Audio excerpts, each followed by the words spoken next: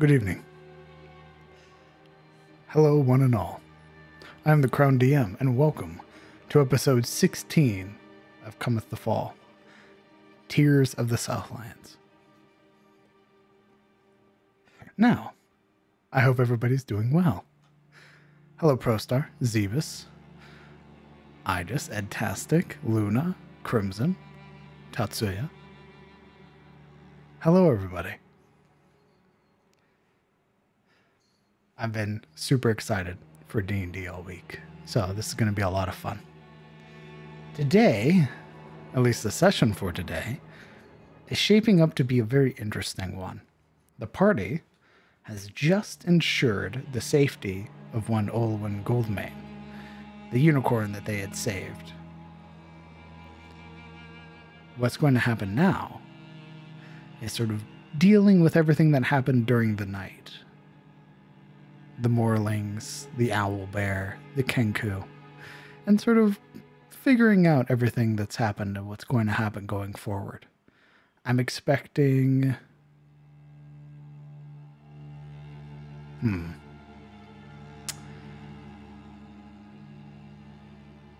think this will be a pretty RP heavy session. We'll see what happens. But we're going to give the players a moment to get themselves situated. I'm going to let them know that I'm unmuting soon.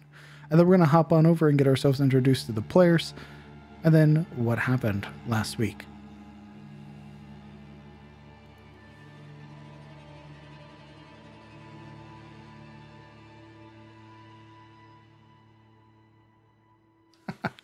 Thank you, Zebus. Indeed. The Discord is open. Feel free to come on in and join the community. It's been popping off recently. So if you have any good food that you've made that you'd like to share, or any homebrewed monsters, your own custom maps, anything like that, go ahead and join the Discord and come share it with the community.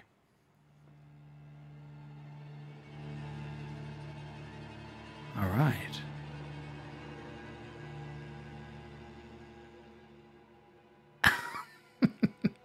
Let's go ahead. Let's get ourselves situated over there and get ourselves introduced to our players.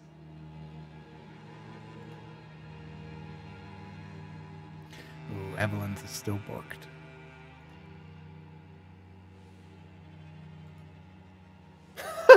Hello, everyone. Jeez. Hi. Hi.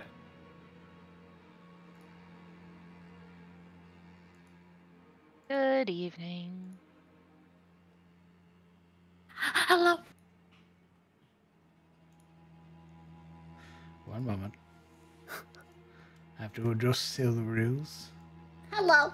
Damn, Sylvia, It's what me. happened to all of your armor? And also, why are your eyes glowing? What do you mean? Why is you a naked, half naked elf? I mean, the elf part. Us? Yeah, an is the issue? reason. Yeah, is it a problem? Huh? No. Is this going to be a problem? There we Are go. gonna have issues? Ah, there she is. Hello, everybody. Could be after 4. Technical difficulties. Hello. Indeed. Welcome to episode 16 of Cometh the Fall, Tears of the Southlands. Now, why don't we go ahead and get our party introduced? Tell us who you are, what you're playing, both class and race, and then a little bit about your character. That's it. That's it? That's it. You don't want... I got 5 paragraphs, though. Nope. We're going to start with you, DM. Yuria. Ha! All right, paragraph 1.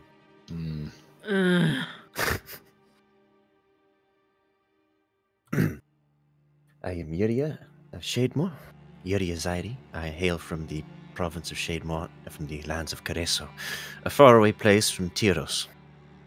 I am the human warlock, level 3 now, of the party.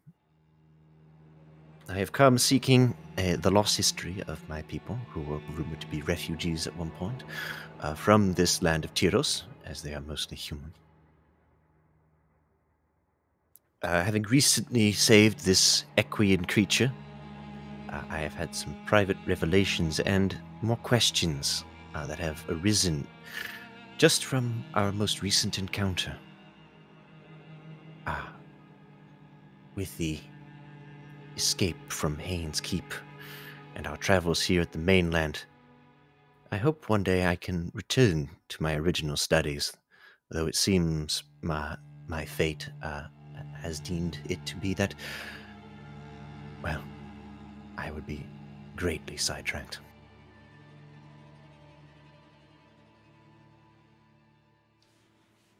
Thank you. Sotero. What?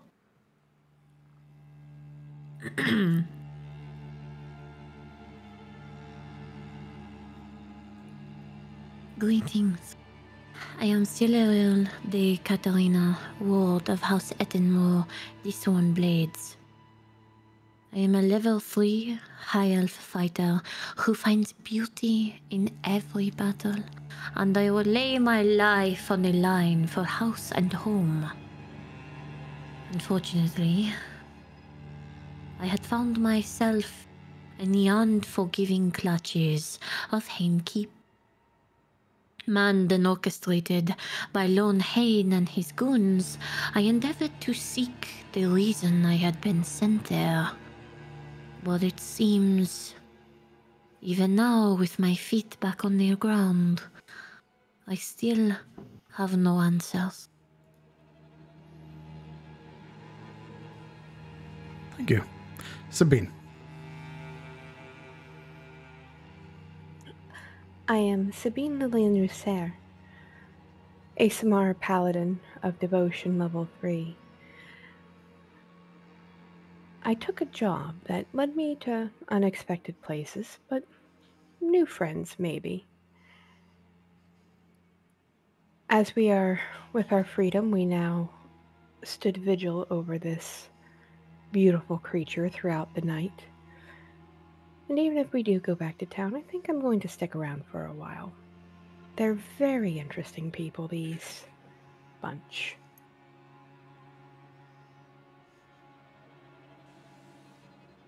Thank you. Marana.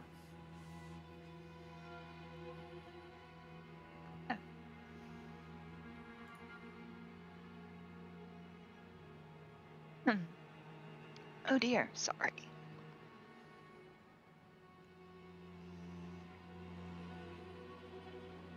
Oh my god, I failed at being a human. I'm so sorry. You good? Yeah, I'm fine now.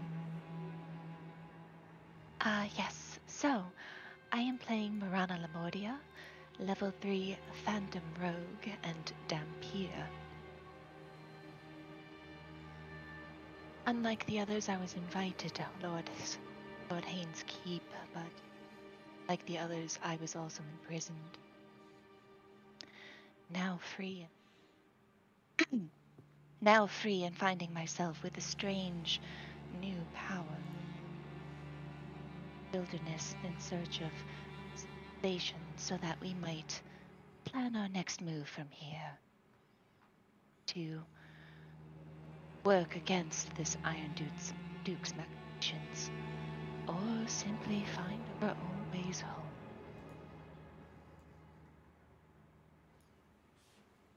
Thank you. Kellen.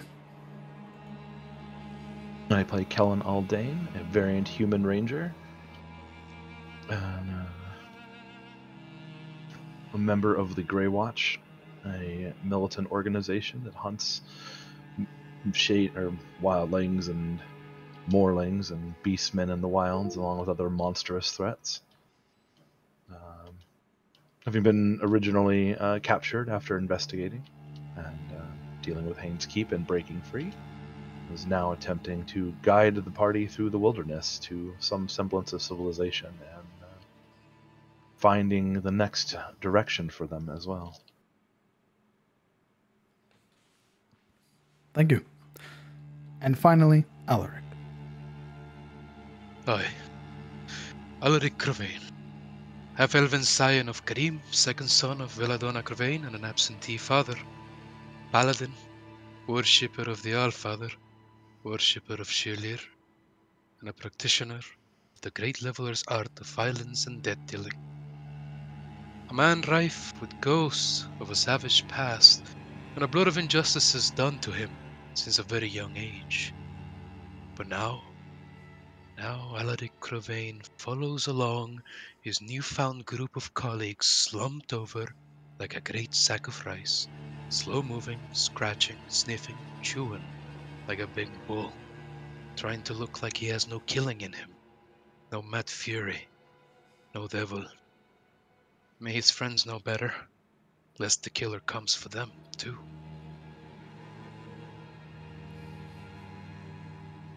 Thank you. Now, who was the last one to recount?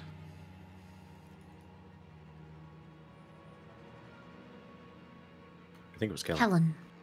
Yeah. Kellen, Oh. please pick somebody to recount. Mm-hmm. Pick DM. You won't. Pick who? The DM. Pick the DM. Oh. You won't. I Jesus. picked a DM. Ha ha ha. Hold on. I don't think he. Okay. I was just kidding. Wait, that's an option. Hold on. You Wait a notice, second. you notice how I said somebody and not the players? Ah, fair enough. Well, I feel like it's a Shoot. good opportunity to have. Throws a dart at the dartboard. Yuria. You son of a. No, I mean, great. Yay, let's go. I mean, also because you do a good recount, so shut up. Oh, I didn't last time, but. Oh, you I did? appreciate the lie. We'll pick somebody else then. No, I mean, I'll do it. I just didn't. No, we'll pick somebody else then. What the fuck? Yeah, if you did it the time before, pick someone else. No, I. You know what? Never mind.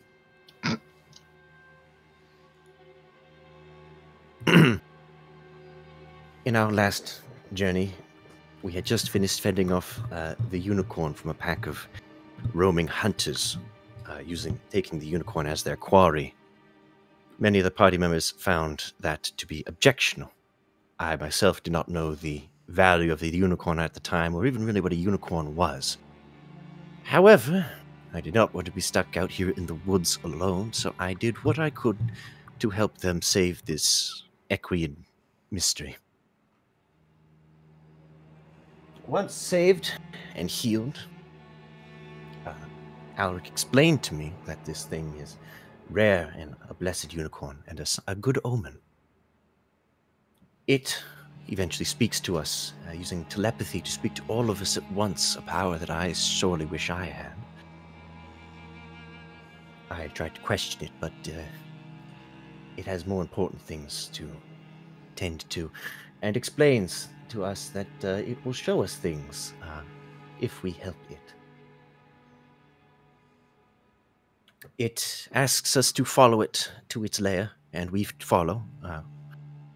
I'm a bit hesitant, but Alaric, Silurian, and the rest, with the exception of Morana, are eager to help this thing in any way possible. By the time we arrive at its lair, it's clearing, more like.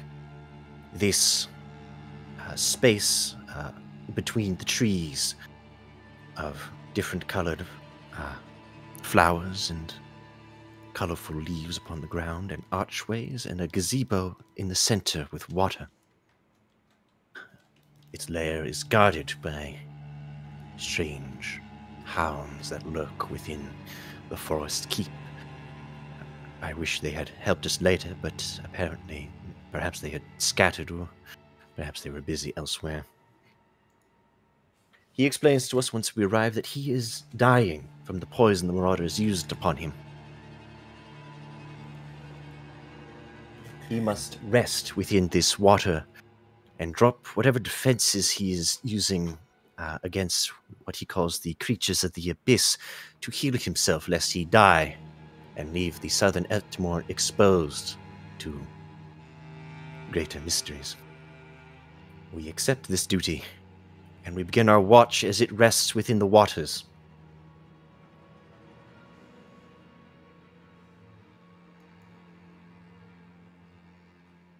Our night begins.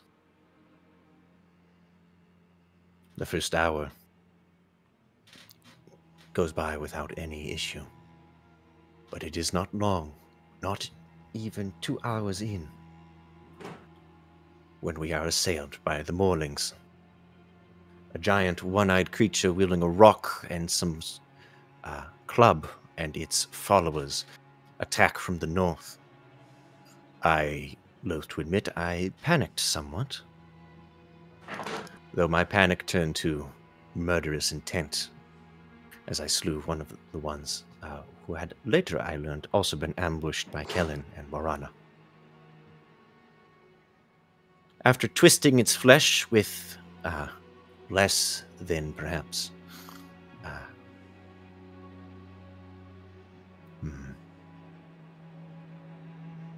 less than honorable means, the rest of the Morlings strike or attempt to strike out against the unicorn and are met with Silril's shield. Well, of course she doesn't have a shield, my apologies. Her Zweihander, Sabine's shield, and Alric's, well, face.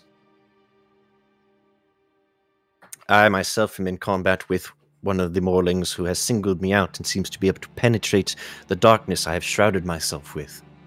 However, in the darkness,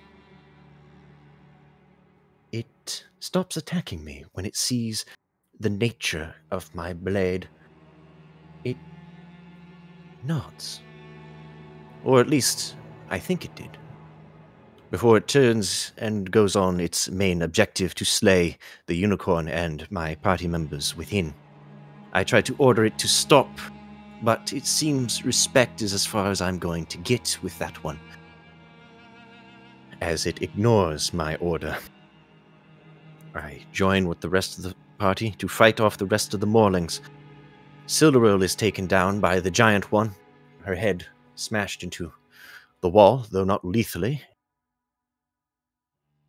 And eventually we succeed. We overcome the beasts and its minions.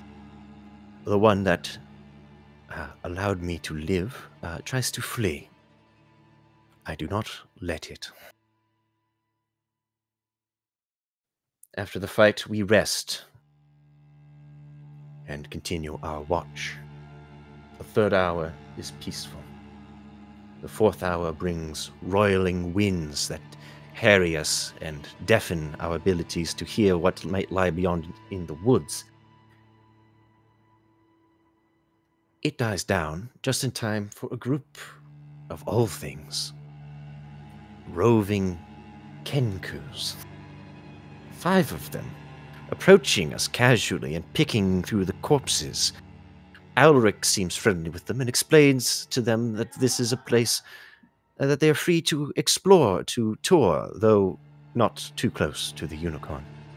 They, in turn, explain that they are traveling, from my understanding. They do mention something of a siren queen, but further elaboration is not asked for. Eventually, after picking through the corpses and getting their eye fill and even gifting Alaric a gold coin, they leave, and we are no worse for wear, though perhaps a little confused. Shortly after, the winds pick up again, more furious than the last. And along with the winds, about an hour later, Morana finds a starving owlbear behind her, or more specifically, the owlbear finds her. Striking at her, she flees from it, and it charges, looking to feast upon us, the unicorn, whatever meat it can fit in its gullet. Instead, it is filled with Silril's Zweihander, and it is killed upon the steps of the gazebo, right in time for the rest of the party to see its offspring wallowing just beyond the tree line, looking upon its dead mother. And that is where we are now. Indeed. With the winds still howling, still biting at you.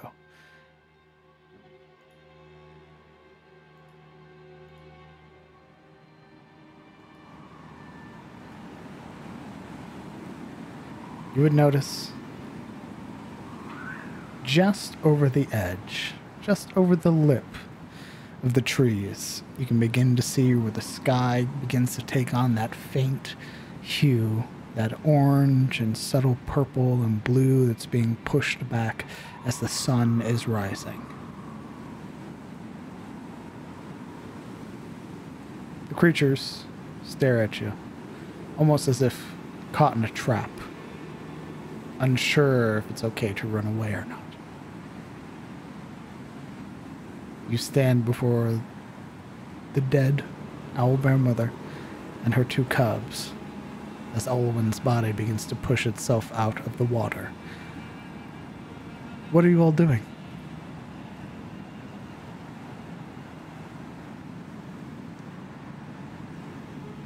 Oh, Making room for the unicorn.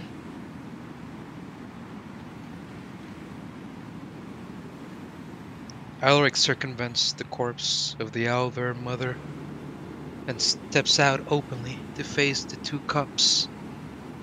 He, halfway there, laid down his hammer on the ground and views them both apologetically. I'm really sorry, little ones.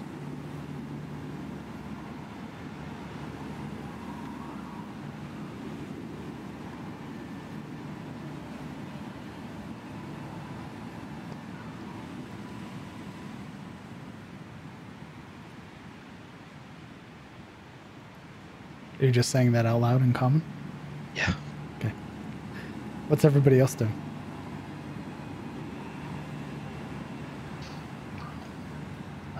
Move down closer to the corpse and everything, or to the area here. But I'm mostly just waiting to see what the unicorn does at this point.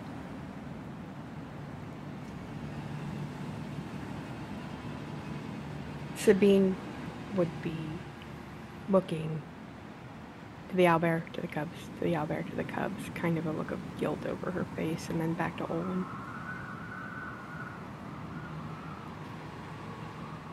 Out of sheer curiosity, is the blood of the owlbear, has the blood gotten into the pool? No.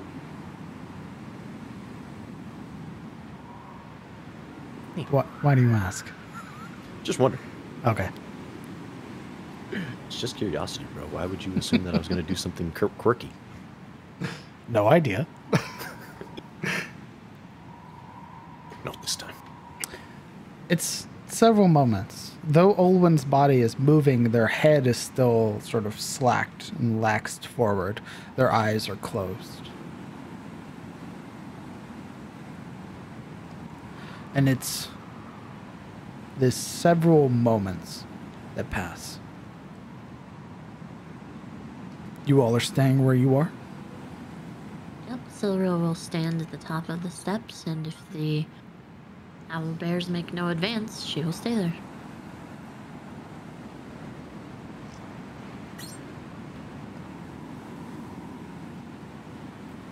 Yeah, Yuri's going to take a step off of the gazebo. Looking into the woods, does it look like... does it look like the wolves that we saw earlier are still there? Or Roll me a perception check. No. Okay.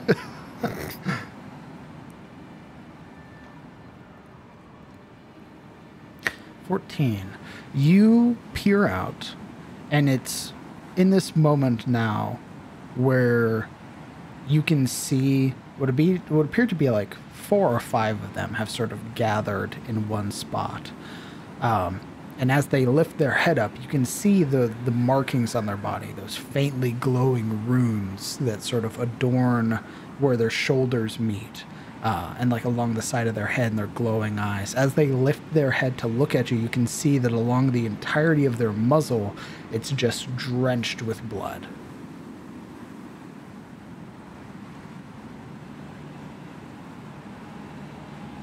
Those poor Cancun. Oof. Yeah, that'd be fucked. How many are there? 3 or 2? Just 2? What? Owlbear Wasn't it cubs. 5? Oh, cubs. Oh, owlbear cubs? It's only 2. I think Calvin will return back to the original where that corpse of the Morling was, and start dragging it over towards them. I guess Alaric would help. On account that Okay. it's probably heavy. What corpse are you dragging over? And there was a corpse up there, and we removed it for the sake of combat. It was the bloodletter. The one that kind of tried to run away, but we got it before it disappeared. Yeah, the one that got disintegrated, you mean? No, that was a different one. Oh, well, no, the one the one that you are dragging back doesn't like have a head or anything. That's fine. It doesn't need a head for this purpose. Is it wearing any particular like armor or equipment or? Yes. Using his knife, he'll just like cut the straps and like that, and kind of like rip off the armor and everything. He's not trying to save it or salvage it, just trying to remove it easily. Sure. As Alaric is helping him, he'll comment, "Let's try not to give them the whole body right away. I want them to stick around so I can recover some power and talk to them." It depends on whether or not they deign to stay or not. I suspect that they are rather confused, upset, and probably hungry. They want protection. We show that we can protect them, they'll stay.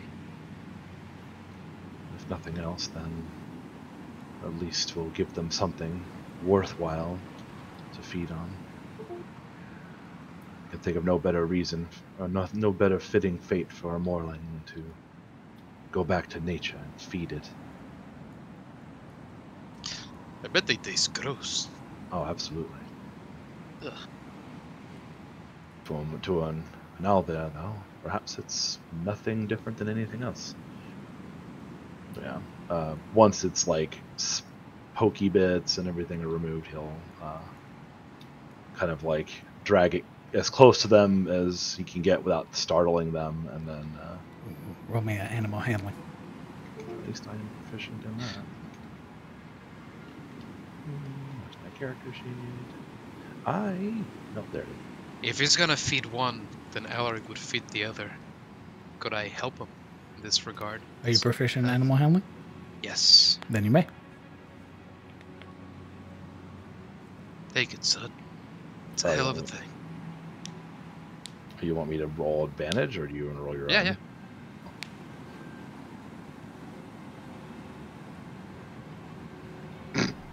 Okay. Then. Okay. Nice. And what are you're not tossing the whole body, right? Well, I'm not going to like cut off parts of it. I'm just going to kind of lay it there with its equipment removed and step back and kind of like gesture them forward. You would see perhaps one of the more curious of the cubs is the one that's head has sort of just been fixated on all of you the entire time. The other one, its attention like cemented on the mother's unmoving body. And as you sort of present the carcass, it makes this very sort of shrill noise, very bird-like, that has that subtle reverb that comes from like its bestial blood. And as it slowly turns, the movement catches the other one's attention. They both turn to look at the body. It's a few hesitant steps forward. They sort of watch you, and then almost as if waiting for you to back the fuck up. Yeah, if he's kind of giving me the look, I'll take another step back or so. That's another step. And then they both descend upon the body, and it's this. You watch as the beaks like catch inside of like the rib cage, and you watch as like the ribs break under the weight of the beaks, and they just begin feasting on this Morling. Absolutely.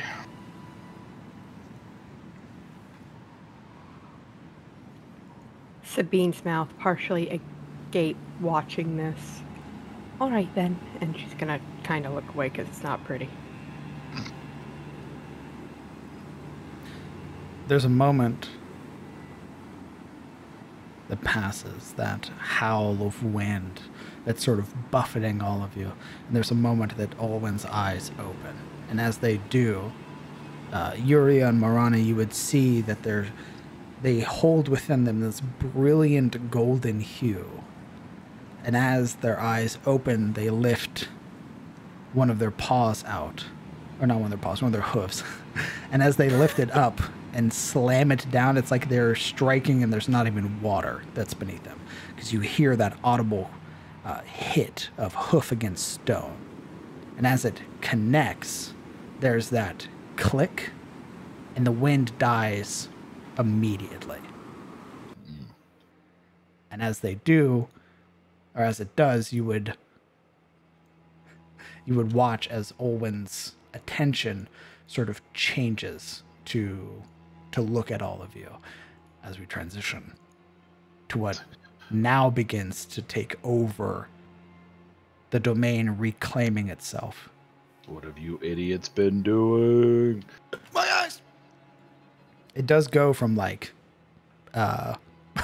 really early in the morning to suddenly middle of the day bright.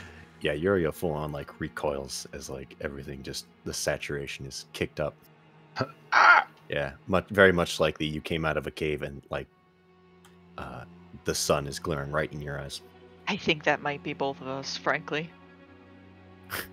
Just like, I'm allergic. Vitamin D, no! Turning in the water, Olwen is now pristine, their body lacking any marks, bereft of any damage or wounds they may have previously have sustained. Their horn also holding with it this strange luminescence, almost as if perpetually glowing the entire time. And their eyes begin to wander, and they begin to look, surveying everything that had happened. And you would hear this very sort of derisive snort when their eyes settle on the moorlings. But you would watch as their eyes soften as they look to the owlbears.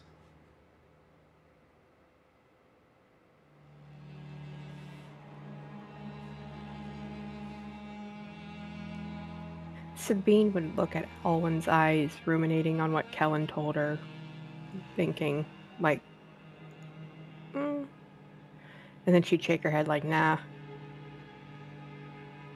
Looking back from the owlbears to Olwen, giving a low bow, like a low formal bow, as he has risen, and this is his domain. I must thank you. Ooh, why are you that way? Damn, bro. I was born this way. Turns out he's possessed. Indeed. Oh no. Why is my Go LXR set to heart tune for some reason? And I didn't set it that way. Test. Testing. Sabotage. Testing. Testing. Nope. Testing. Very baritone. Indeed, it shouldn't be. Oh, There we are. well, now it's echoey. It's meant to be very echoey. Got it. I see that there was more than moorlings. Creatures of the abyss that had wandered in here.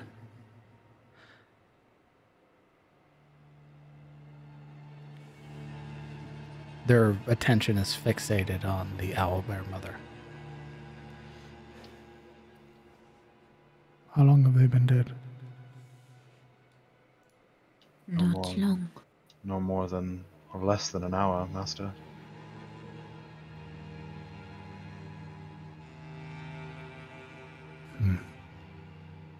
They were... We tried to dissuade it. We tried everything we could. Here we are. They would not turn from their course of trying to devour you while you slept. We stayed our hands on her young, and I offered her one of the moorlings as a meal.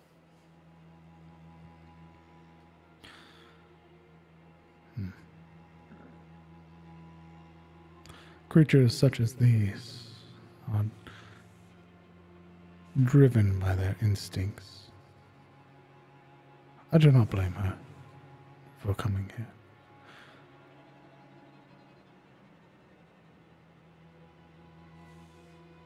His eyes wander to the wounds that the owlbear mother sustained. Did she not try to flee? She did not. She was hungry. You could see it in her eyes since the moment she arrived. She and her little ones must have been hungry for quite a while. Fleeing was no longer an option. I think, as you said, driven by the instincts, once challenged, a creature like this will hardly back down from a threat. We were a threat. Driven to the brink, starving, and more than likely driven from their homes. Their eyes close for a moment, and you watch as the horn begins to take on a very bright hue. Who would like to roll a D100? Speaking of D100, D1000. Thank you. My God, she remembered. What does that mean? Appreciate it. Who would like to roll the D100? Should be Kellen. The meat man. Well, Cullen, you've been voluntold. Roll, Kellen. Sacrifice. Roll 100. now! The gods demand it. Ooh, bro. Why'd you roll like that?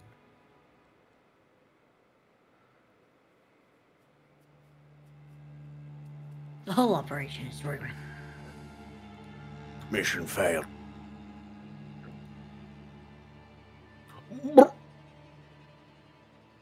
Okay.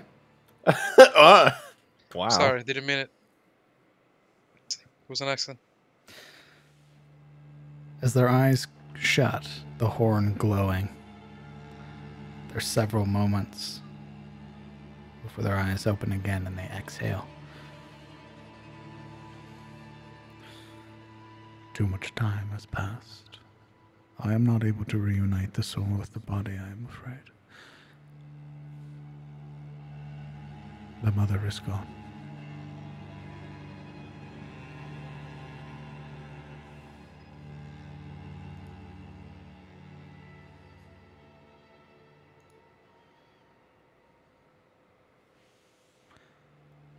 You have my thanks. You have more than my thanks. I am in your debt.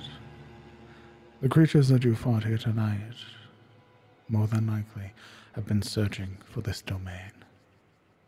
And the moment that they felt the barriers fall, they sought to attack. This one here. Olwen's head turns to the previously large, stone-wielding, one-eyed Morling.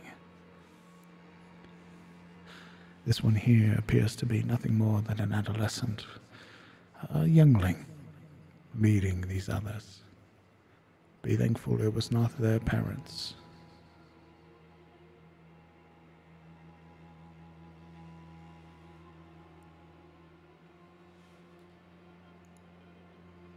Surprising. Surprising they even have children. You said you would be attacked by creatures of the abyss. I presume that is what these things are. She gestures to the dead corpses of the Morlings. Indeed. They hold within them the taint of the abyss. Their voice narrows, and it's only in your mind, Yuri. Oh boy. Very similar to the powers that you wield.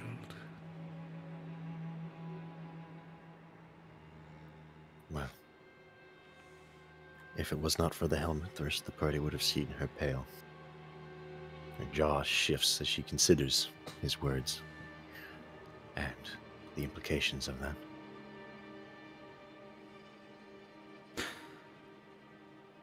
Sabine with the slow turn on the heels, looking around, just wondering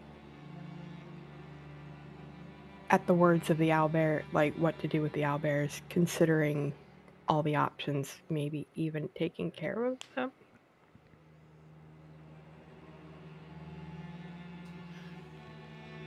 Yuria, telepathically to the unicorn. If you knew that what I carried was associated with them, why did you let me so close to you while you were so vulnerable?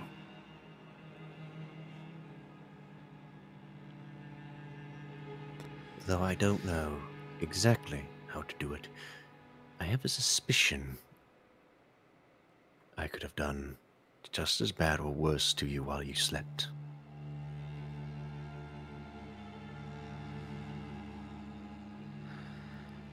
Perhaps there's some part of me, ancient as it is, that hopes that not all mortals are lost.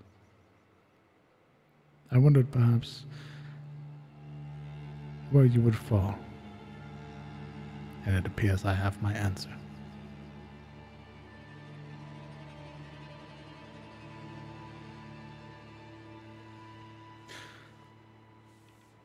Their voice opens to everybody again. Thou have labored hard and protected me for the entirety of the night. For that, you are to be rewarded.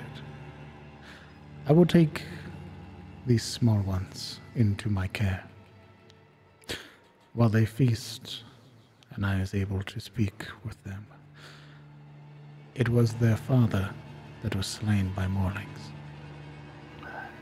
Their mother was driven to hunt alone, and as such, brought them with her. But they do not yet understand the loss. I will keep them here. They will one day learn, as I will not keep secrets from them. But by then, perhaps they will have understood. I will keep them as my charge. When that time comes, Master, if you would convey whatever sense of regret that they can understand, I would appreciate it. I take no pleasure in damaging the natural order of these woods, or of any place.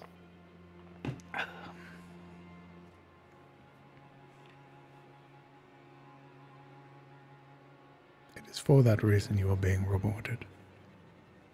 Had I sensed any lust or excitement from the death of these creatures, aside from the Morlings, we would not be having this conversation. I will confess that I do take pride in their destruction, because they are not part of the natural order in any way.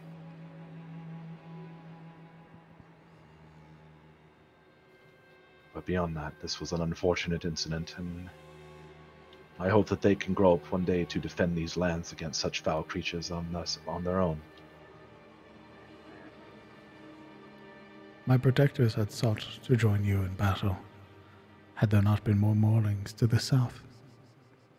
I saw signs of a herd south of here, and they were headed into the northeast.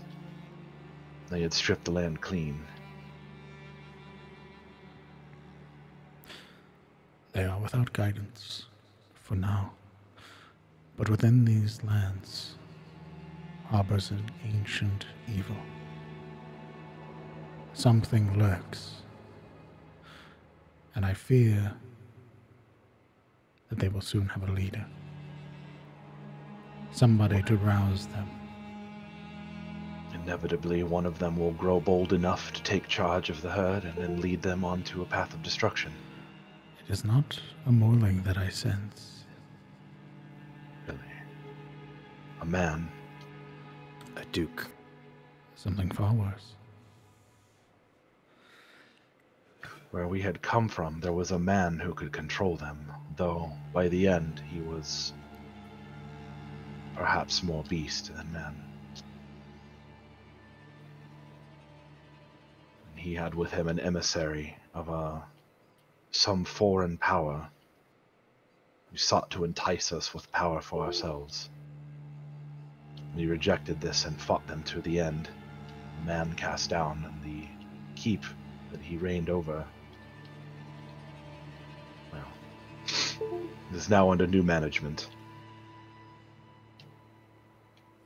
But if one man can control morlings like that, then perhaps there will be others.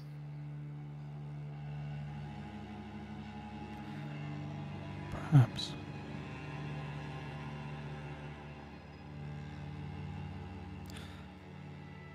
The one who was kind enough to spare me the fate at the hands of those hunters, those driven by others. Would you be as kind as to hold your hand out for me? I think that would be Sildarel, yes?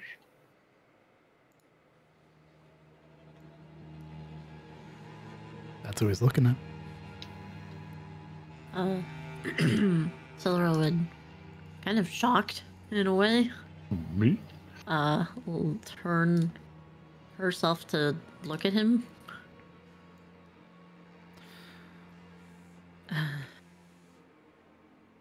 She would hold her hand out. I have no real means of keeping material possessions, things that mortals would desire, such as coin or other mundane things. But what I can offer you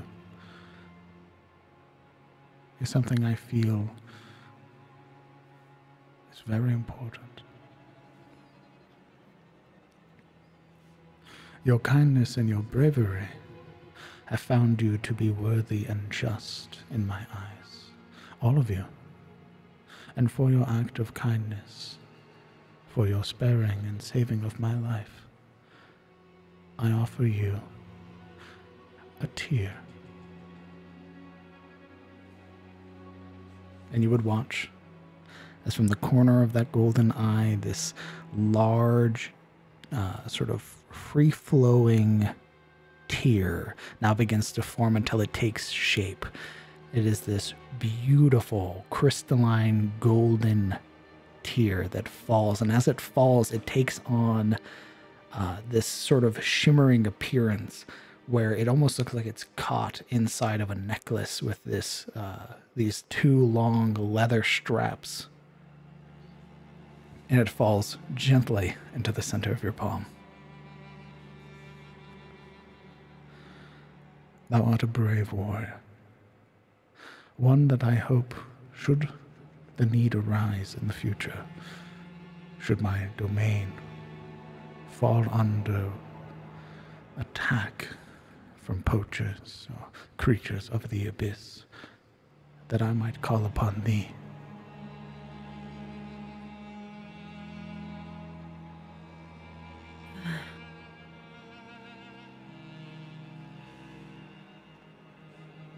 She would look at it for a moment and slowly close her palm, keeping like the metal parts of the gauntlet away from the tear.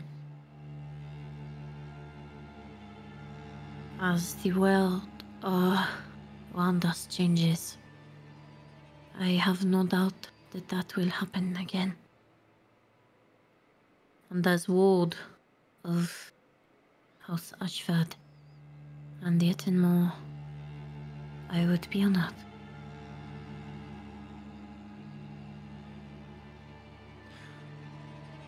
Thou may pass that blessing to others within your group, should you so desire. But the blessing is for thee. Share with the others if you wish. But that is my thanks to thee for being just, for being strong, and for being kind.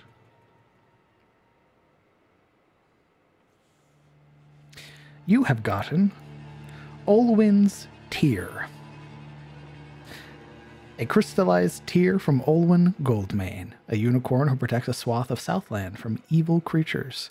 This blessing is bestowed to those who Olwyn deems worthy and just. It bestows upon any who have it in their possession a boon. The first time you make a saving throw during a short rest, you can reroll twice and use either result so long as you are in possession of Olwen's tear.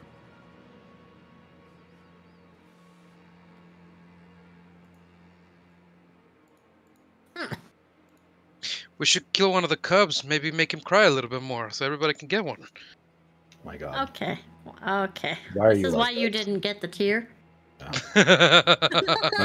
You're no longer allowed to use words. They've been revoked.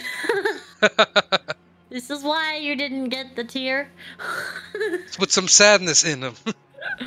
Oh my god, you can't just Yeah. wring him out like a cloth. What the DM, I would like to have Alaric's using words privileges revoked. Thank you. It's a pretty good That item. Sildaril, can be passed to other party members. It doesn't require attunement. You just need it in your possession. Neat. She will put it around her neck and let it slide into her armor. On top of that, you are also Underneath. marked. Oh wait, okay. You were also marked as a Knight of Olwen. If at any point Olwen's domain comes under attack, you will be summoned to Olwen's domain to fight. By herself? You don't That'd be know. real awkward, bro. If you... Middle of a fucking BBEG. Oh, sorry guys, I gotta go. Pretty. Hey, hope you ain't busy anyway. I got Yeah. the morlings. Could you take care of them real quick for me? Yeah, I gotta take a nap. You're on the John, just like trying to like, oh man, I'm so hungover from last night. Oh god, Olwen, no, not now, not like this. Olwen, it's 3 a.m. Fuck. You guys all went so say-so. My mind did not. Oh, I didn't go say so. I was behaving. I heard you've been marked, and I'm like, nice. So yes, you'll find out if there's any other properties of this thing, but currently that is what Olwen's Tear provides to you. It is a very rare thing. You basically have in your possession a tier of an incredibly rare and probably one of the purest beings in existence. So, be mindful of that. Cool. How much is this thing worth on the black market? Hey, let's. Okay. Probably doesn't have a defined value on account that This it's so has rare. solidified priceless. Sildaril's belief that she is just destined to interact with very fucking insane creatures. No, Nice. She's marked for madness. You are the supernatural magnet. Oh, great. And again, at any point, you can pass that tier off to another party member. Master Goldmane, I've been meaning to ask you something. Oh no. Their attention shifts to look at you. Ever since we arrived from Haynes Keep to these shores, we've been harried, followed by an unseen darkness. Be it birds or riders behind the tree lines. Have you sensed something following us, watching us since we came here with you? It has not turned its gaze here. But yes, I know of what thou speakst. It is the very same of what I spoke to Kellen of, a darkness, ancient and evil, that I imagine will seek to rouse the spirits of the Morlings, to drive them to purpose, to heinous evil acts.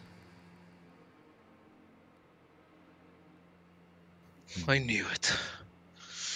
Is there any way we could pass beyond its gaze, not be followed once we leave your domain? Of that I am not certain.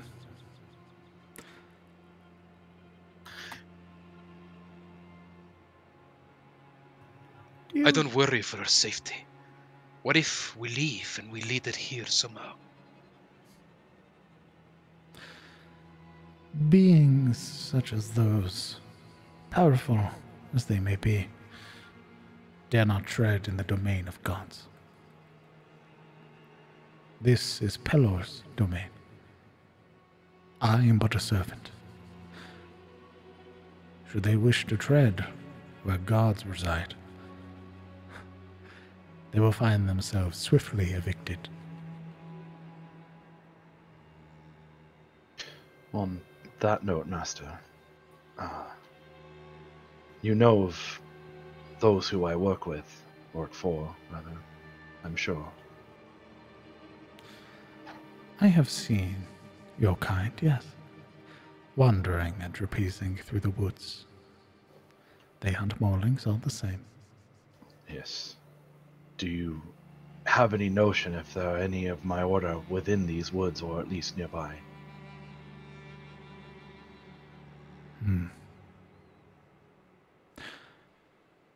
I would need time to draw my senses out to the furthest extent of my domain. If thou wishes to wait, I do not know how long it will take. Well, I suspect we are due for at least a rest before we continue on, so tend to our wounds, regather our strength, maybe eat something. Ah! I called the campfire. I'll cook. There will be no cooking with fire in this domain, Alaric. We have rations. You How else needn't, are we supposed to cook? you needn't resort to such things. The forests here of my domain are plentiful. Draw your attention anywhere and you will find food. I doubt I'll come upon a good steak behind the roots. It is good. The berries and fruits that you will find, the vegetables that are planted within the earth. If thou desires meat, Alaric, thou may travel south, several miles past my border. There you may open a flame and partake of your flesh. Very well. Message accepted. I'll It's eat funny. some berries, and I'll have some, you have peaches here? I love peaches. Search the forests. It's funny that you mentioned that. Coming from the south, where the lands were very sparse, we did happen to upon a family of raccoons. Gave them some of our food, and the mother, gave me this. And he fishes out the piece of raccoon crystal, as I've had it labeled in my inventory. Ah. Yes. A small family of raccoons does reside within my domain.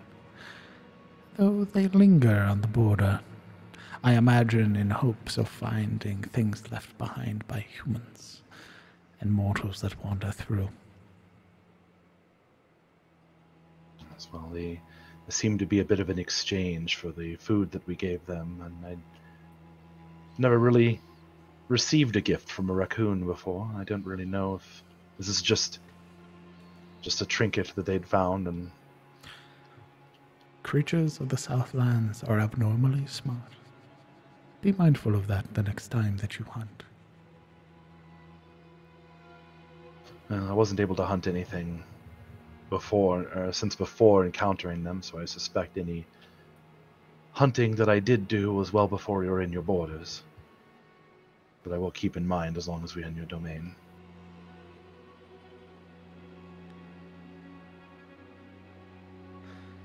Please, partake of the forests. I must gather my strength to commune with the extents of my border, to see what creatures have seen any of yours.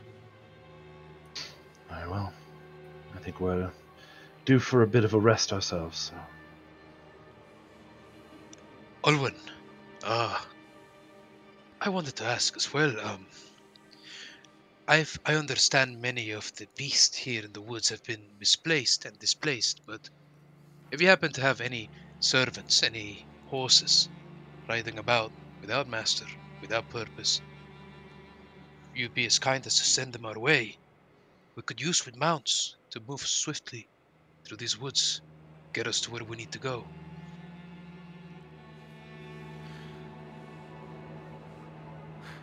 Again, the creatures of the Southlands are abnormally smart.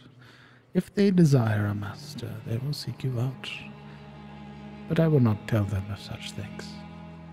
They will be driven by your actions, of how you act to other creatures. And should they find you lacking, then you'll be walking.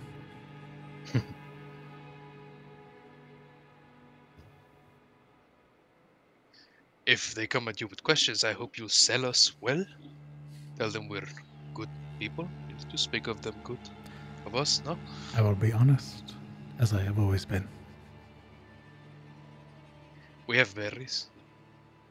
We will treat them good. We have brushes. We'll brush them. Please, go get something to eat. I'm leaving. I'm bagging away.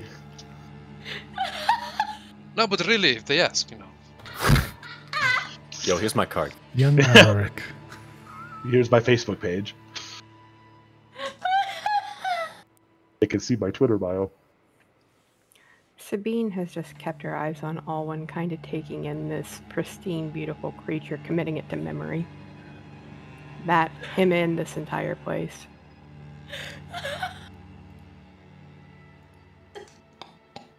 If I were a horse, I'd want to be mounted by the Prince of Karim. I'm leaving. You know, you don't have to be a horse to be mounted, right? I knew it that way. I'm leaving. It's not Pog. Did you say that in character? No. I hope Hello? not. I hope not. I wouldn't Nani? if I was close enough. You bet your ass I would. It was the bond of man and horse that created Tyros. God, I hope not. Solo's just mortified. Who was thou speaking to, young Alaric? Himself. He's essentially saying this as he walks off to the forest. He's speaking to himself, Nasta. Pay no mind. Of all that is holy. The Morling corpse is gone. That's right. The only things that remain are like the sort of displaced feathers. Otherwise, the bone is gone, organs, everything else. And they hungry.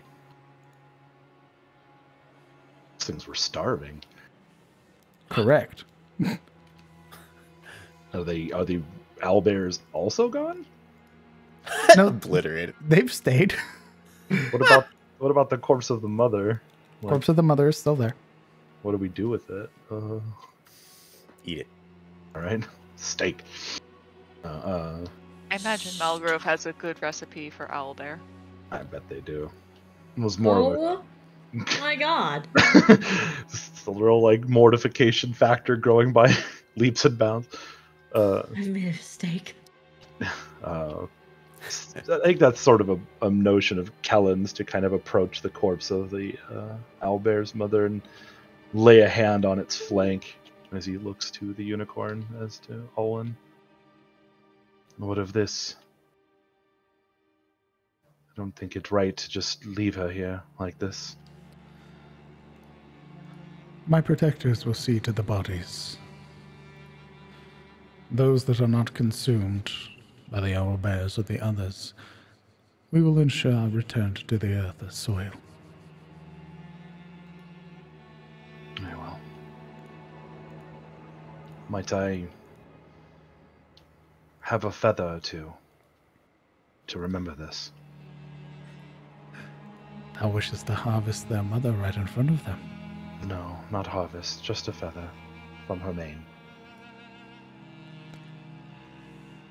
Olwen's head turns to look at the two cubs. Their eyes close, and the cubs turn their full attention to Olwen. There's nothing said, nothing discussed out loud or anything that you can hear. Mm-hmm. They will allow it. He finds the larger feathers along the mane and plucks a pair. And with the both of them grasped in both hands upright, he presses them to his forehead and bows to the corpse before backing away.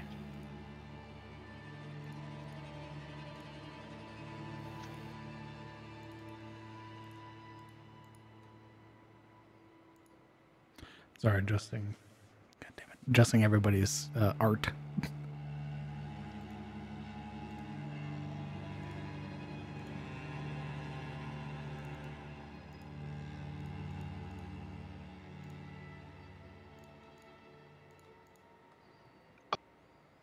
Oh, the art. It's here at last. We've At got long all- last. Prepare, gird thy loins, chat, because my God, we're all hot.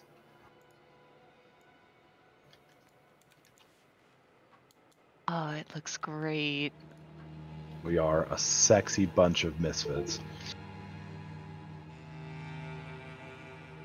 Okay. And then I will be doing tokens as well in just a moment. Yes. Sabine will try and go out into the forest and find what she might know to be food. Just about everything is edible here.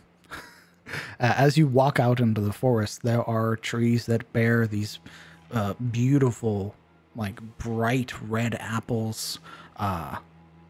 Sort of this weird collection of fruits and vegetables that are here that almost seem entirely displaced, but seem to just grow naturally. Man, can we stay here? You would find things like lemon trees, and then you would find orange trees, and then in some strange sort of secluded section you would find these large sort of bundles of bananas that hang, and then in the ground you would see things like radishes and turnips and carrots. Where's my peaches? You haven't said peaches yet. There are peaches there too.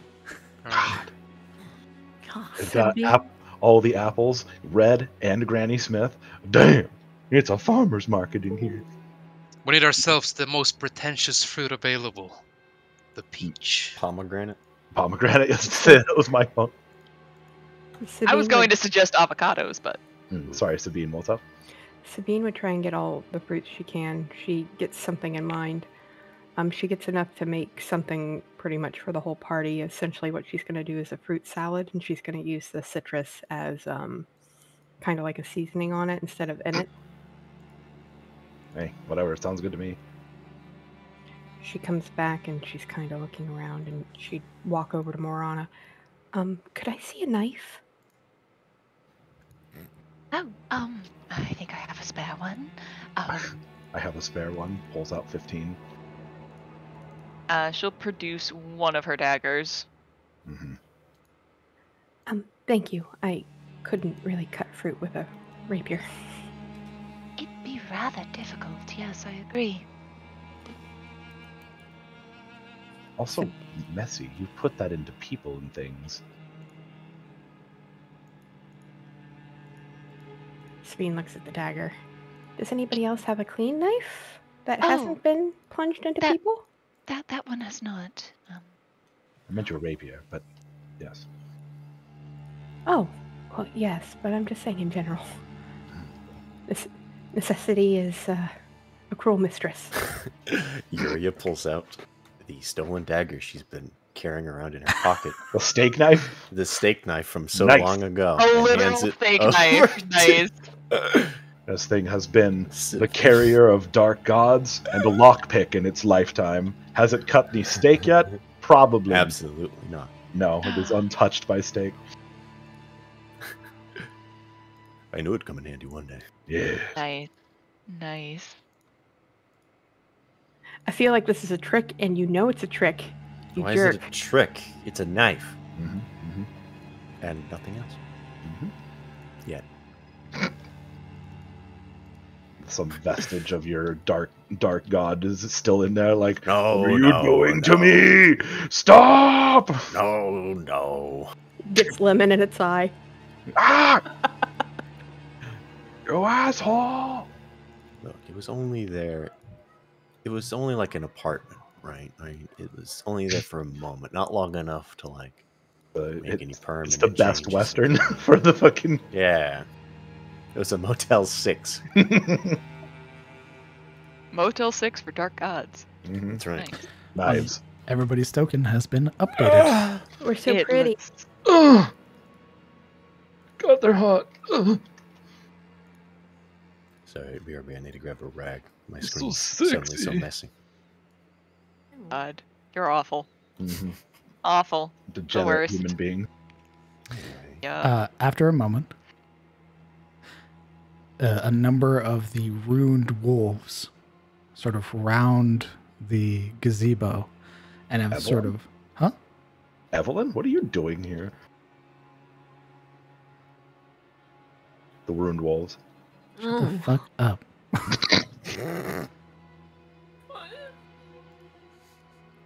A number of the ruined wolves round the gazebo, and you would watch as they sort of grabbing at the mother's flank and hind begin to pull the body away. And with it, the two cubs turn and begin to follow after.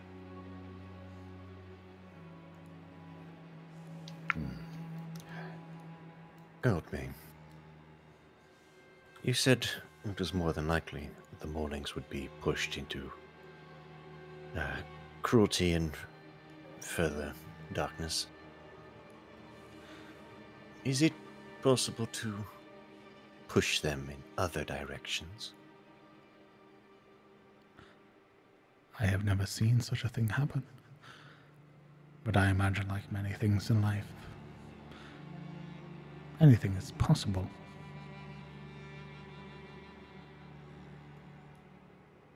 It's clear, even under the helmet, she seems to be considering something.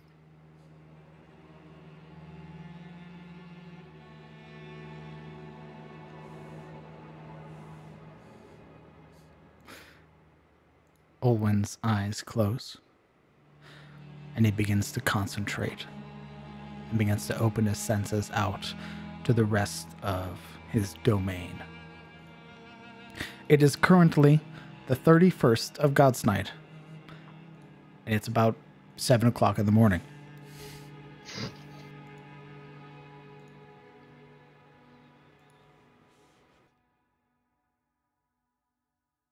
Sabine would take those large leaves and what she's created and just kind of give one to everyone before taking the last one for herself. Okay. However you imagine, or rather, however you desire the fruit or vegetables to taste, is how they'll taste for you when you eat them. So if you desire like a really sort of sweet strawberry, it's a really sweet strawberry. And if in the next bite you desire it to be very tart, it's very tart. Burger. Doesn't Steak. go that far, I'm afraid. No! Fake fruit. Filet mignon. Can't fucking grow steak on trees. This is bullshit. She'd walk to each individual, just presenting it with a smile. Thank you, Sabine. You're welcome. On taking it, Yuria would wander over to the forest edge. She would stand underneath the shade before she pulled off her helmet and started eating. Gently, Veronica yeah. just kind of like takes hers graciously from Sabine and sits on the less bloodied areas of the steps.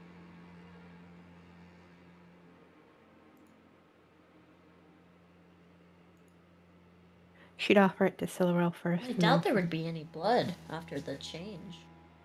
That's fair. That's fair. I highly doubt the unicorn would leave the blood there. Sorry, there's no blood. Even when the body's being pulled away, there's no blood. And any disturbance in the dirt, like the sort of grooves left by the very large body, eventually over time, the dirt has sort of slowly risen to replace itself. The grass, sort of shifting and taken. moving. Yeah. Got it. It holds a very unique look, and it's keeping that look no matter what.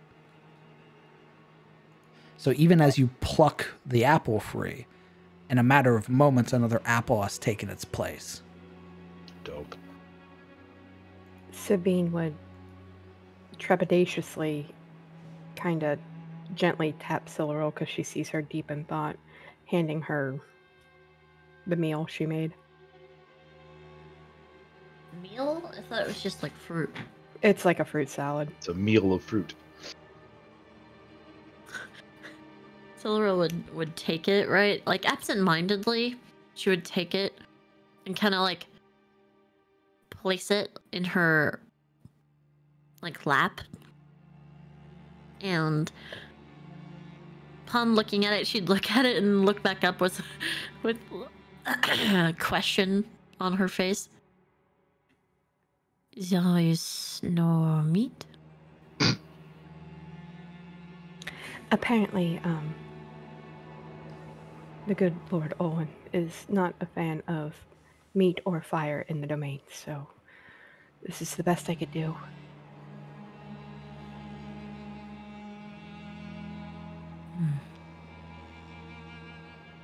It'll do. It's quite good, though. You should try it. We have no doubt it will be good. We'll just have to do without any protein for another day or so. We'll be fine. Although perhaps some of these vegetables have as much nutrition as such. She would let go of the tear very gently and reach down to hold her side, and with her free arm would, I guess, start eating the fruit. Sabine would smile and walk over to Alaric, presenting him his dish. What's this? Rabbit food. It's a mixture of fruits I made.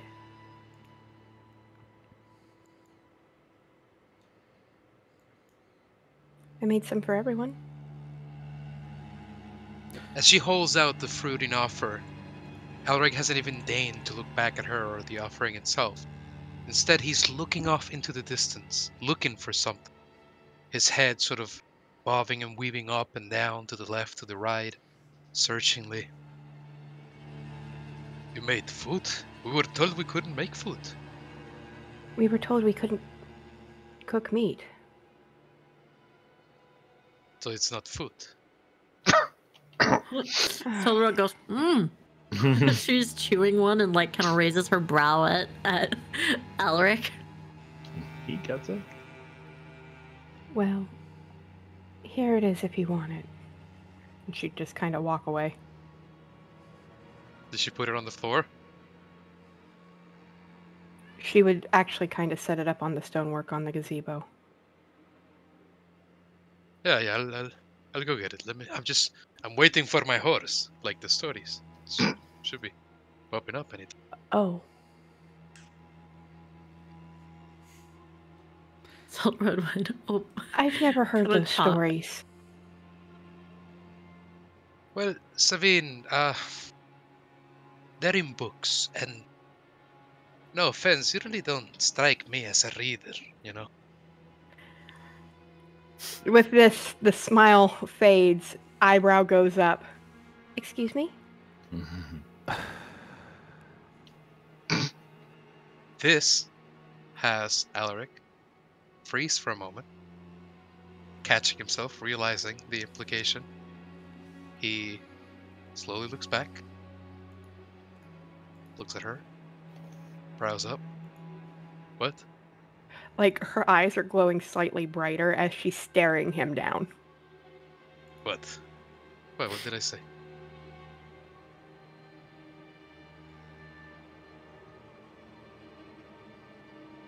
Assuming I cannot read, I was trained at a very young age. I may not come from such a prestigious household such as yours, but I was raised in a good one. My father was a knight. I know how to read, and I also know sword combat. And something else that I guess was not taught to you in your most prestigious household, which is how to be polite. And she walks away. Being illiterate doesn't make you any less of a person.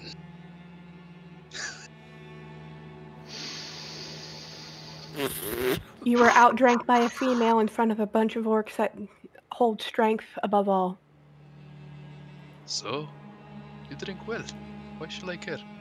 And you drink like a girl. I drink well. I was beaten by one. It is very hard to concentrate with this much mortal bickering. If you would be as kind as to hold your tongue for the rest of your stay. Daddy's very upset right now. You're going in timeout. I just refrain from bickering. You are in a place of rest and comfort. There is no need for such things. I'm sorry, I got a wee bit heated. You let your emotions flare. I imagine your deity is very pleased. Rack. She would kind of smile at that. Possibly. I do not sense any of your order within the Southland's border. Unfortunate.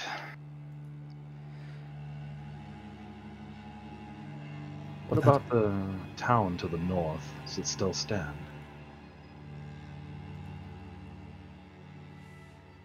Their brow furrows for a moment.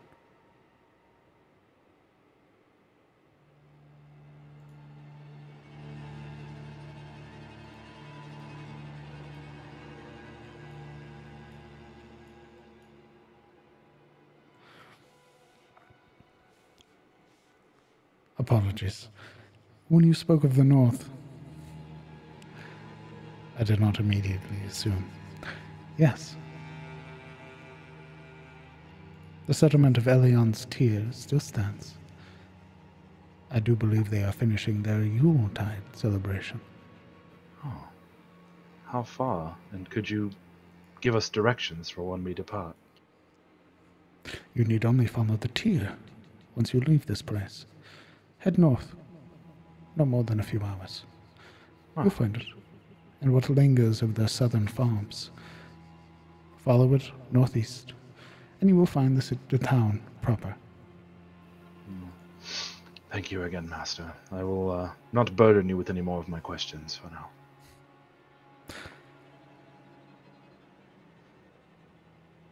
For now, I need to survey what remains of the domain, if anything managed to slip in and remain. You are free to linger for as long as you wish, and know that you are always welcome here, so long as you remain just and true.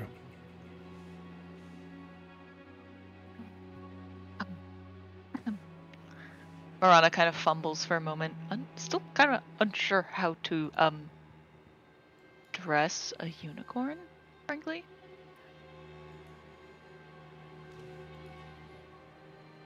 Master Goldmane, if I could have a word, a private one. Please?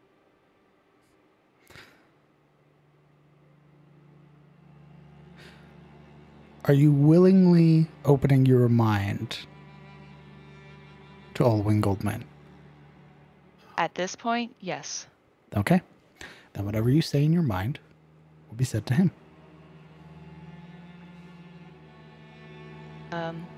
In her mind, when she kind of feels Olwen's presence, I'm sorry, Master, but I could not help but observe that these waters here could cure all of your wounds and the toxins. Could this could this be used to cure other maladies? Thou speaks of the affliction which you harbor within you. Her eyes just kind of, her brow just kind of knits and furrows. And she frowns, kind of giving credence to Olwen's suspicion.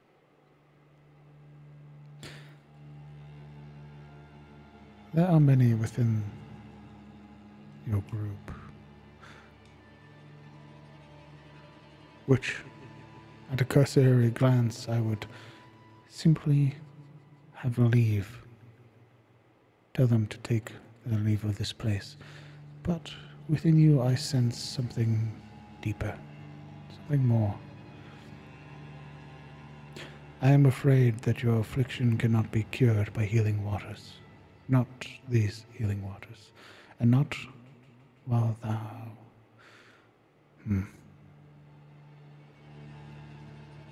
Not while your soul resides on the path that it does.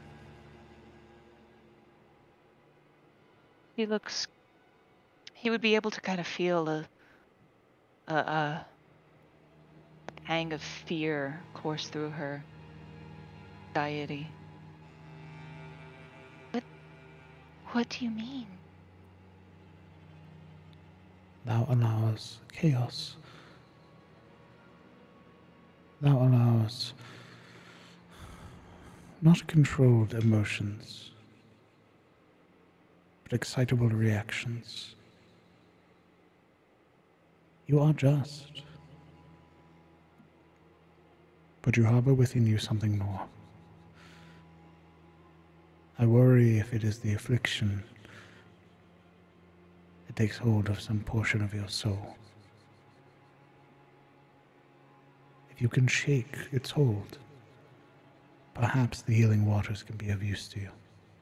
But as it stands currently, the path you tread will only deepen that connection, and that affliction will grow.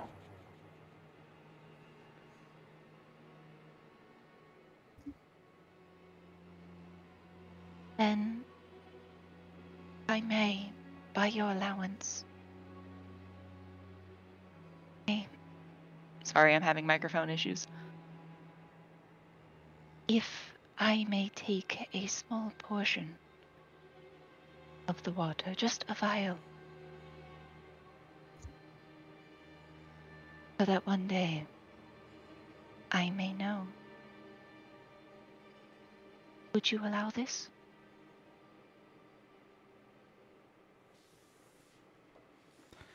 Roll me a persuasion check. Sure thing.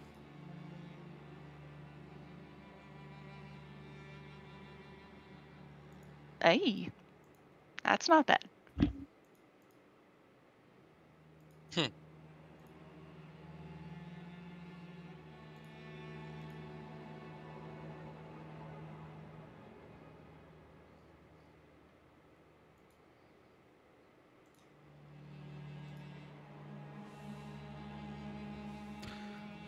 Thy wish is to take some portion of this water in hopes that sometime in the future you may test your soul once more. He nods affirmatively. And thy wish is to divert from the path you are currently walking.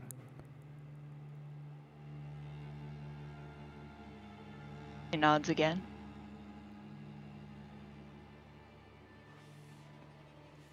I think I know what you mean by...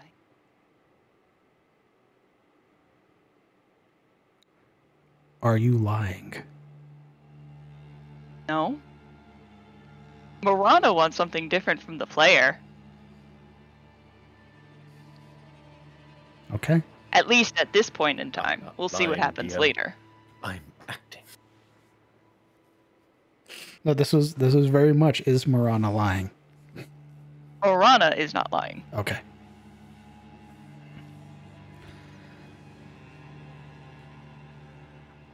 Very well. Take but a small portion. If you manage to stray from the path you currently walk, then the water in your possession will take on a cerulean hue. That is when you will know. Until then, the water will look mundane and will act as nothing more than water.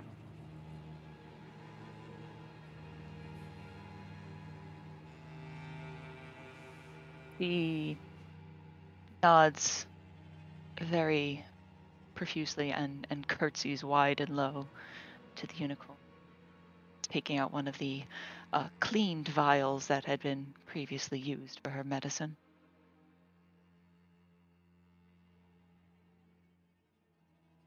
And she'll fill the empty vial with some of the waters. Okay. And as you do, dipping it in and pulling it out, it has that unnatural glow to it until it is fully out of the water. And as you hold it between your fingers, the glow fades. Because your alignment is chaotic. Yay. But she'll cork it tightly and slip it back with the rest of the vials, because they probably have a neat little carrier. Okay.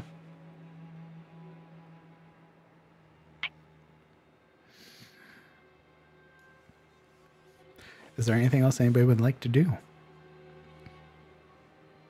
As Olwen begins to push themselves out of the water. Rest and recuperate. I don't imagine that Fable steed ever shows up, huh? No.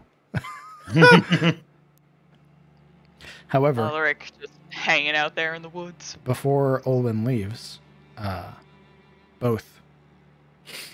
First, it would be Sildaril, who he approaches, sort of bowing his head low, of which he very gently touches the tip of the curled horn against your shoulder.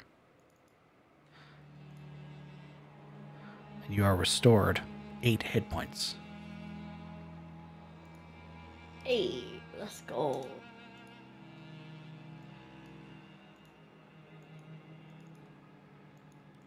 And then as he begins to leave, the horn very gently touching Marana's shoulder. As Marana is restored 11 hit points.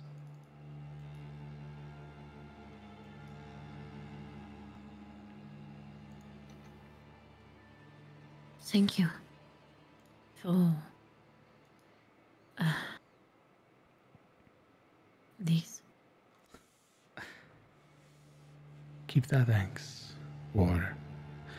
There will be a time when I will call upon thee, and thou will face horrors from the abyss, darkness that seeks to claim the domain of the Southlands, and I will do this again. It's just my duty to do so.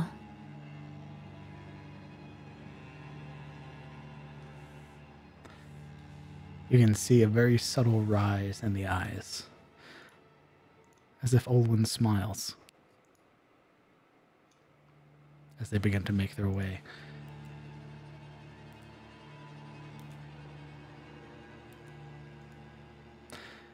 And they begin to explore their domain in search of anything that may have slipped past the barrier and is staying and sort of hiding within it. Yeah. You are free to stay as long as you wish in Olwen's domain.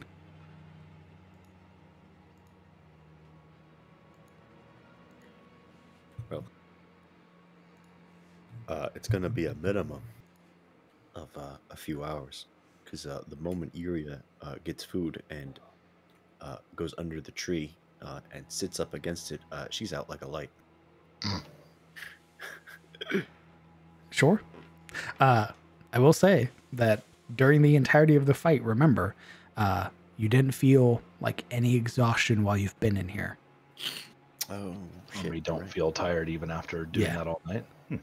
So we could just go, but we won't have any of our spell slots or anything like that. So you can rest if you would like, but you don't feel like you just got out of a fight.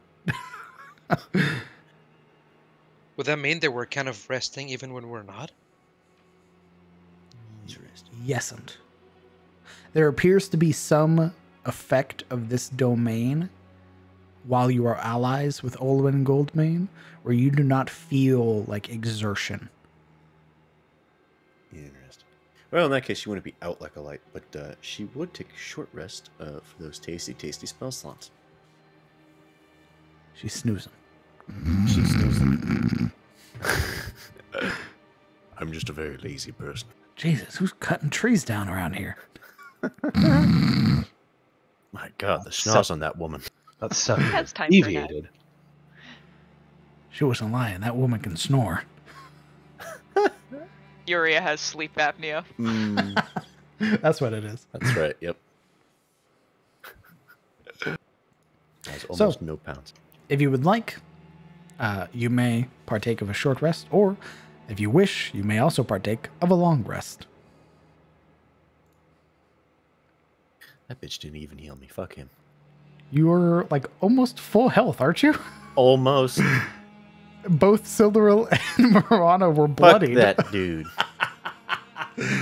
Understood. He kills you first. You're over here with like, what about this? And she points at her bruise. What about You my motherfucker? Does time seem to pass normally now that No. the unicorn is awake? Nope. So, It is very much like a middle of the day, like autumn sort of time. There's like a cool breeze that kicks through, sort of rustling the leaves, as sort of setting some of them free as they kick up into the air. It is this like perpetual autumn golden glow to everything. Holy shit, y'all taking a long rest? It's going to be a full 8 hours. We doing a long rest, boys? I mean, they just hit the button already, so I guess so. Your circadian rhythm is fucked. We're now night owls. well, I guess if we're hitting long rests, then we'll just do that then.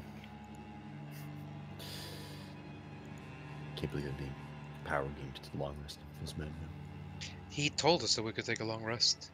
I did it. You're doing that thing again. Stop it. You're doing that thing again. What thing? God damn it. I don't know. Him. That thing he Him. does. It makes me want to slap him. Him. That thing. That. He's still doing it. Tell me. Stop it.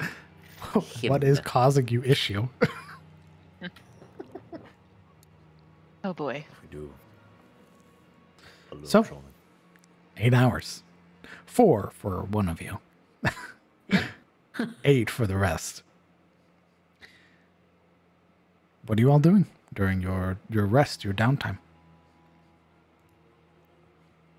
I believe it's Marana who has the tenacious boots. Yep, that's me. Yeah, okay, so you're already full up on your hit die. Yep, sure am. Sure am. Alaric will just find a nice ditch, throw his bedroll on it, cover himself with some autumn leaves, and pass out for 8 hours. With a full stomach. Sabine, while resting, would offer to do all of their hair. Or lend her brush if they want to do it themselves. Hell yeah. Yuri definitely wants that brush. Yeah, I was gonna say. Brushy brushies. Please. There's so much grime. There is like We just went to the river, didn't we? There is like Some of us just got covered in blood. there are like creeks and everything too for you guys to. Prestidigitation. I prestidigitation myself. Nice. Nice. Sure. I'm all kinds of clean. I'm always clean. Wait, you had it prestidigitation this whole time? Yeah, maybe if Yuria wasn't such a bitch. She isn't. Maybe Wow. you haven't done it to anyone else either. She has. She did it to She did it to Sabine. Motherfucker. She did it to Alaric. Piece of shit. Sabine would go clean herself down at the creek. Just drop full clothes and wash. Motherfucker. This means war. Neutral good, baby. What does that mean? I don't. I am unsure of the meaning Supplies here. lawful good people would have to clean me. Oh my god. I think she's implying that she's selective about her goodness. Ah, Yeah, that tracks. That tracks. All right, well, I guess I'll go find a way to bathe the old-fashioned way. So, creek it is. Spain's already at the creek. Bully. I don't care. Out of my way. She would go to a different part of the creek. If available. Out of my way, Bazongas. I've already If seen not- you naked. Move over, cheerleader. Yeah, pretty. Yeah. Bash her over with the hip. Why? Okay. Give me that brush. The entirety of your full rest, brushing each other's hair, eating, gorging yourself on fruits and berries. Snoring like a dragon in the Indeed. background. Eventually, at some point, Olwen does return. And you would watch as Olwen sort of striding through this place as a number of the ruined wolves emerge from the tree line and sort of join at his flank. And they part and they begin to make their way north. And you would see he brings with him like 4 or 5 of these wolves. Sorrel would be on the steps, guarding the pool. And probably plucking at her loot.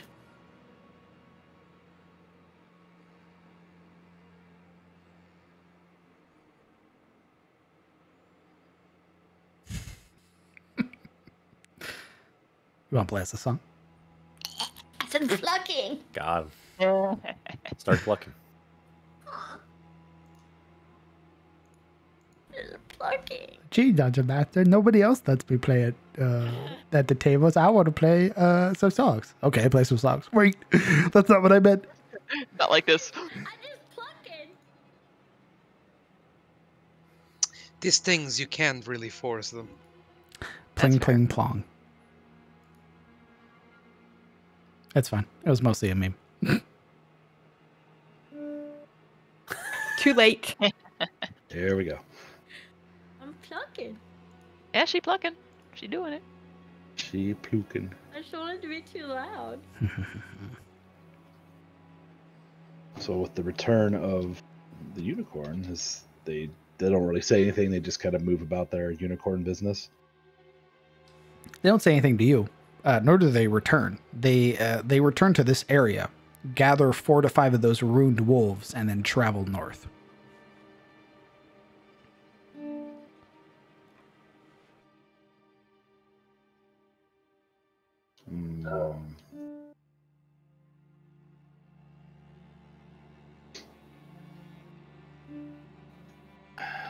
After the resting and the cleaning and all that.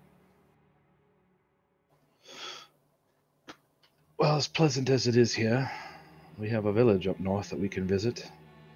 Apparently they're doing a Yuletide celebration. That ought to be fun.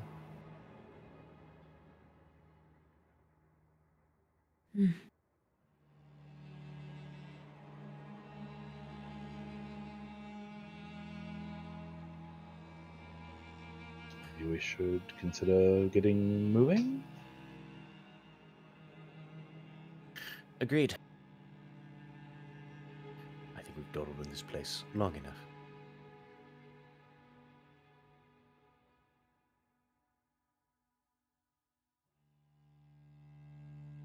Well, then we should prepare for leaving. I wonder if we could take some of these fruits with us. Or would they just simply wither away as soon as we left the confines of this forest? Well, he did say it's a couple hours. We shouldn't starve. We'll see. No. He said it's a couple hours to the river, to the tiers, which will take you to the village. You have to follow that up.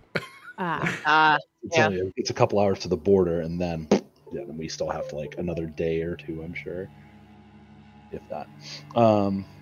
Is there a way that we can maybe gather some of the more preservable looking fruits to travel with? What's a preservable looking fruit? An apple, Banana. orange. Roll me a survival check. Something that won't go bad in 5 minutes. Yeah, usually something with a thick enough rind. Survival check. What was the name of the bathwater? I mean the river. Not the What was the bathwater. name of the bathwater? Olwen just called it the Tears. The tears. 12? Not my best survival check. Indeed, indeed, indeed.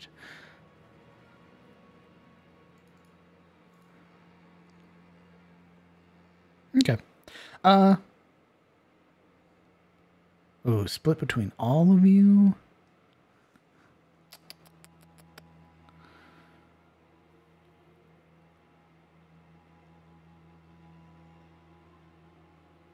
I'll say, roll me a d4.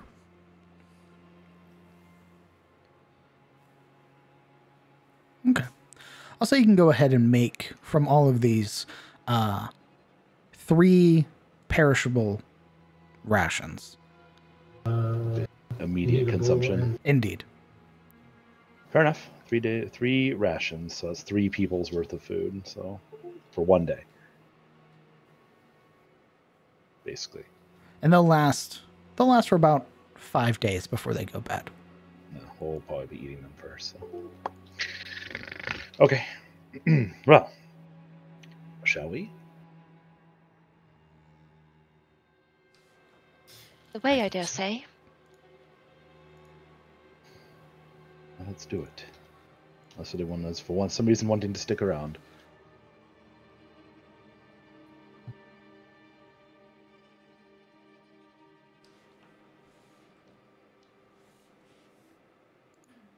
Not really. As lovely as that might seem, I think we would wear our welcome thin sooner or later. Usually when someone says you could stay as long as you like, it's usually with a time limit attached, just not to be impolite. But I'm sure a town with some semblance of civilization will improve some of all of your disposition.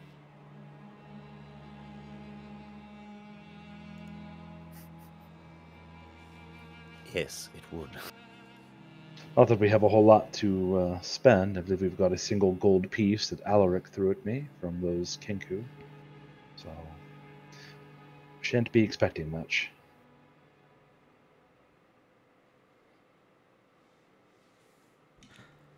We do have some deer hides. They might make us something, but we shall see.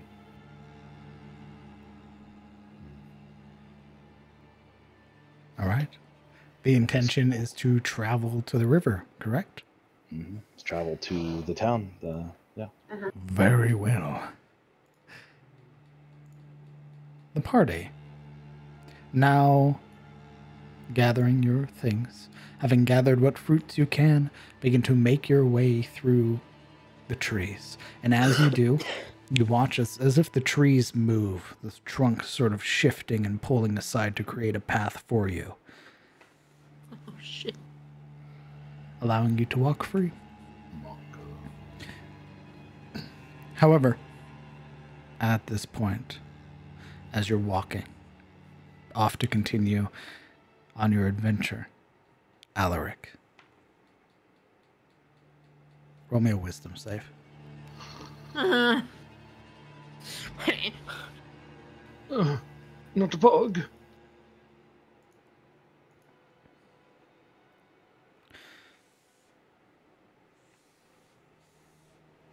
You would hear a voice in your head and your head alone. Young Alaric, you possess within you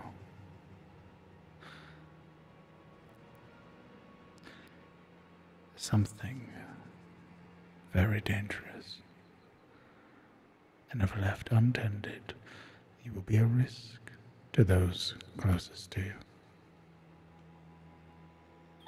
You harbor anger, rage, a fury unlike any other I have seen possessed within a mortal heart. It is your kindness, your compassion that you have shown to your brethren and your sisters, which has allowed you to stay within this domain. Were it not for that, the rage you harbor would send you out. Please, young Alaric, seek to control it, lest it burn you from the inside and consume all that you love.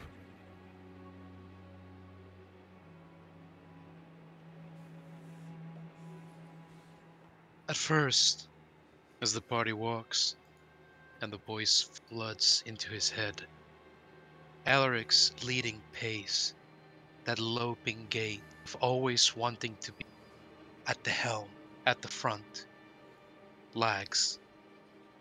He begins to diminish to the rear, letting Kellen take the fullness of leading the group. And you'd hear as he begins palming his forehead and wincing at the ground and sticking a finger in his ear and twisting it and jerking it back and forth, as though struggling to come to terms with what he's hearing, with the advice in his head. He sniffs a lot, grimaces,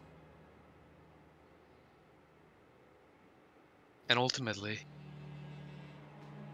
he doesn't answer Olwen in words, but rather this pervading feeling of regret in his mind, and a certain touch, a pinch of helplessness.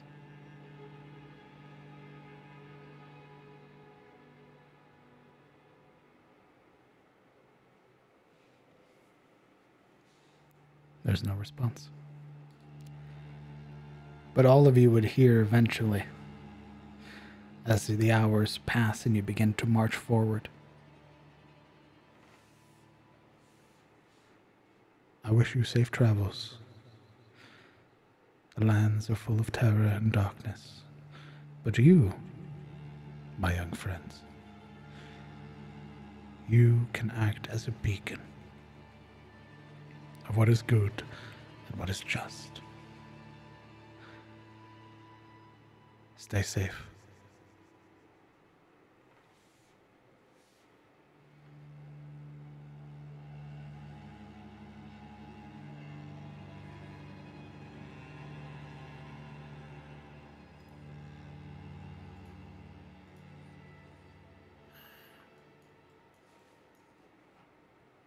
By the gods, I wish I knew how he did that.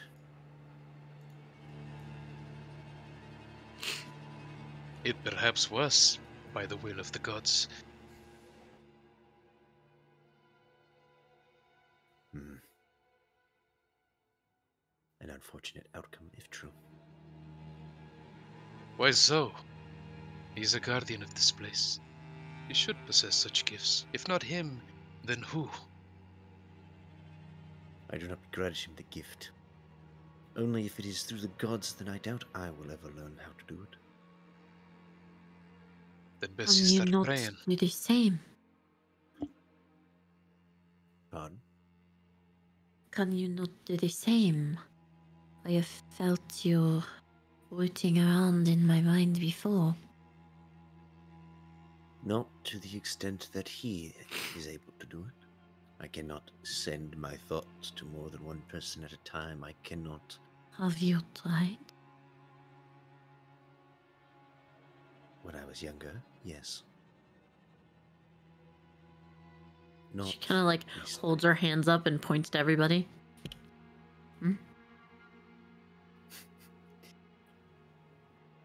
She looks to the others. You really want me practicing on your heads? It is a sad life to lay and wonder when you would not even try to achieve such wonder.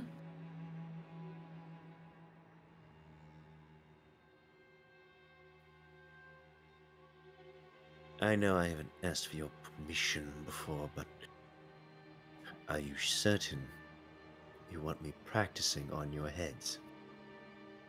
If you do it without our permission before, what is stopping you now? Before it was a moment of desperation, of necessity, most of the time. But there's a difference between using what I know and forging ahead into unknown territory with this sort of ability on someone else. I do not know the outcome of failure, for one. Either on you or me. I, for one, would appreciate it if my private thoughts remained.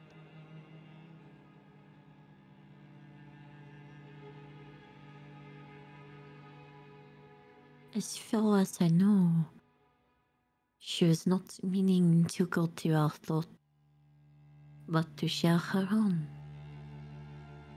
Hmm? Is that true?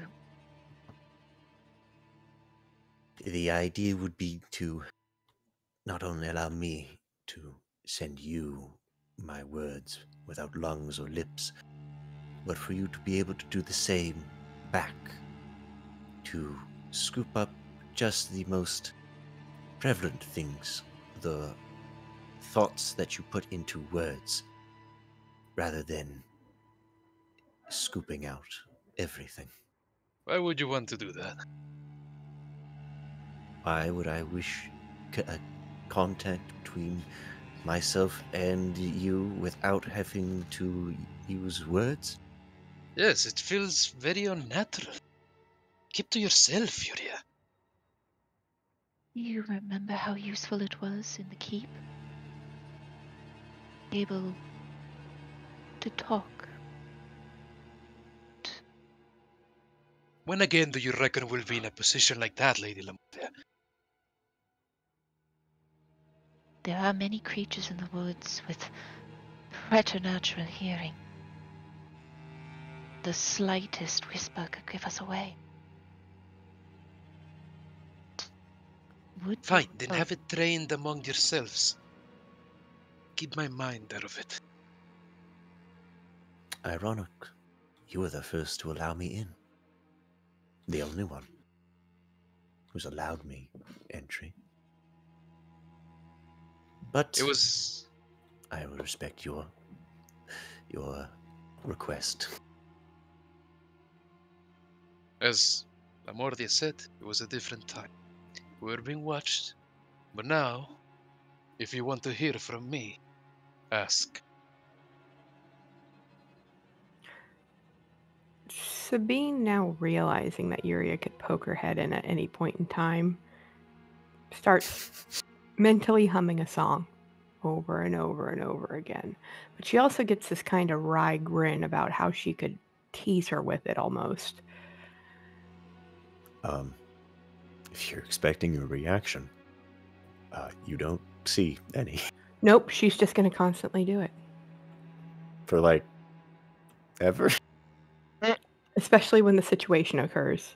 Okay. Just to screw with her.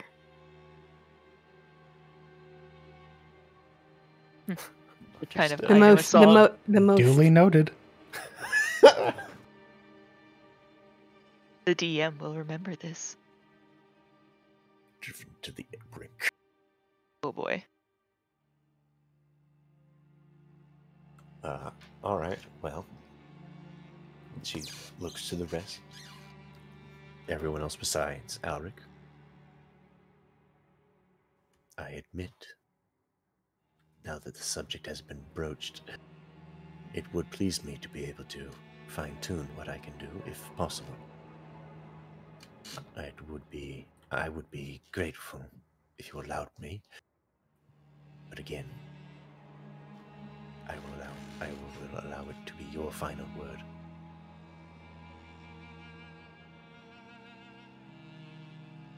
Well, it served us well in Haynes Keep. I don't see the problem with it.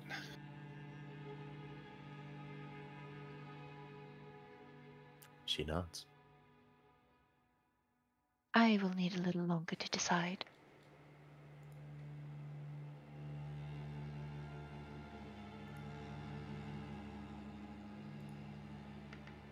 See, there. You have at least one you can practice on. What of yourself? I would prefer that you keep your rooting self out of my mind. But if you wish to speak to me, sure, I will receive your words.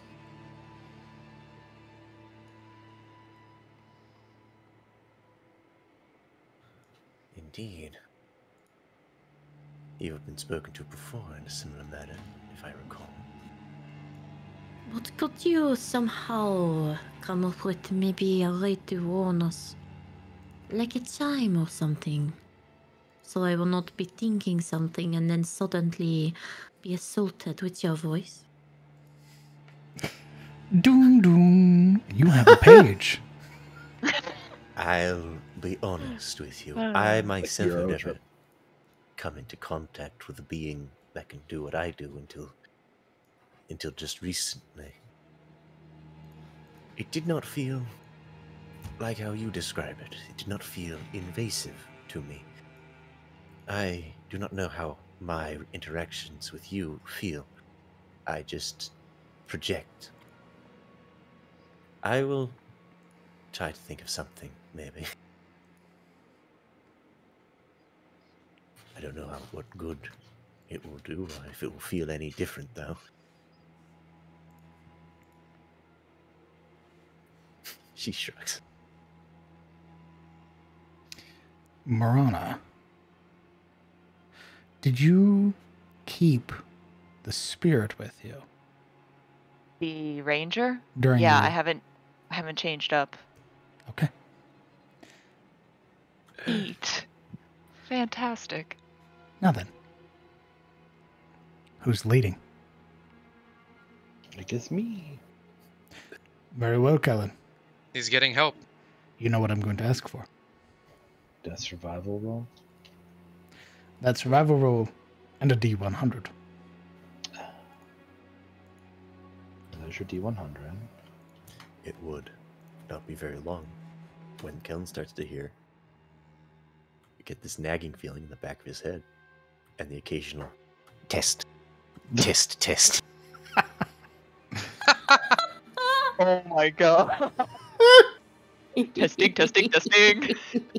What is the testing for? Is testing to see if that I can respond or just... You're not sure. You just hear the words testing occasionally. Testing. Just want to make sure that you can hear me. Over. All right. Mm-hmm. Think of something. Are you thinking of something? I can't tell. As we Never mind. progress into the next hex, we're going to take a 15-minute break. Neat. Yay. Oh my god, that was fucking hilarious. Testing. Testing. Testing, 1, 2, testing. 3. Over and out, Niner. What are you, a fucking truck driver? Test. Alright, maybe this will work better. Can you hear me? Oh my god. Unfortunately. Think of something, Kellen. Think of something. Think. Think of the color. Think of a number. Are you thinking of it? I can't tell. Kellen, I have bad news. I've gone my into God. your head and I found ample room within. Oh god. That was intentional. Emptied my... Wow. It's roomy in here. Holy crap. There's a lot of real estate. Have you seen my picture? Himbo, head empty, no thoughts. Not full himbo though. We know full himbo. Right. It was just like part-time himbo. Yeah, he's protagonist. He's got protagonist vibes, which, you know. You know. Hmm.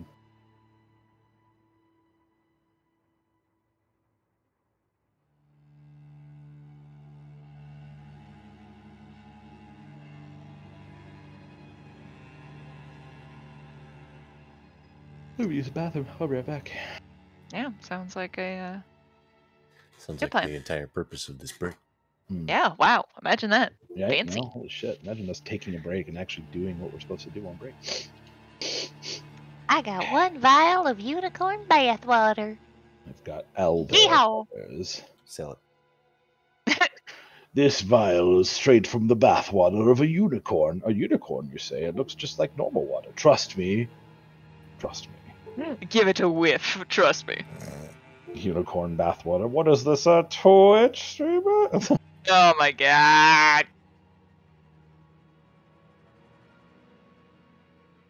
Gags, yeah, that's the appropriate response. Aloe bathwater, $50 a jar. Hydrate, yeah, definitely hydrate. Not with unicorn bathwater, however. Not with unicorn bathwater. No. What's that? Yeah, Get more fucking vodka? sicko. No, No. Get more incorrect. That is not how to adult. Cease and desist. You think you could use bathwater as like a material ingredient for casting? Who? No, but unicorn bathwater? Maybe. Possibly. Nice. Possibly.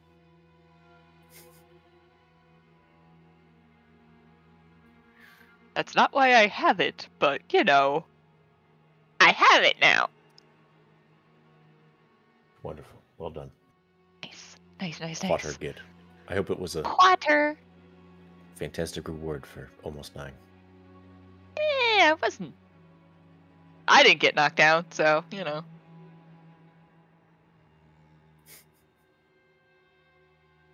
What do you mean you ain't got no gold? Why the fuck are we here? Waste my time. Again, just the meme of party outstretched palm pointing.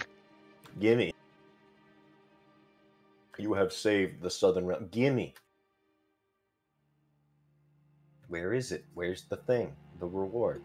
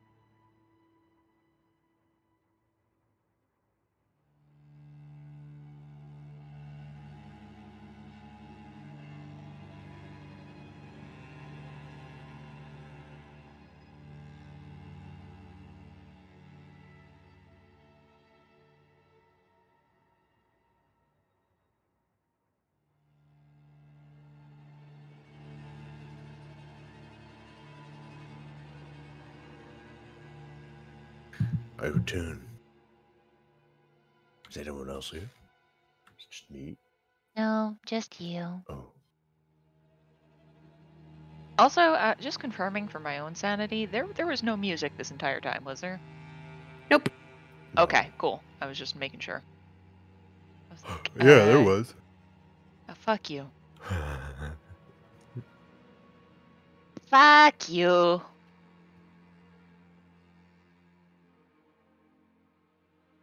Chat heard music. Right, Chat? Yeah, see? They have music. Yeah, of course they do. Of course they do.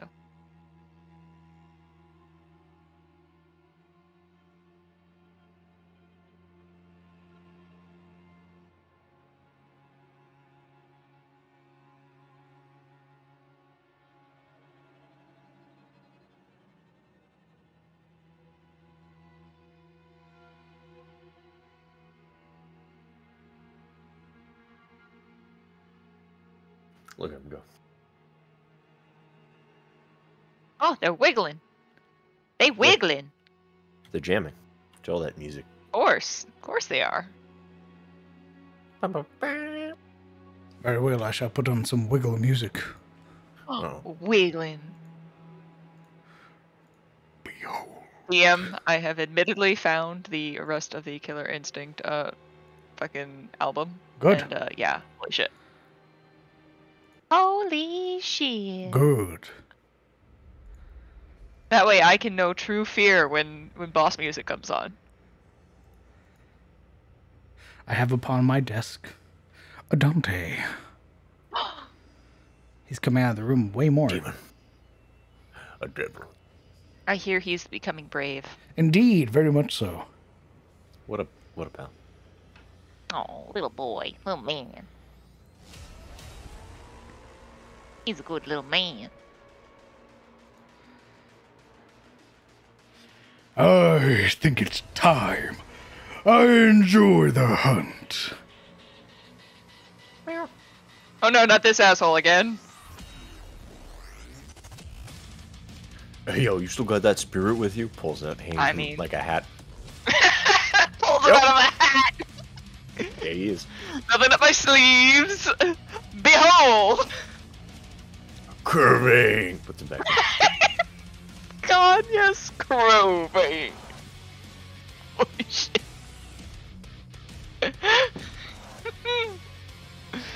The Hades OST is also very pog. Yes, I agree. The Unseen Ones is a great track.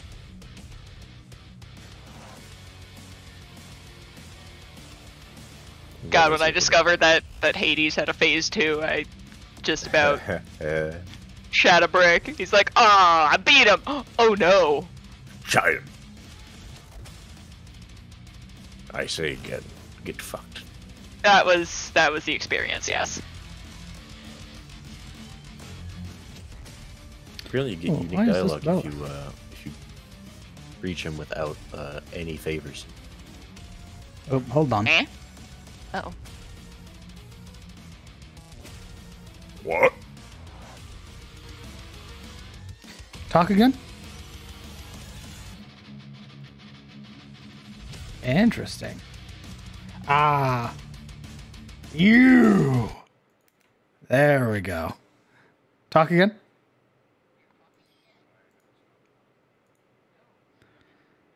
Okay. That is set as... Okay, we're going to set this one to... System? We've been silenced. Oh no. System. I'm glad I was able to sneak in that little... Can I use your brain as a testing dummy? Testing. It's that, at the very least, good name, an excuse for my level 4. Oh. Are you take? Well, I think we Yeah, have set to this take an to- ability. There we go. I think Crown ruled that our next our level 4 would have to be an ASI. Oh. No. Oh. There we I go. mean, for the next level I'm taking, not like a feat. Oh. I already have the telepathy. Okay. That's well, why I can talk to people. I know. You're taking a level in another class? Yes. There you go. Okay, cool. That shit we talked about. Neat. Yes. Yes. Kalanos shall be my XP grinder. Like killing boars. Testing. 1, 2, 3. Like he's trying to do something very... 1, 2, 3. He's trying to focus on the task. Shut up! How do I silence your brain? The quick brown fox. Kitten. Sorry, I was distracted. Yay. Just practicing different, like, I'm about to talk to you in your head, but noises. I still... Doom, doom. You have a page. The Discord sound effect. Just I am about to talk inside your mind now. Anyway. Message from A. Like the old collect calls. Do you accept? Oh god, she's sending a fax. Somebody help me. No, I imagine it's like those, like, inclement weather alerts on everyone's phone. It goes off at once.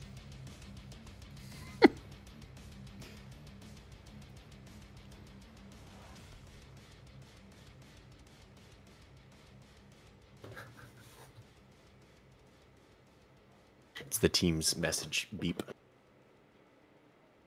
The most haunting sound you can think of. Ba-dink. Ba-dink. Ba-dink. No. Ba-dink. No. AOL, you got mail. Jesus Christ. You have message. Stop. And just like that, Yuria's telepathy grew 10 times worse.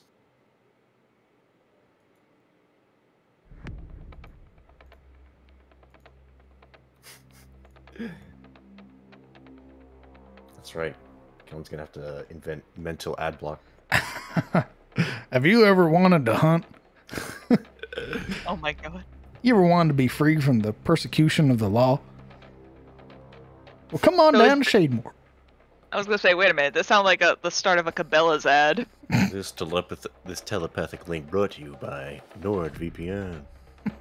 Are you tired of the authorities tracking your location when you're hunting deer? Are you tired of the hag scrying on your location every time you go out? Get NordVPN. Use code Shademore for 2 years. Wow, what a deal. 35% off. And 2 free months. Yay! Buy Warframe Platinum.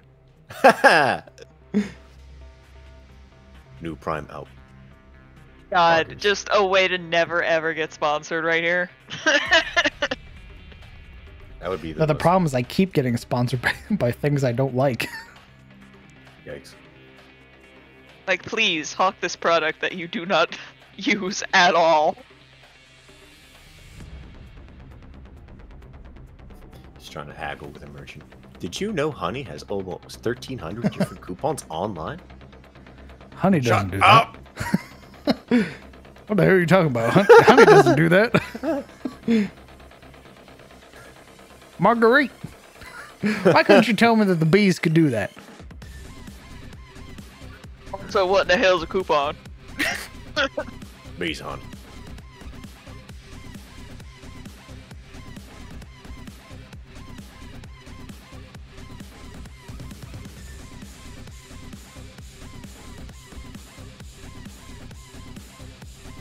Yo, why are we casing a joint? Chat. Who are we robbing? I don't know. We got payday music in here. Oh shit.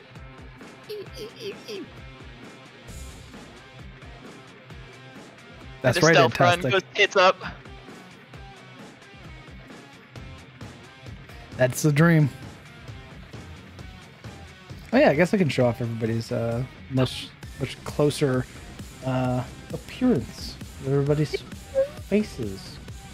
Show Good, us. good new skins. They're really fun. They are. I really love calling them skins though. Like we unlock them through some hours of play. Here we go. One Alaric Crowvane. Yes, I got it. Look at this man's broken nose. Mwah. Half-elven paladin.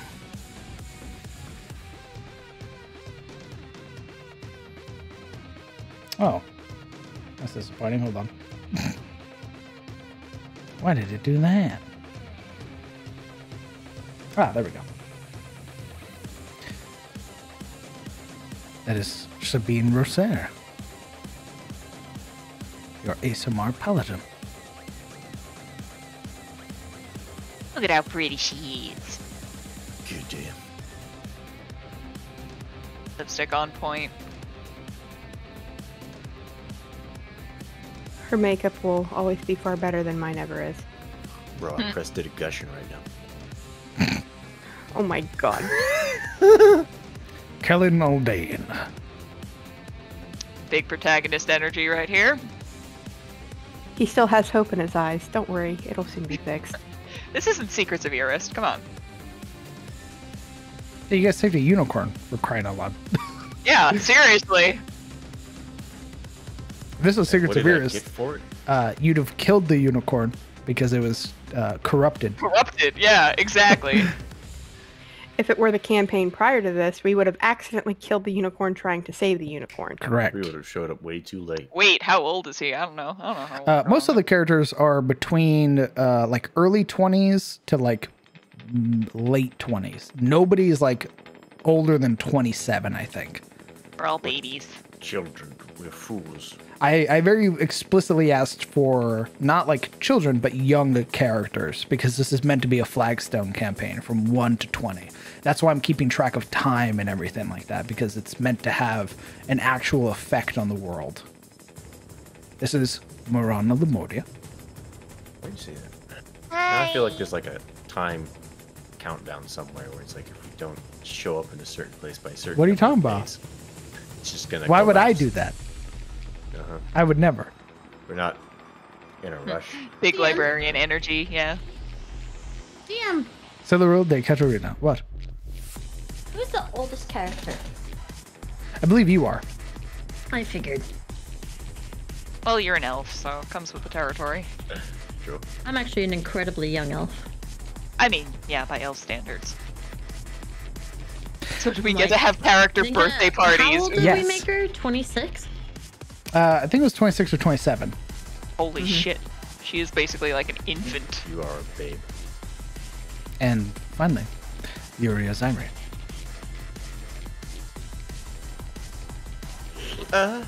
Would you like the full arts? Absolutely, I would. Okay, I'll send them to you.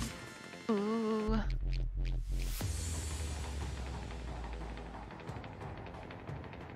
Would you like the compilation or all of them individually? Compilation works. Okay. Oh, see the size comparison between these mofos.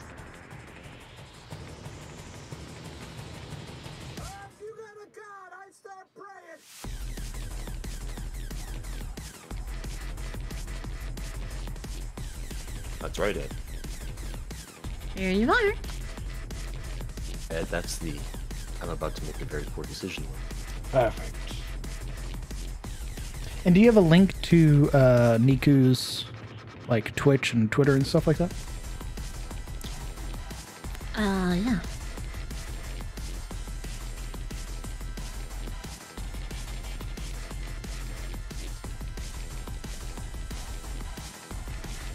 Hi guys, Hello. I'm back. It's about time. Hello. From out the sewers comes doom. Oh my god. Go on.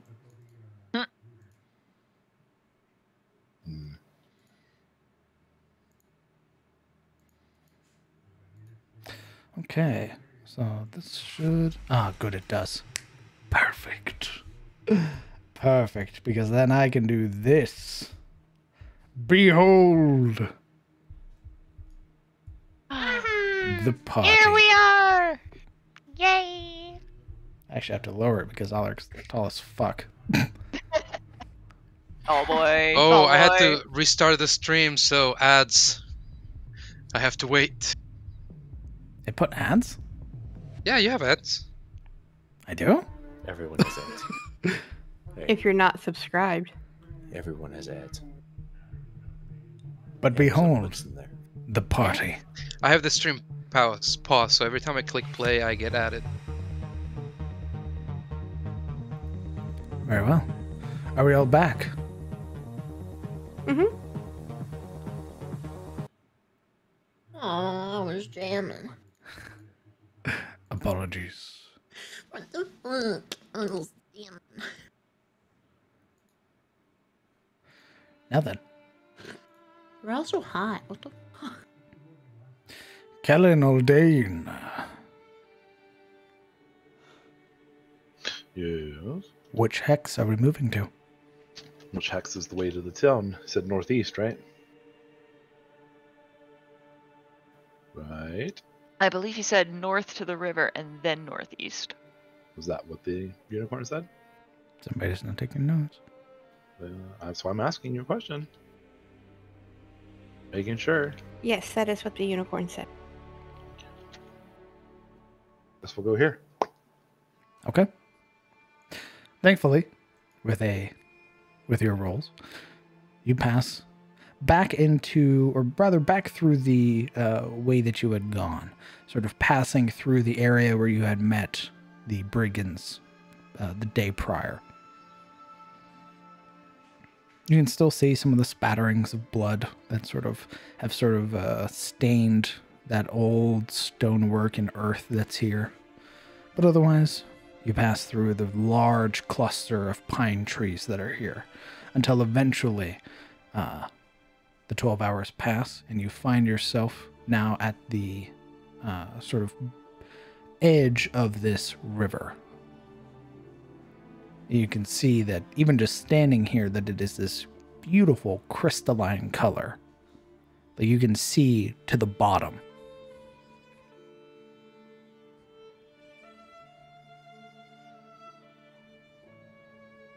Very pretty.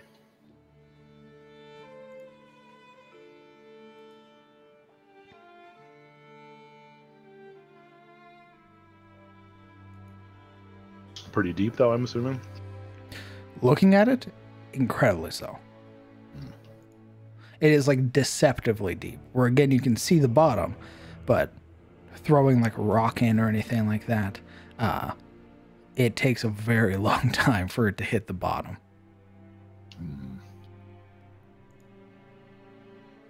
Then you said northeast from here, so. Silver would probably touch the surface and just examine it. Your fingers break the surface. You feel that rush of incredibly cold water.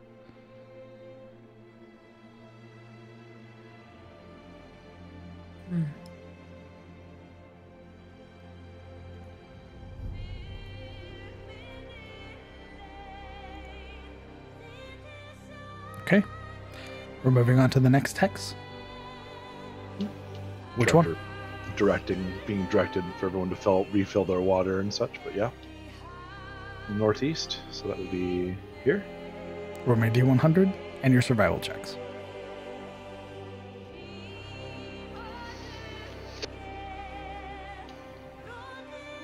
Staying in the 50s today. Good thing that advantage, though. Okay. It is little to no issue passing through this area that now turns into these large rolling hills and knolls. Very sparse trees in this location. However, it's also approaching nighttime as you've been traveling. Actually, sorry. You'd have had to have rested using your 8 hours. Actually, no. You'd have been traveling through the night. Because you rested for 8 hours, then traveled. So you'd have, in the previous hex, it'd have been nighttime. And you'd have been traveling through the night, not feeling tired or anything like that. Because again, your circadian rhythm's all fucked up. Of which, as you're traveling now, it would be about closer to the afternoon of the 32nd. Of which that exhaustion, that tired feeling begins to weigh down on you. Was this where we're basically forced to make camp or start taking exhaustion? You can press forward, but I'll need some Constitution saving throws. Oh, it's only like afternoon. Yeah. When is there any sign of like farms or of habitation? Roll me a perception check.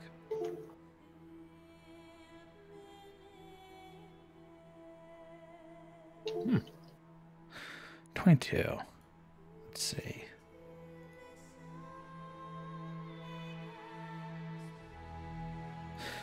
No. No, it is what you would notice though are some signs of civilization where you can see that there are like sort of waist-high stacked stone walls that stretch on for, a couple 200 feet, then sort of break off and then repeat again. Almost like grazing grounds. Land markers for herds and such. Indeed. That's a good sign.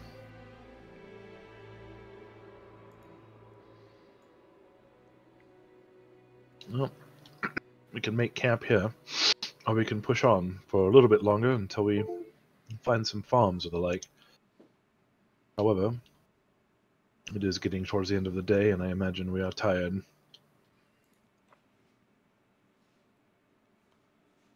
How close to the end of the day?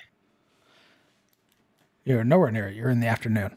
Yeah, it's probably like 2 or 3, right? But you guys took a long rest in the morning after the unicorn fight. After protecting Olwyn.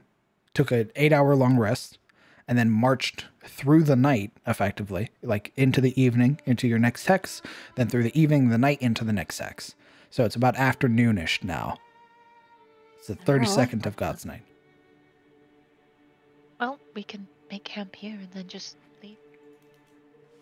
Leave in the morning, Shouldn't we push on a little bit and go to sleep when we should go to sleep? I'm tired and I'm not keen on staying awake, but it behoove us to have a good sleep schedule, no? Here's the better question. If we pushed on to sundown, how far would we get? Ooh, well, I need constitution checks first. That'll determine that. What is the constitution check for? It's for going past 24 hours.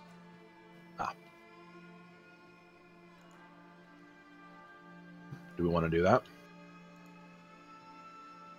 Just till sundown, and then we'd stop.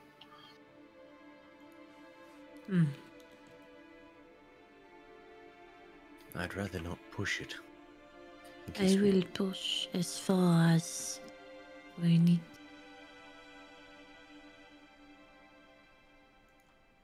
If there are more Morlings and we're to do anything about it.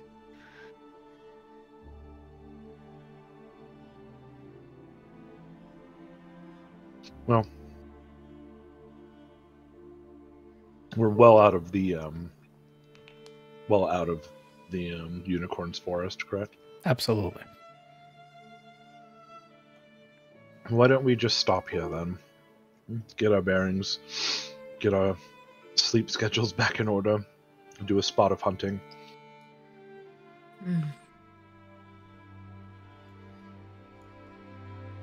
Sure, there's some wild game out in this area. Seems rife with things like deer and the like, if I had to guess.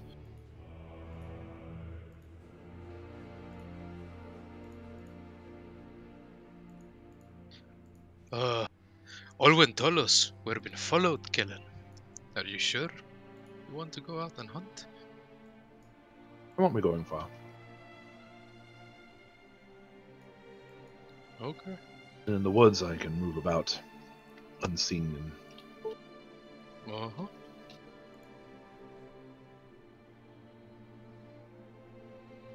Okay. What is the party doing?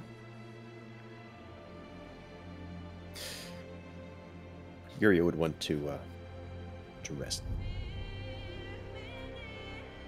Alric will help pitch camp. Yep. Get That's everybody what Silva settled. would do. Find a nice little location with Silveril's help to where they'll be assembling everything.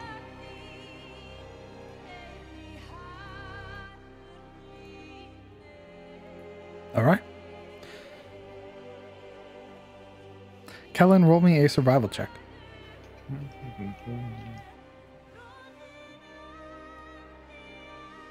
Shit. How small of game are you wanting to hunt? What's available in this region? It's a better question. Well, very similar to the others. So, There's very little in the way of big game, like elk or deer or anything. well, if it's only small, then And since we are next to a river, either rabbits or ducks or geese. Okay. And Roll me a waterfowl. d4. All right. Two. You would find 2 rabbits. Good enough. That's a stew right there, boys. And then I'm assuming like some wild vegetables and everything are probably in that as well. Certainly. No. Wild vegetables, some rabbits, some herbs. Bring it back. He'll let's just step into camp and sit down on like a rock or something like that and start doing the whole Red Dead Redemption skinning process. What did you do to the rabbits? Make sure you use all of them. Absolutely. Heed what he said. These rabbit pelts will be... Actually, yeah. What is the condition of the rabbit pelts? Roll me a nature check. See Okay, how good good. you skin them. I was more like to see is... I was actually asking more about the condition of the rabbits in general. Like, were they healthy? They weren't diseased? They're not... Oh. They're definitely not healthy. Oh, really? Yeah. They not emaciated. Just hungry? They are very hungry though. So you'd have caught them, like generally they're very skittish, but they're being driven to the point of like just having to go out to find something. So that's how you caught them. On that note, whether or not you want me to do like a nature check or anything like that, if even the rabbits are starving, is the general vegetation not faring well? Because rabbits can eat just about anything. Looking, if rabbits are starving, would the like grasses and bushes... roll me a nature check. Yeah. Is this well in camp? Fuck! I'm in camp now, so... If it's surveyed in the camp and there's something very obviously wrong with the surrounding landscape, I think Alaric would also kind of survey it. You want to like do your own, or... Yes, potentially. Yeah, go for it. Very well. Jesus! I think that's a tree. At this point, you guys are both at the point of exhaustion. Thanks for the save. That's a good save. I appreciate it. Looking around and catching what you were able to catch even to begin with, it's either that these creatures are being forced to move around, or they're just unable to get anything. The vegetation around here looks like vegetation. As you peer out and try to find anything, nothing really catches your eye out of the ordinary. It's not like there's huge swaths of black forest that's like decayed or falling over. It looks just like nature. Fair. But there's at least enough meat to make a stew out of these, I'm assuming. It's decent enough. Decent enough. About the pelt. Well, I almost... Oh no.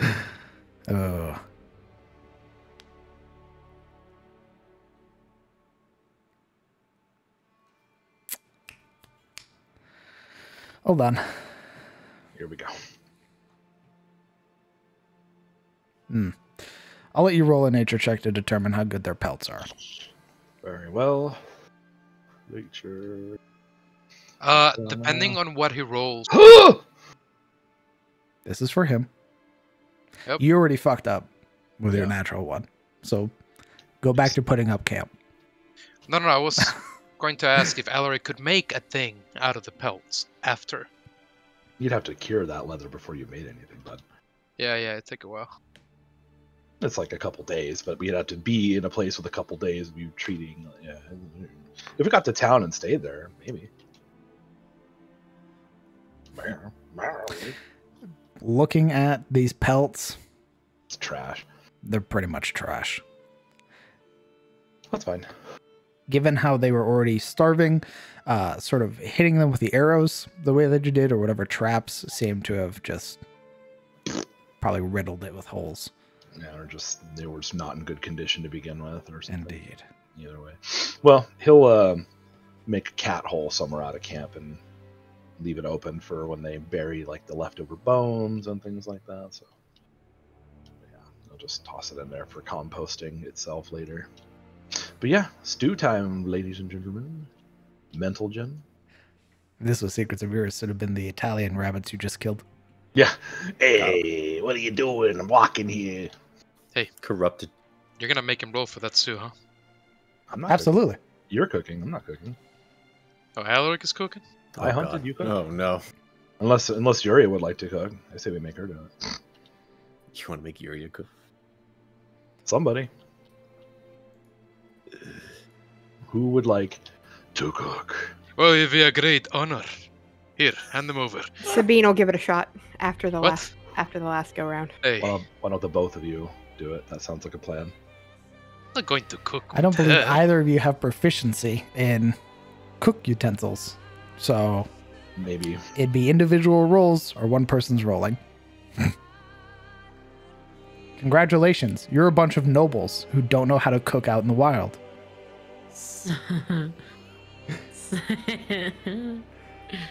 So who's rolling? Absolutely.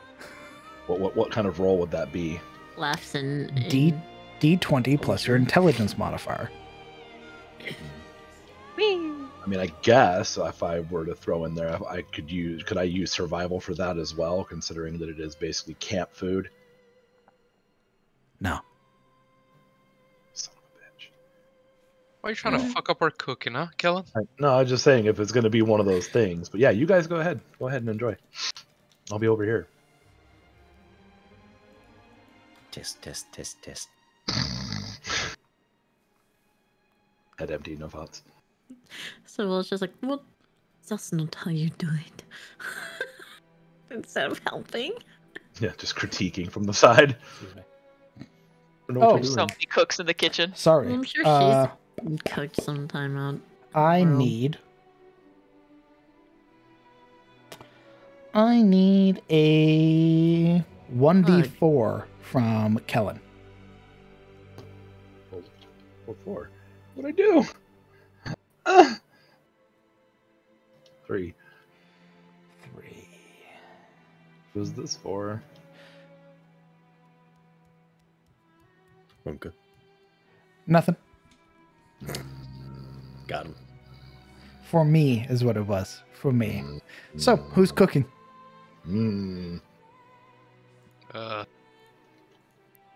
Lady Savine, don't take it, sorry, dame.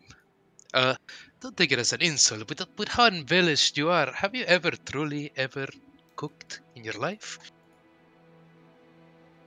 Yes, in a kitchen. Oh, you have?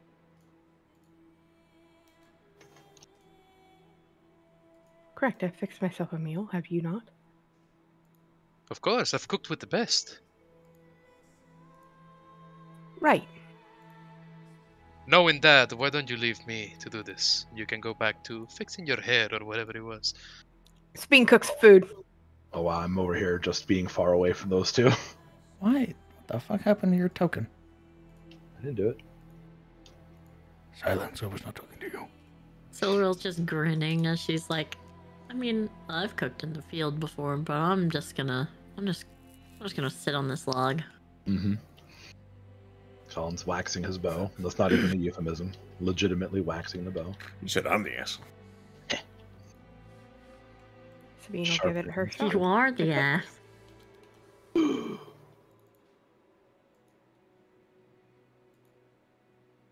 So she's going to cook?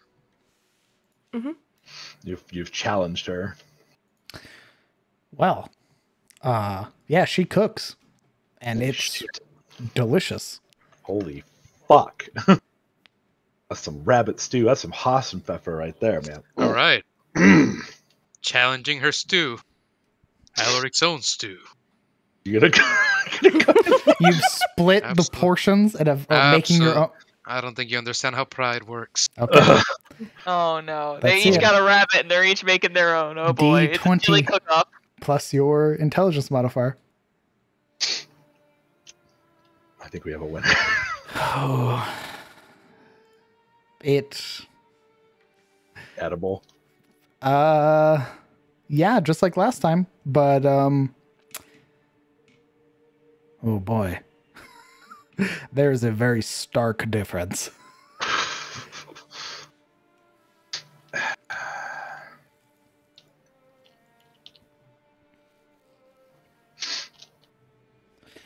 Well, there are two. There is Alaric's, and then there is Sabine's. And I assume everybody has some I of will both. take an equal Very portion good. of both because I'm not a And jerk. there's very obviously one that was seasoned better, has better flavor. It was somehow cooked better. And then there's the other one, which is almost like a microwave meal. If anyone was to investigate Yuria's bowl, you would see that the Sabine's bowl was completely empty, and Alric's bowl had that little bit of like That first bite. mostly emptied, but obviously enough left. Begrudgingly. For the raccoons. Silverl Different. ate it all. Yes.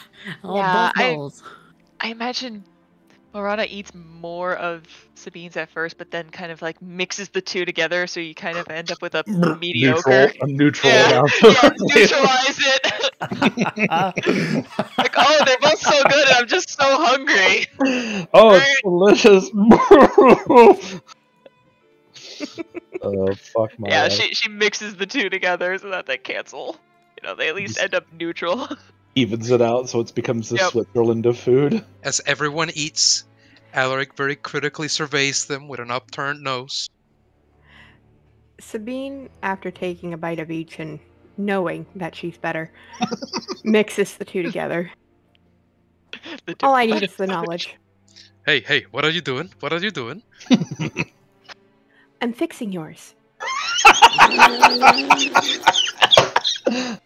What? Got him. Jeez. I'm glad I'm sat way over here, well out of splatter range. It's good that you did, because Alaric reaches out towards that bowl that's meant to be his, that she's holding joined to hers, and he would try to pull it out of her hand. She'd look at him disingenuously. Really? You're the one who challenged me. I'm the one who won. You haven't won anything, Dame Sabine. And you're about to destroy my masterpiece by mixing it with your little jumble of meat and grass. No, I'm about to destroy my masterpiece. But that's okay. Eventually you'll learn what taste is, clothing aside. What are you just trying to raises say? her eyebrow like. Damn, boy. Listen to me. You have a problem? Anything other than those pants? Rana is just like eating with her head down, just like nope. What was that? I couldn't quite hear you. My taste buds are slowly dying. I must have got a piece of yours. My stew was delicious.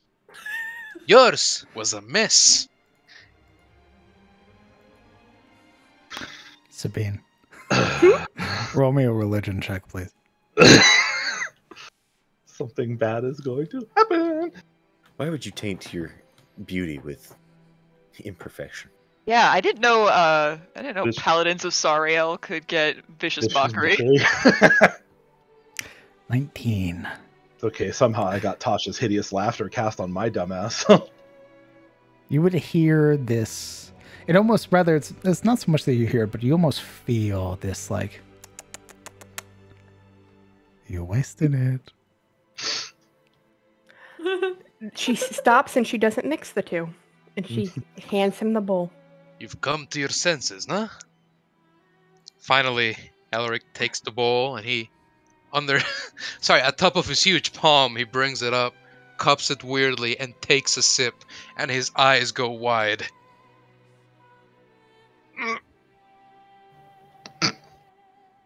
Very difficult swallow follows, and he sets it on the log beside Siluriel, who seemed to have enjoyed it. She would Have take it some more. and eat it. Alex was just like, I've eaten hardtack. This is fine. Yeah, she would look up at him. You do not want it? I'm full. She would like set her loot down on the edge of the thing and like prop her legs up like crisscross on the thing and just scoop the bowl up, happily pushing it into her mouth. You're right, she did come to her senses.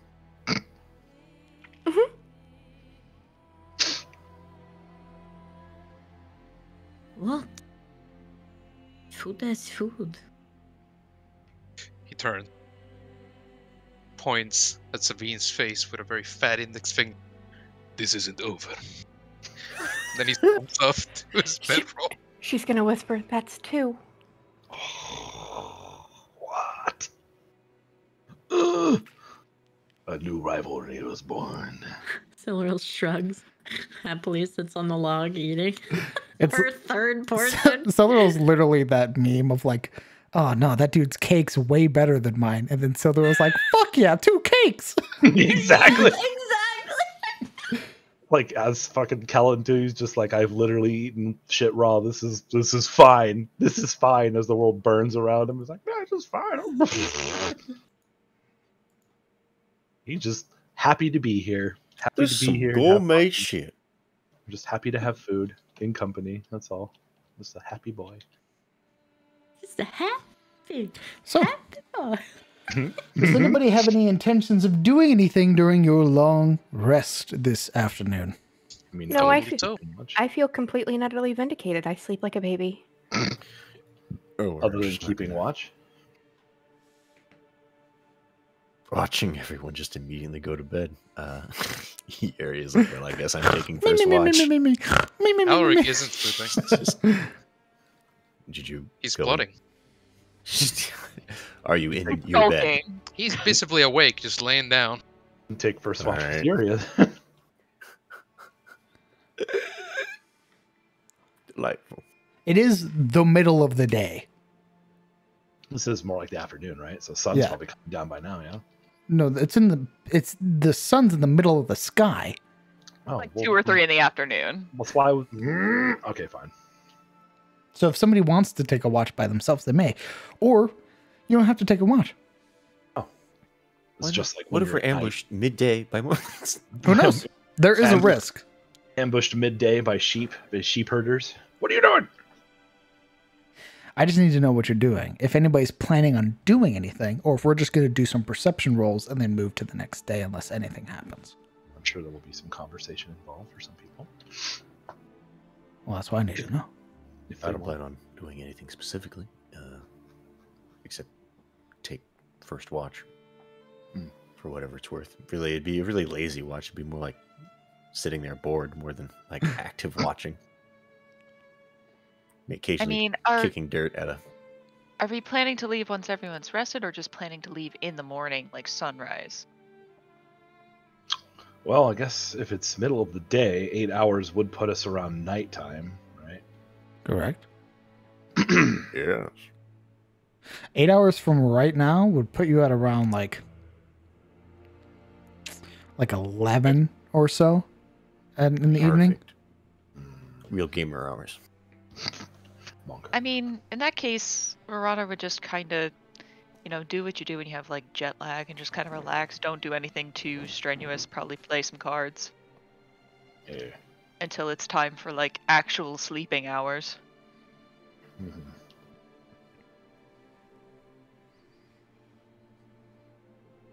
Cleaning up camp and So you guys are going to stay here until like 8 in the evening and then go to bed? No. That's what it's out, I'm understanding. I don't know. I mean, I guess the intention is to try to make the town by morning or midday the next day. So whatever that would take. From where you are currently?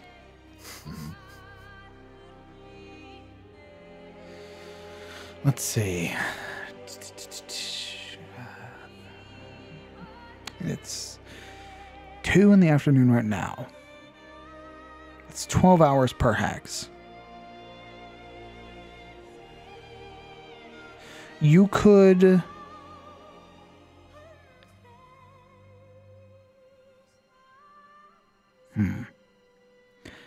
rest.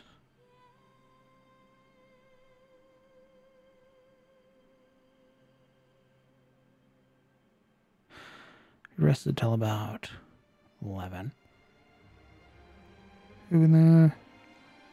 If you rested to the evening, you would make it to the town during the evening. Like at like kind of sundown. No, like middle of the night. Holy fuck. Yeah, it's 12 hours per hex. Pretty far still then. Yeah. I guess we'll do that then. Son. Yeah.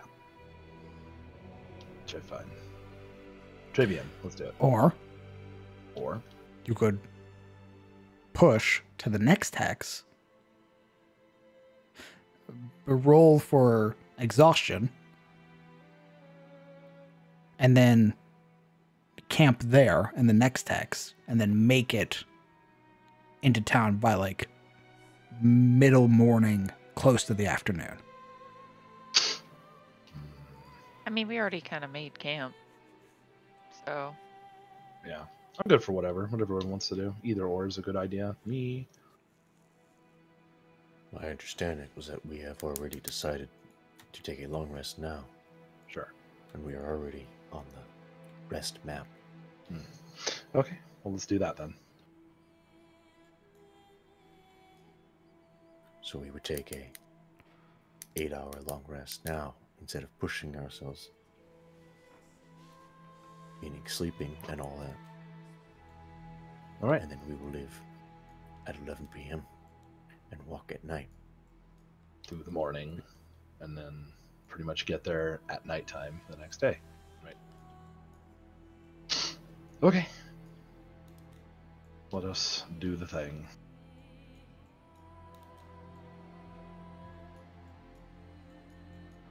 Okay. Who is first watch? Yuria. And Alaric.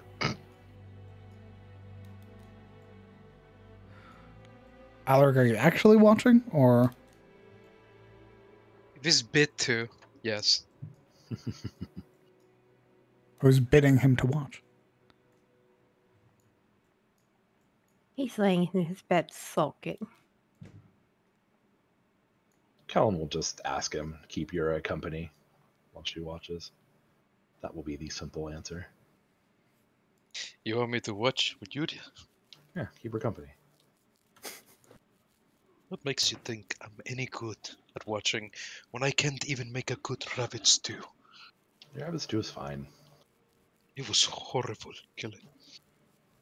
I've definitely eaten far worse than that. You have nothing to worry about. I had no idea I was peddling you lot poison goods until I tried it myself. And no one said anything. It's not poison. That's not true. I tried to tell you. Oh, he is talking very quietly. By the way, this is for killing only.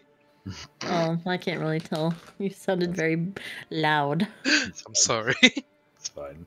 It's really fine, Alaric. The fact that you try it all is more than most people. I mean, frankly, I just would roast a rabbit over a stick, throw in some wild herbs and eat that. So, I mean, you actually tried to make food, which is better than I would have done. Even then, I am certain that your little rabbit on a stick would taste better. Had I known I was so terrible, I wouldn't even accept her challenge. When I saw Dame Savine smirk like that, I swear I wanted to grab her neck and just... Alaric just brings both of his palms up and does like a wrenching motion. Well, it seems to me that Alaric. now you... Yes? High or low? Hi. God, he turns into a fucking werebear and kills us all. As you say that, you feel something bubble in your throat. Like true, raw emotion. But you manage to stop yourself, sort of gripping your hands very tightly. You can feel the knuckles pop. You manage to exhale.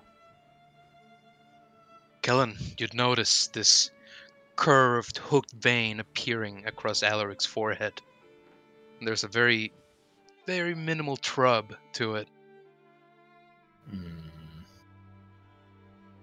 that something that I would have to insight to see what's going on with him, or To just tell that he's upset? No. not just know that he's mad? Okay. When he stops talking and starts doing the vain floppy thing, Kellen just like lays one hand on his shoulder to kind of like remind him that he's still there. Right. He sort of snaps out of it, caught halfway to bringing his knuckles into his mouth. I'll watch for her. Don't worry about it. Tomorrow you can try again. Perhaps you will be the victor. Keep trying. Practice makes perfect. Not sure there's enough rabbits in this forest to help me improve. I will endeavor to find as many as it takes. With how deserted it is, good luck, my friend. I'll still try. I will try if you will try. He nods with a very tiny, very lacking smirk, overshadowed by that pang of upsetness. Very well. He eats himself into the makeshift bedroll because Yuri is using it. I mean, she's not using it right now. Well, I'm not gonna like hot bunk on you. If you say so.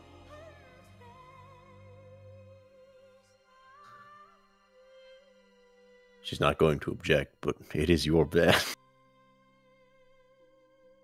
He let you use it as long as you need it. What the hell are you watching, brother? Some shit fucking auto-played. TOS. TOS.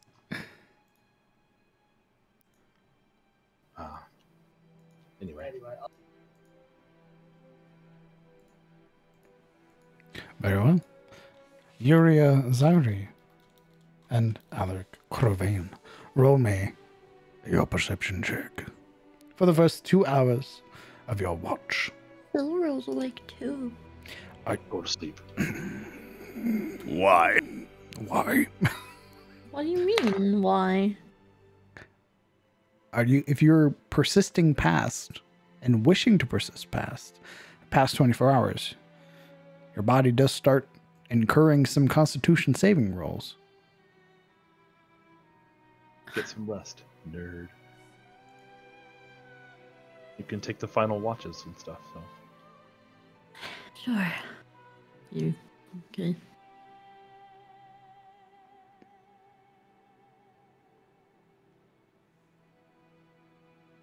Oh, you both rolled individually. Okay. Oh, were we not supposed to? Nope, that's fine.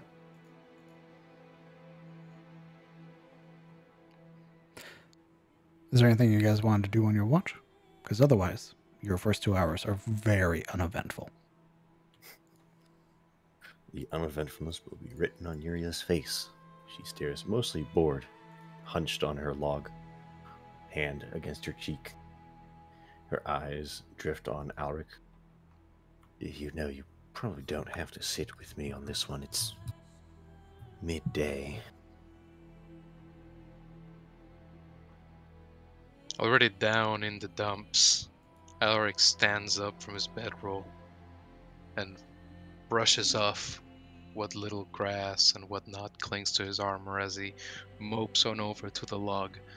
And when he sits on the left side, the whole of it kind of tilts with him and naturally leads him to sitting at the center. And with a brooding look, being very good at that, at brooding, he is excellent. He stares at the campfire ring. We're supposed to watch in twos. We watch in twos. Don't worry. She shrugs.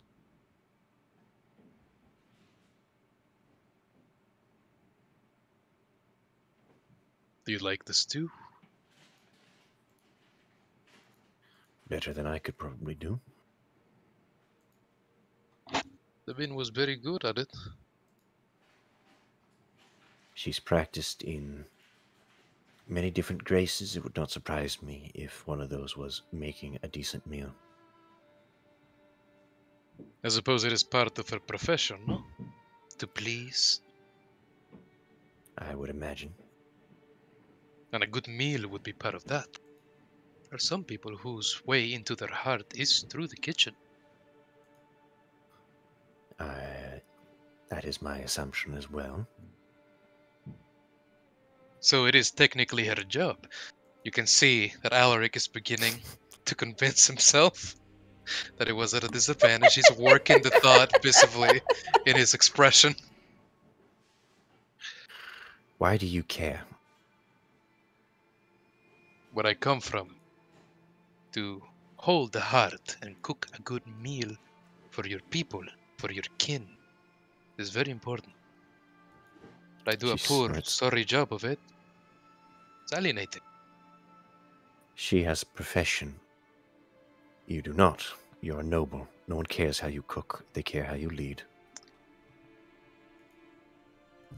Well, Yuria, not every noble is the same. And as you go from fealty to fealty, from the mesne to the mesne, you'll see that each nobility is different and they hold different expectations for each. Because of that, I hold different expectations for myself. I know at the end of the day, no matter what the culture, the purpose of a noble is to hold power. And that is what people will judge you on more than anything else. Perhaps if I stood to inherit, I'd say you're right, but in reality, the one who will be leading will be my sister. Me, I'll lovey about, drinking, and making a mess of things.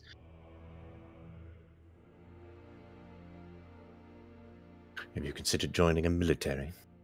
My brother did that. Absolutely not. Oh, well. Me? A soldier? Following orders? Mad.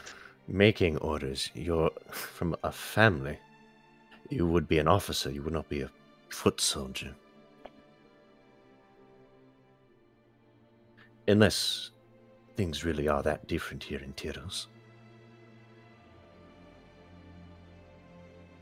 Well, here in Tyros we value merit above everything else. If you're strong, you seize what you deserve. It comes to you. If I were to show up and demand anything due to my name, I'd be laughed at best. At worst, I'd be tested and found wanting. You found wanting? She looks him up and down. Name aside, you're a rather large individual. And you fight well. I don't think they would find you wanting. Perhaps not. There is something to be said about discipline. Being able to commit to a schedule, to listen. I wouldn't be giving orders from the start. There's a small smile that creases her face. Are you saying you have a problem listening? I have a problem with authority, yes.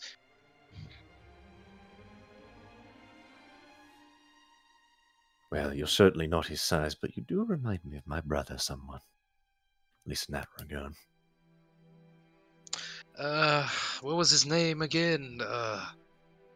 Richard. I don't think I ever said it, but nice try.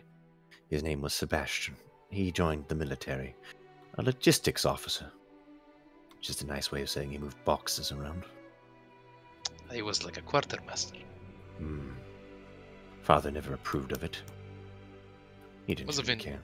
very strong if he was moving boxes around. He did not move them himself. He coordinated. Oh, And- he pointed. Somewhat. Pointed and drove carts. He did have... Well... He learned spellcasting. He was a wizard. A mage of the Crystal Legion. He may not have lifted the boxes himself, but he could lift boxes.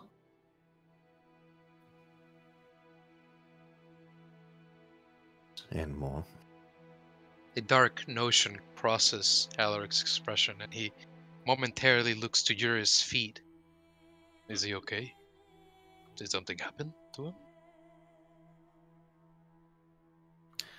According to the Arcanist, yes, he is lost. I don't know if he's okay. I don't know. I am halfway across the world. There is no way for me to know. So I cannot worry about it. You can see the worry on her face. She's doing a very bad job at not worrying. Shouldn't you be looking for him, Yuria?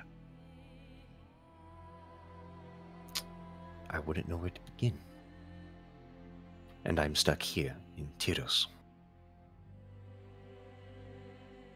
I have no resources of my own in this place. Those were pried from me, the few that I had in Haynes Keep. I have you lot, and little else. Is that why you're here? You're looking for a brother? No. That was a discovery I made in the Keep when I talked to the Arcanist, who mentioned he lost him in some place called the Astral Sea. I can only presume that is not an actual ocean, or else the Arcanist would have spoken about him in the past tense. So I don't know where that is, or what that implies. Only that I doubt he is in any sort of safe place. Because he's always had a habit of getting himself in trouble, so I guess I shouldn't be surprised. Then why are you here? I thought I told you. I am looking for the lost history of the people of Shademore. No. That is what you told the group. Why are you really here? Yeah. There's a moment of contemplation. That is why I'm here. The real question is why I care about the history of my people. A history so old that it probably doesn't even matter. It matters.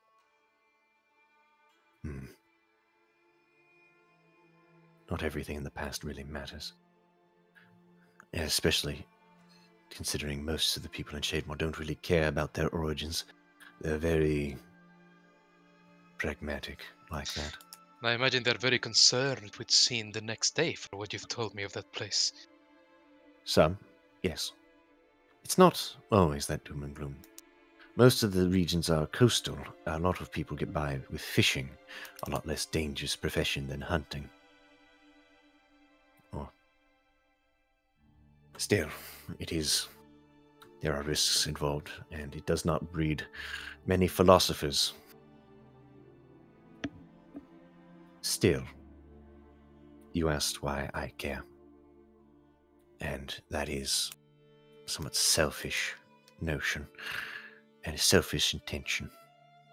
My father is a very knowledgeable individual, but not everything he knows he tells me, even though I am supposed to be his heir. This is the one thing not even I think he knows. If I can discover this, then I can go back and perhaps bargain with him. You think that by telling him something that he doesn't already know, you'll prove yourself unequal to your father? See her lips purse.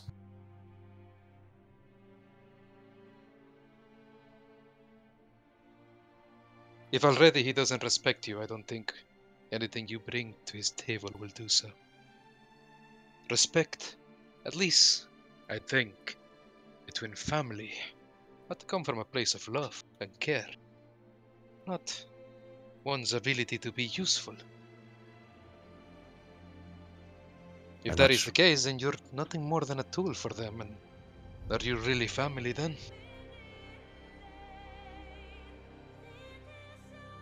I am not just a tool in the family. I have seen people who are tools in their families, in their noble houses. I know I am not one. Still, it is a curious thing, and it is hard for me to explain. In some manners, he is purely open. Politics, for instance. How to run an estate.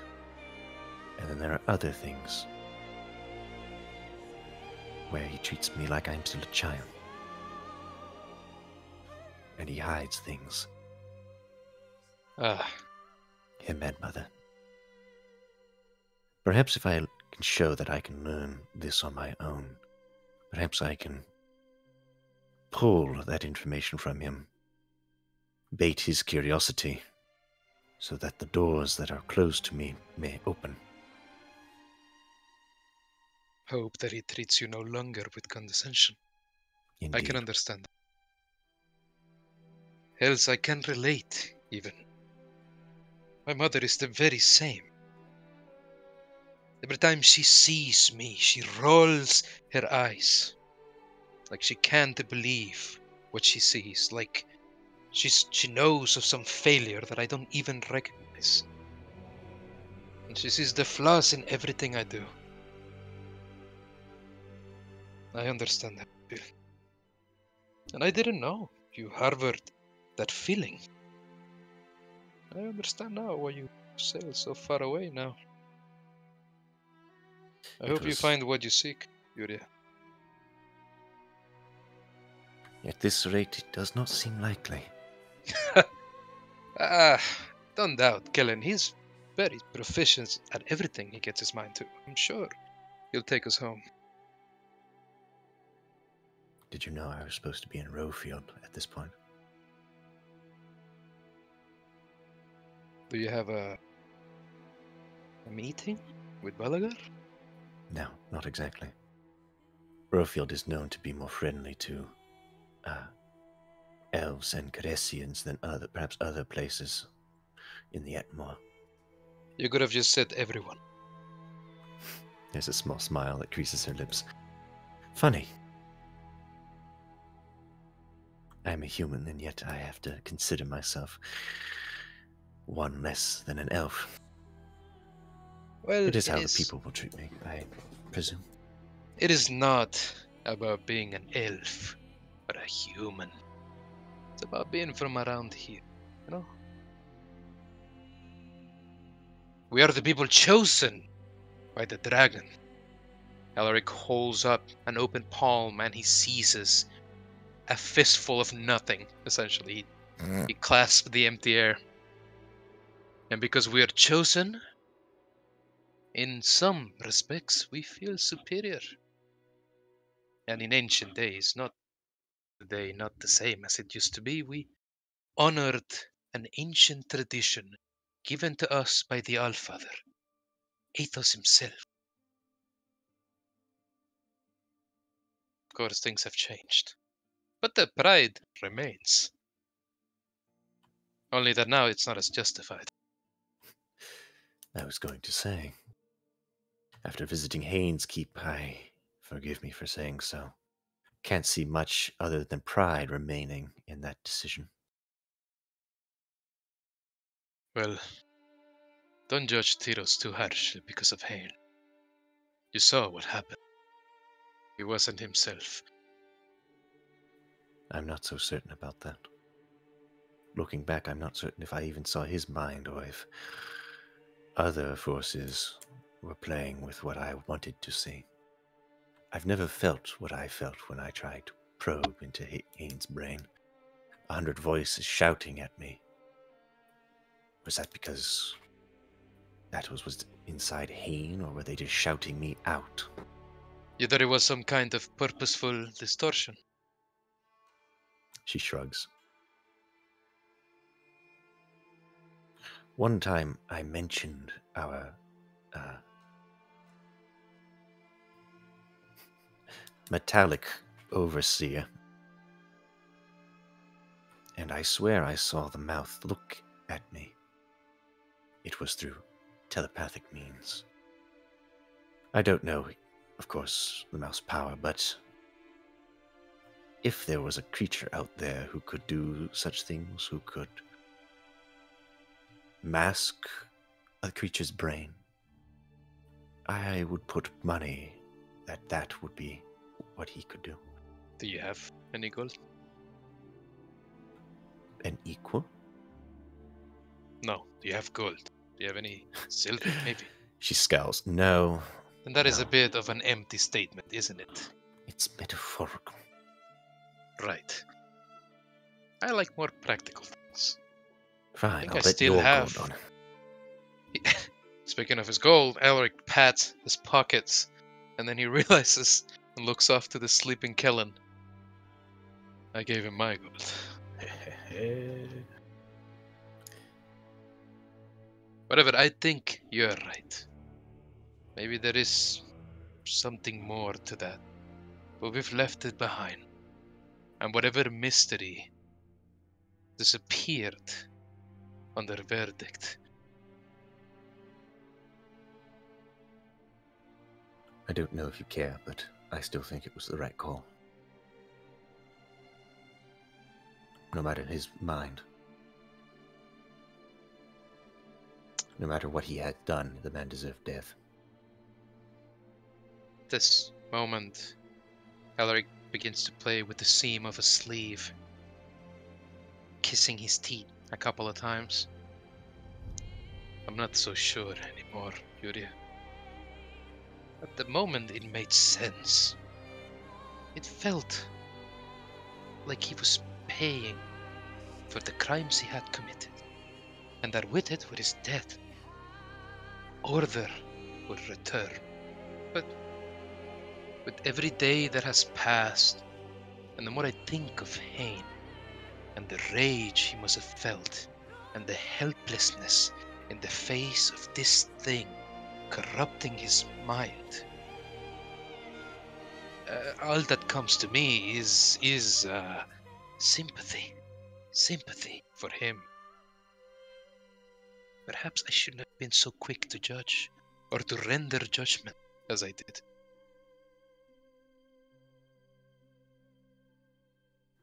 We didn't have a choice.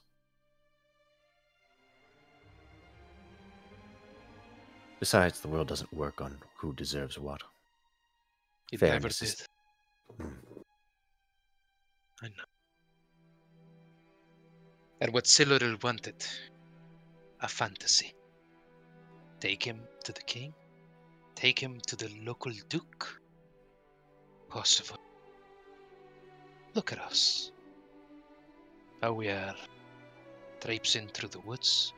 What, we'd tie him to every tree each time we camped? Wouldn't Agreed. work.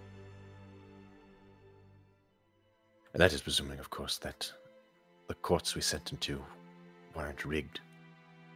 Oh, I know. I considered that as well. At that moment, I knew that the only justice we'd find, we'd had to take right there and then. It was a difficult situation. A rushed situation. In spite of that, one I regret all the same. Hmm. What was he known for before the keep? What made him, well, a lord? What gave him that merit? Hey, DM.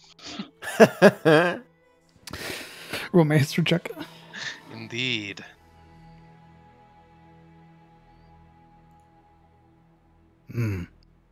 Knight of House Ashford, a sworn blade through and through. Lord Samuel Hain was known as a more or less as a hero. There hasn't been a full-scale war. However, Lord Hain has led men and has fought on the battlefield against things like Morlings and other forces. He was awarded with the highest possible recognition that he could get, which was a hero of Ashford. He was granted a barony. And he has, in terms of accolades, numerous combat accolades. Before he became Lord Hain, as you knew him, he was an honorable and just man.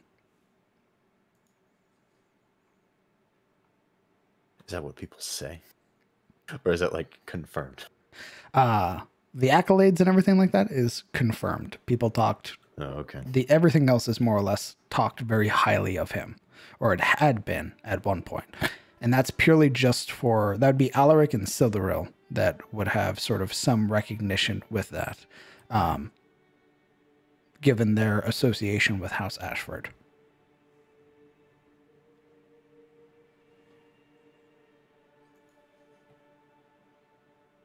I will tell you what the South was before Lord Samuel Hayne came. Those little baronies that made the fringe of Ashford down here, the other moon. Nothing more than a parade, battered idealists and would-be heroes. They were nothing. Some brittle as iron, easily broken and tested. Others more like bronze, malleable and easily used. But when Samuel came, and he took matters into his own hands, that's when the true steel came to the south. When the Morlings were made to fear. When soon as incursions were made to doubt. Hayne was never born into this. He earned everything he gained. A lion-hearted luminary, regarded by the local duke as a hero, and rewarded land based on his deeds and bravery rather than words. He's been deserving of medals and he's received. Others he's refused, for he was known and he was a humble, honorable, just man who felt at times others deserved it. Because see, he wasn't just out here to raise his name and earn glory for himself. No, he came here to raise others, make those around him better, to set an example.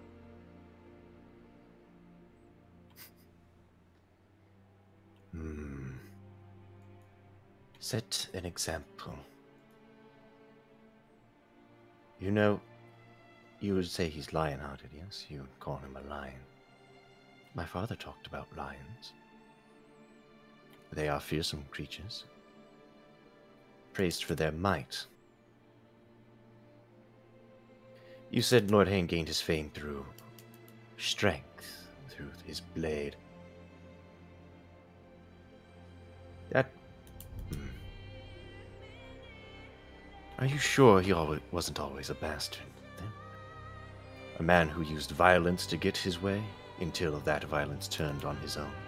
Like a lion, a male lion, who eating his own cub, out of hunger or aggression. Look, Julia, he was a hero around these parts. And in Tyros, that is what they call you when you kill so many people the word murderer falls short. That is just the way of things. But from word alone, through the courts, he was seen as something special. And Yes. unlike Cariso, Tyros usually rumor falls close to deeds. Or so I like to think. Deeds of conquest. Well, he didn't conquer anything. He defended. It's different. He purged This land, all Normans. that you see, belongs to the king. If he were to fight here, he'd fight on behalf of the king. And so the fight is righteous. I think you're missing my point. Or maybe not. I'm saying just because people say he was a hero, and because he was a just man, and because they... doesn't mean he wasn't always a bastard in his private life. It just means his blade turned on his own in the end. This puts Alaric thought. Brings up a thumb with a particularly misshapen nail, which kind of shows that when he's thinking, he works at it with his teeth. That one alone, by the way. The rest are fine. maybe I'm out of line here. I don't want to hurt your Taurosian pride. Truly. There's a small smile. Well, in that case.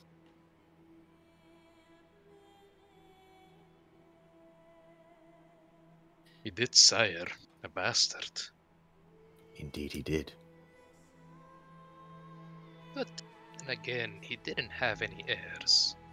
And being so new to a baron, being a new family, and pride being what it is in Tyros, I could see him being refused by many lords.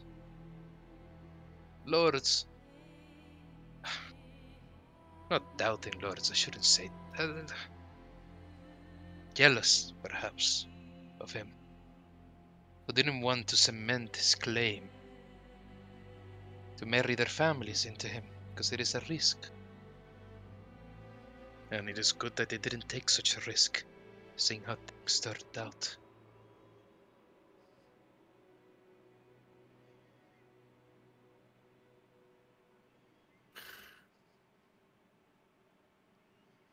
Well,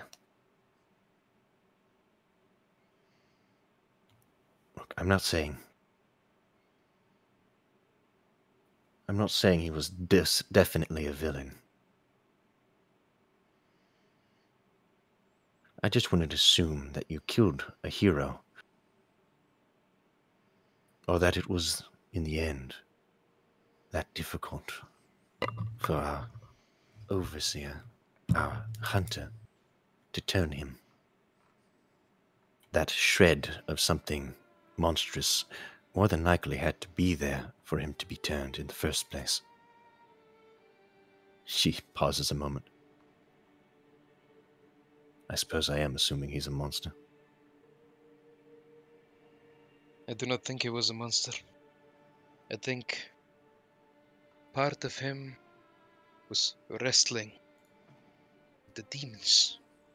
Something that he couldn't beat, something he couldn't overcome. And then this thing found that weakness and exploited it. That's what I choose to believe, Yuria. But I understand. Proof is boring. Proof is tiresome. It is an irrelevance. People, and very much so here in Tyros, would far rather be handed an easy lie than search for a difficult truth, especially if it suits their own purposes. And it fits my purpose. It suits it, even, to have the people remember Hain as a hero, even if it's not the whole truth. Because in reality, given everything we went through, this particular truth is like salt.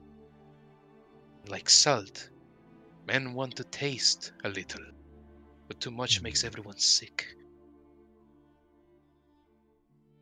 Well, as long as you're being intentional about it and not falling for your own outward look on the man. Some kind of blind admiration? Indeed. Didn't you praise my my wits? Didn't you steam my intelligence before? What? Think I've grown duller?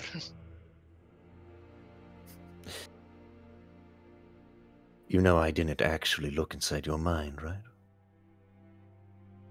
I had hoped you hadn't, but I didn't really know. I did not.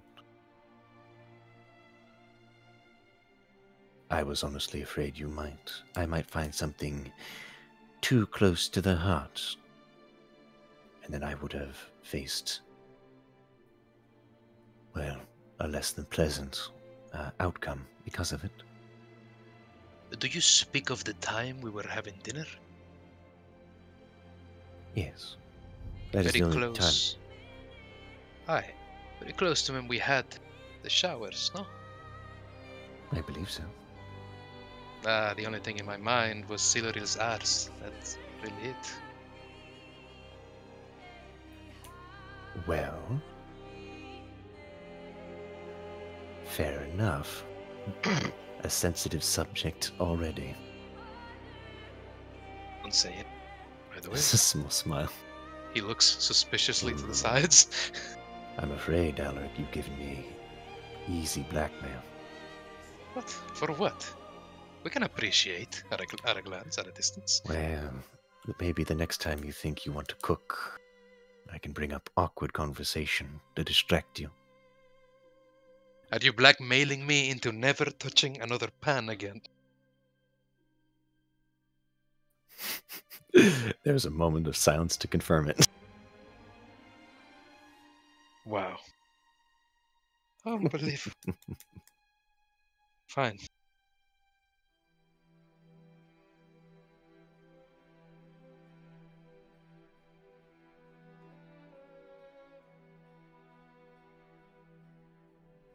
Well, you plot how you'll be using this. How about we play some cards so that time can go faster?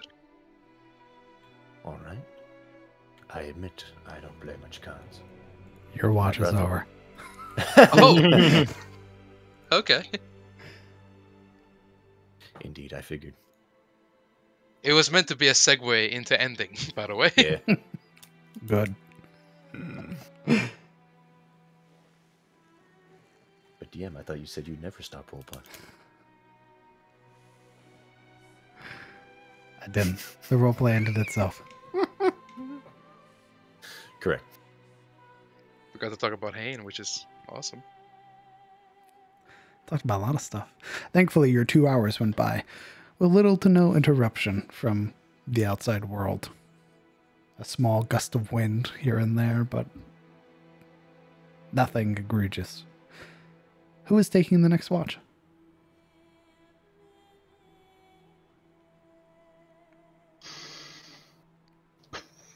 I guess that depends who they wake up. Jesus. Okay, it's going to be Kellen, because Kellen sighed. I didn't sigh. I was just like, I will wake up Sabine because she's the closest to my mat. What? Oh. Indeed.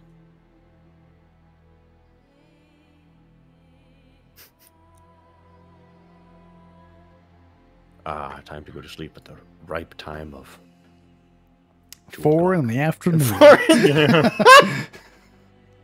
Oh my god.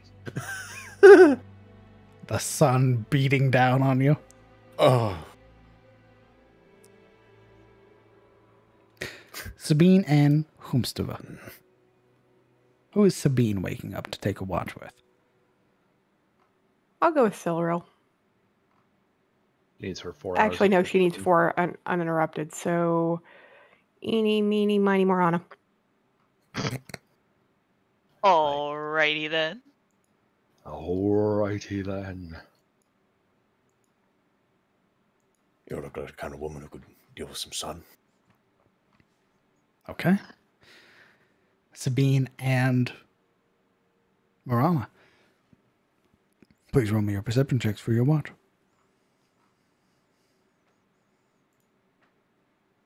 I'll give. I was gonna give Sabine advantage. I'm just helping her out. Do you both have perception or proficiency? I do. I have perception. It doesn't proficiency. matter. Doesn't matter. Fantastic. It does matter. No, I'm talking about No, the. her rolls. We both have. We both have perception as a skill. Yeah. Because we've watched before. Okay. Yeah. It doesn't matter because they're both 8s. Gotcha. You guys doing anything during your watch? You have 2 hours. I just make some idle chitty chat. Another game of cards. Oh, here's another one. And Morana will teach just the very basic game of playing war with the deck of cards. Ooh. And then when you have all the cards from the deck, you've won. Understood.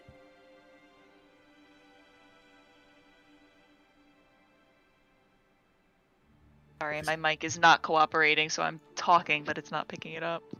Yay. Who's on? Unfortunately. Had your order learn a lot of different skills?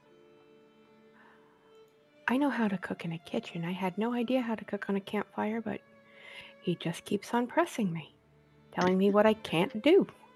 It just keeps happening.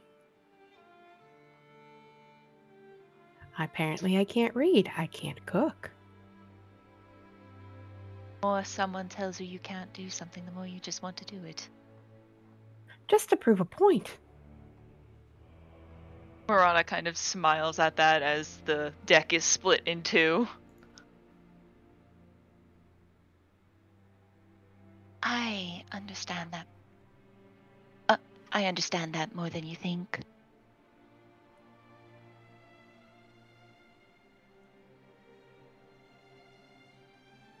He's been talking down to me this entire time. How much am I supposed to take?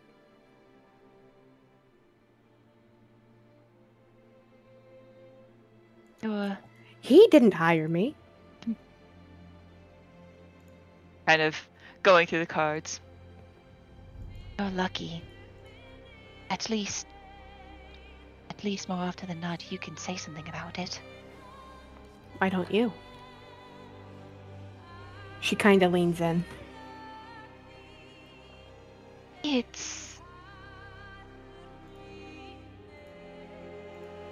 rather poor form and doesn't command any sort of respect. At least my That's house. Within your house. You're not within your house. Effectively, right now, you're free. You could be the truest form of yourself.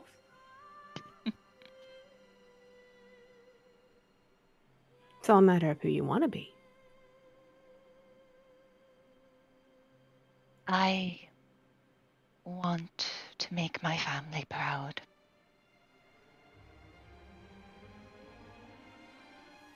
And if that means being under their roof again, so be it. You can make your family proud and still stand up for you.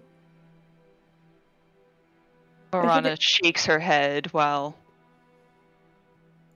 picking up some of the cards. Her card being the higher of the two. I understand you not wanting to seem like you're being disrespectful or insubordinate. But there are ways to stand up for yourself that aren't as such. Oh, trust me. I've done what I can given the space allotted to me. In fact, I had a whole plan set up when I reached Lord Hayne, but you can see how that turned out. Indeed, unfortunately.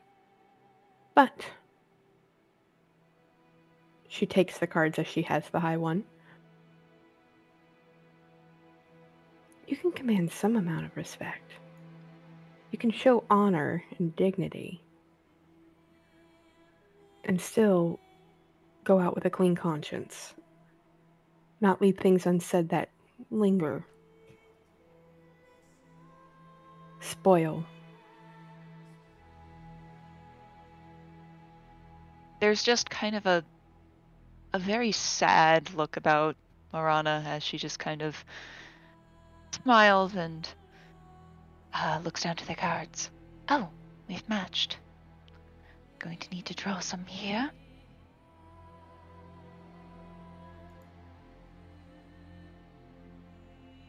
You all are of higher station than me. I acknowledge that. But I am not your beating post. What? she looks She's momentarily terrified. She looks at Alaric in particular. Snoring. 4 p.m. and snoring, boys. We do a little bit of day sleep in here.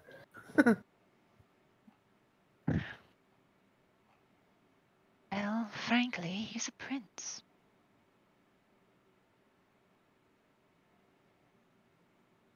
I can't speak for Kareem,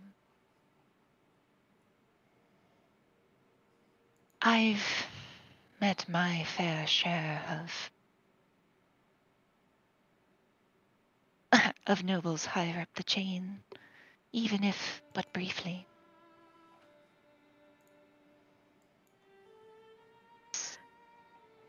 I have a hard time understanding them.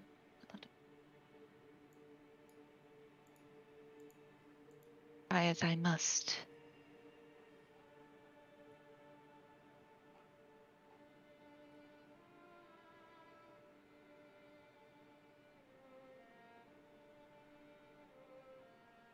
Another card is drawn.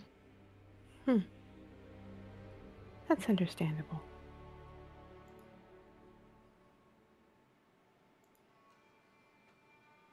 For all this, did you travel, Sabine? You, a knight of an order. Just barely. In the order, we have more than one job.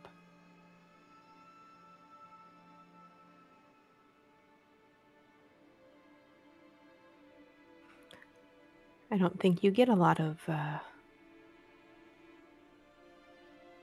my order up there in Malgrove, do you? No. Any such folk would probably head to Vinheim proper, like by magical means. Hmm. The road through Malgrove and into Vinheim by land it's messy. It's ugly. Well, depending on what I'm hired for, either as an escort or an escort.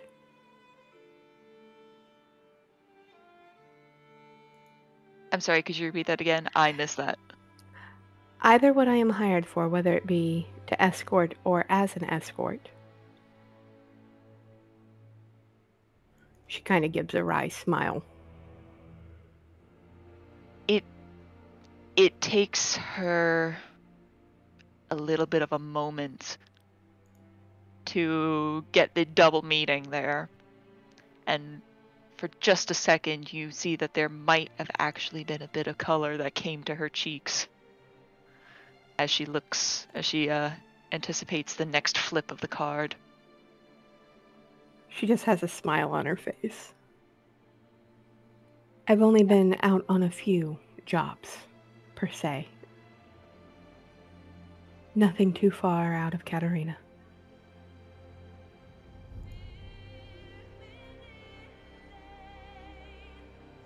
I was actually looking forward to the travel, up until the moment I stepped off the boat.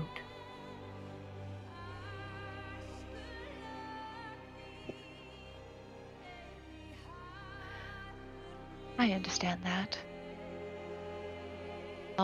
Long journey from Malgrove all the way into the Ettenwald. Beautiful in some places. The field of Avon-Hen. I'd like to go back someday. Just on my own terms. Then do it.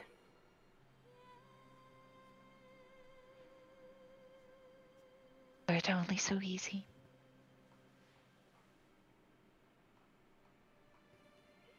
Not everything in life is easy.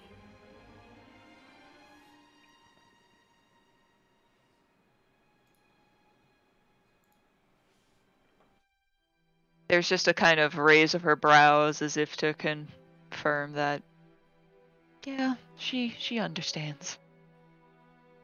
It's all a matter of, is the want great enough? Is the passion there? And she smiles. All right, back to cards. Oh, yes. I think your deck is looking a little thin. I do believe you are winning.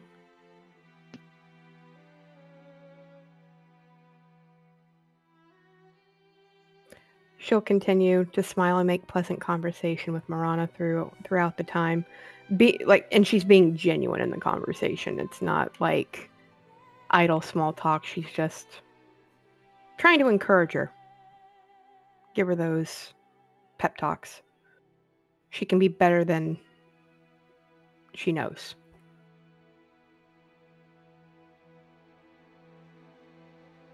Fair enough. And in return, Marana would probably be asking her questions.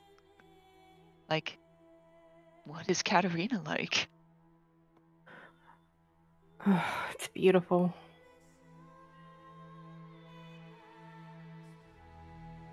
The buildings are different, colorful than down here. There's art, food, festivals.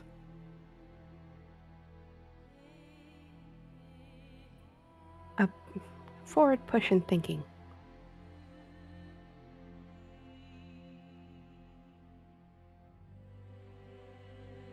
It sounds lovely.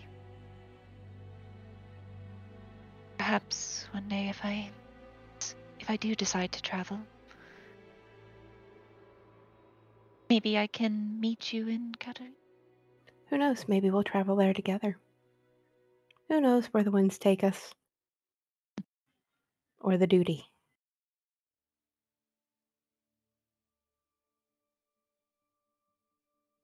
Her smile kind of fades a little at the mention of one's duty, but she continues on with the game and pleasant chit chat for the duration of the watch. Marana would end up winning. And with all the cards safely stored back into her deck. All right. Should I rouse, and who should you rouse? I would rather prefer not to. I think it's Silverell and Kellen. Rock, paper, scissors on who gets Silverell? No. And she stands up and begins making her way to Kellen. Damn. No. just no.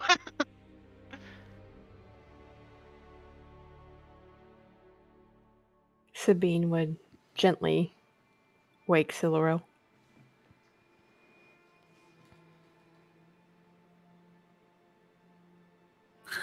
Just a gentle poke on the shoulder. Dear Lord, please don't wake up flailing. Dear Lord, please don't wake up flailing.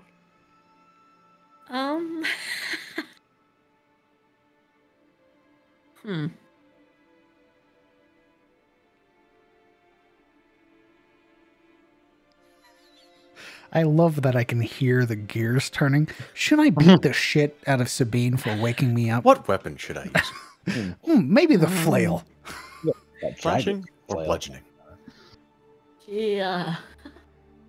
Psychic She scream. would wake up the same as she did before. It is a very sharp, hilt of her blade goes directly up to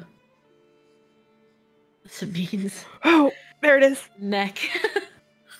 We only need like a silver stick. We need to get this woman. Her eyes are sharp, and they are Throw a rock at her next time. dark. Just start pelting her. Yeet. Hi! Wake up! We need to She get her. starts breathing a little bit heavier as you have woken her from her trance. It's your turn to watch again.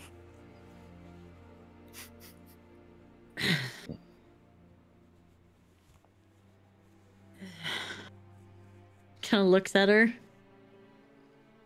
and then she lowers her blade down. Of course.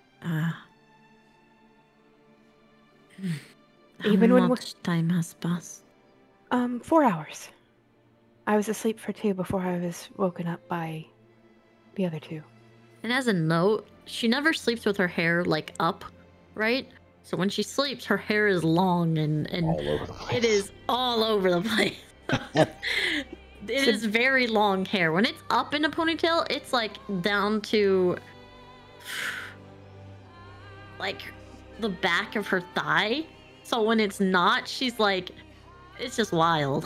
So she just woke up and it's like all over the place, and you just see her eyes peering through it. It is your turn, and she'll walk back over to her bag and get the brush, and she will give the brush to Silveril so she can do her hair when she wakes up. She will breathe and push her hair out of her face.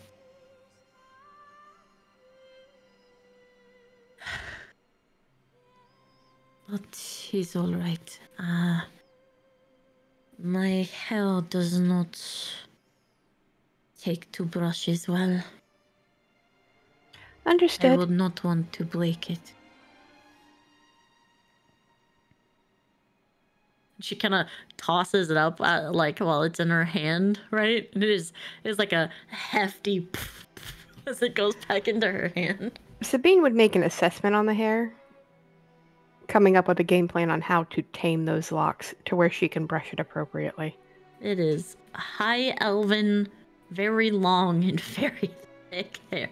Impression that it's like horsehair almost, just very thick. Very much. And she starts going through the list of things we could use to tame that mane as she goes back to her bedroll. Callan, on the other hand, what is like? Is I'm assuming, so she just like pokes him or something. just kind of very like the gentle kind of shoulder, like whispering his name. Instead of, he doesn't jumpy, he just kind of like his eyes just kind of open as he's like laying on his back, and he just, it's almost kind of like someone's waking the dead, but he just kind of like eyes open and then like looks up at her, and his hand's on like the hilt of his short sword next to him, but he doesn't draw it or anything. He's like, trouble? It's your watch.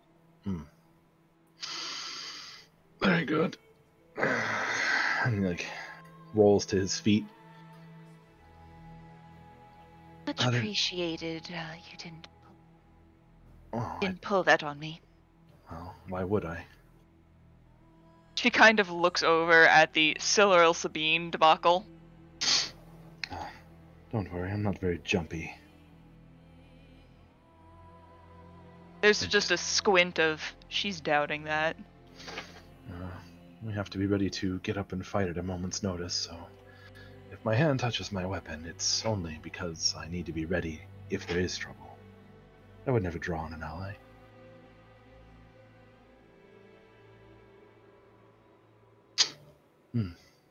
Well, I'll leave you to it.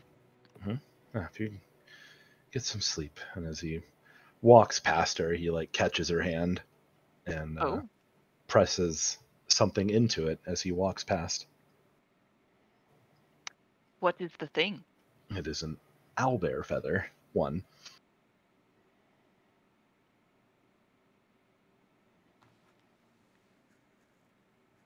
Okay, marking that down.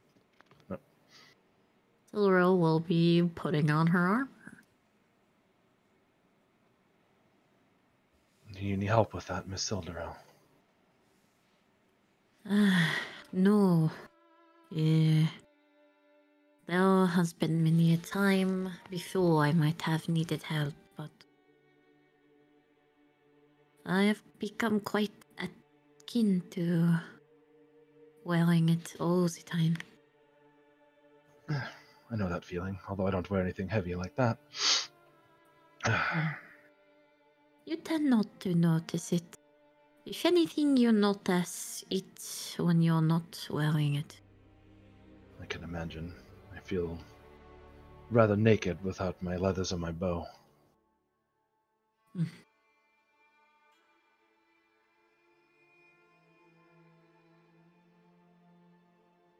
Well, come sit down when you're done. We'll, while the rest of this watch away.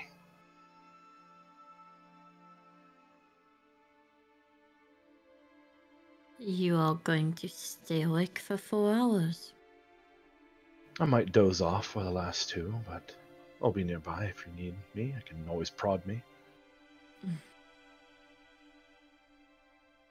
Some of my members of our order can sleep on their feet, if you can believe that.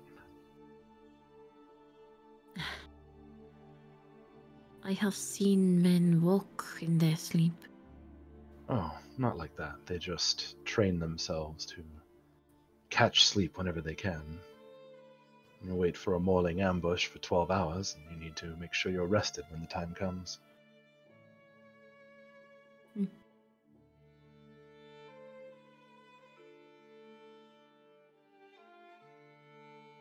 She would finish putting her armor on and grab her things to walk over to the bench.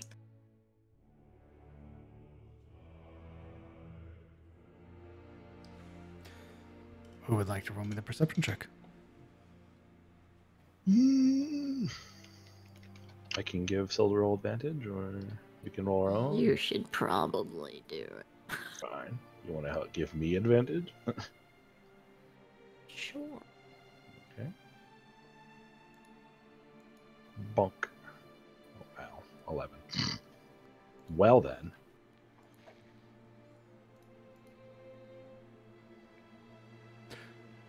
Okay. It's like sundown at this point, I'm sure. 2, 4, 6. Yeah, you're getting closer to sundown. Okay. You're pushing like your watch will be from 6 to 8. Oh yeah, so the sunset. And then hers will be from 6 to 10. So.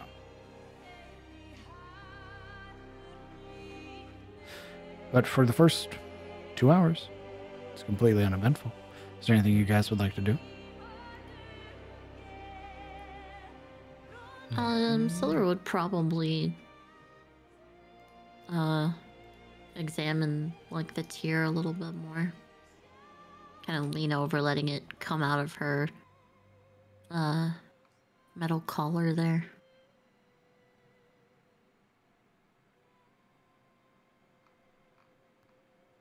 And as usual, check her blade, that kind of thing. Mm-hmm. And Kellen will probably join her in that, his saber and short sword leaning next to him as he goes one over the other with a whetstone. It's kind of making quiet rasping sounds. Yeah, it's interesting.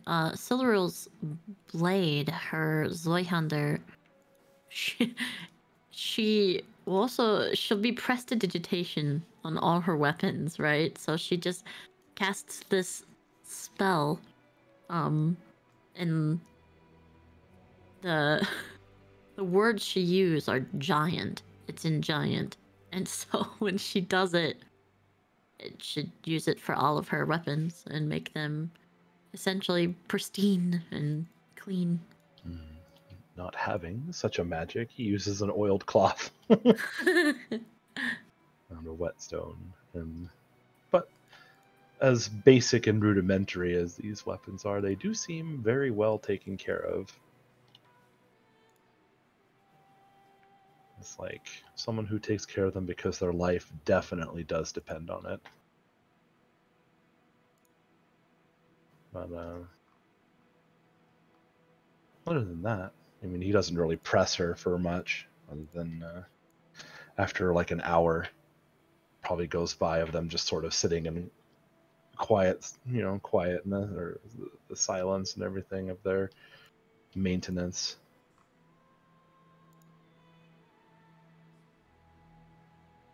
Should we do some music or something? Hmm. Well, you have a lute. And rather than sit here in silence with one another, maybe we can make music or something. Who said that I needed a lute to do that? Well, I can always She'll whisper in giant and create faint musical notes that ring around his head in a circle. He kind of watches them and smiles, the scar on his lip pulling slightly. Huh. Well, that's a cute trick. Well, if people are not enjoying what you're singing, Perhaps they will enjoy what they see instead. Well, among my former compatriots, if they didn't enjoy your singing, they usually just come up and cuff you upside the head and take the lute away, do it themselves. Well, there are a lot of things that came to me, I should say. Or learned, I suppose. It is easy to entertain large groups of tired soldiers. It's not much different. The Grey Watch and everything. It's simple music, good food, maybe some ale if there's any to hand. But mostly just company. The two that I traveled with in the south, we would spend most nights not saying anything. We didn't have to. We traveled so far that we knew exactly what we wanted and what we needed without words. It just tends to be how it is when you're with someone long enough. And it was like that with my mother as well, the times that I did get to see her.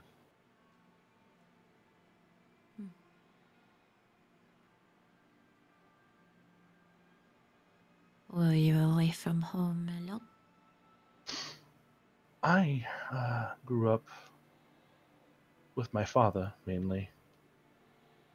He had retired from the king's service after being awarded Hero of the Realm, as it is. But I believe, at least after he'd had a few brandies, he occasionally remarked on it, that it was sort of, the reward was Hero of the Realm and retiring before he got too politically inconvenient. Men who lead others into battle become very popular with their troops when they're victorious often, and that is dangerous to some. But I don't think he begrudged it. He had a son to raise, and his wife is away a lot. I didn't see my mother very often, but once a year maybe, twice if I was lucky.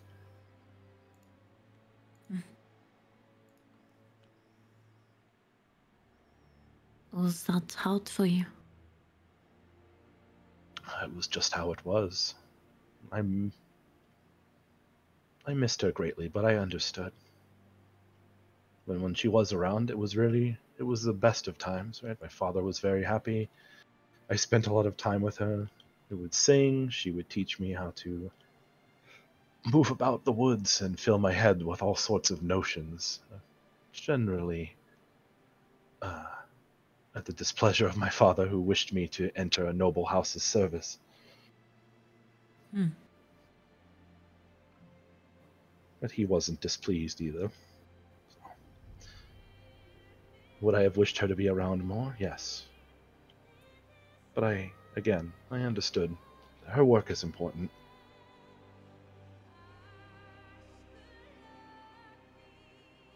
I am sorry she was not around more for you. Yeah. As I said, I have a good father, and I saw her enough. But when I went off to join the watch, there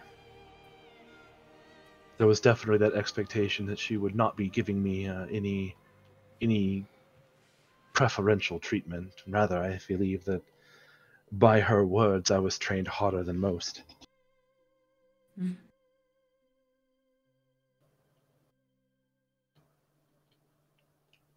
I don't, lest you think that I dislike her for that. I don't. I'm very I proud of did her. not say anything. I'm just saying. I'm proud of both of my parents for what they've done. Pride is good. In proper doses. Yes, well, mixed with equal parts of humility, right? What about yourself? You still feel great loyalty to your house? Of course. Ashfield is my family. You don't feel like they might have had a hand in you going to Haynes Keep and being captured. Hmm. I am unsure. There's something that's been on my mind as we've made our way through the wilds here. All of you nobles, or ranking individuals sent abroad and then captured. Why? And that wouldn't happen all at once. It's too coordinated. It's too cleanly done. Had we trickled in one at a time, maybe. But all at once. I can't say that even had I all the time I needed in the world, I could have orchestrated something that precise. Hmm. I do not know. All I am rewarded is the fact that I was there. Do I wish I knew why? Yes. It is perplexing.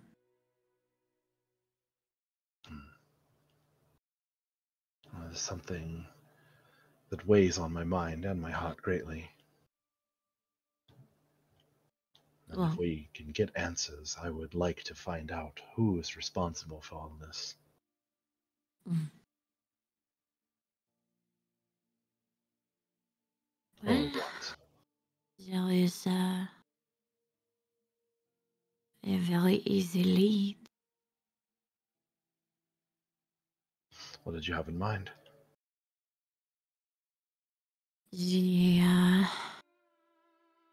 same that made themselves available to us through Hain, not Duke. What about that man that you knew in the keep, that sycophant? Silver's eyes would darken and she would kind of lean forward a bit.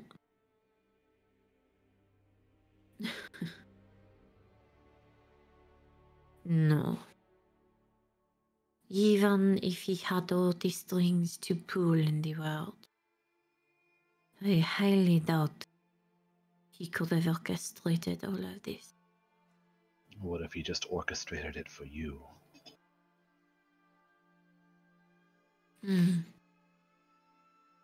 Even then, no. The look in his eyes when I saw him, it was of shock and fear, nothing else. I just worry that the noble houses are betraying their own one by one. They have been doing that for years. Yes, there's a difference between ousting someone from a position of power and seeking advantage, taking some land, and squabbling over fiefdoms. There's another matter altogether to sell one's own out to those who would ally themselves with the dark forces.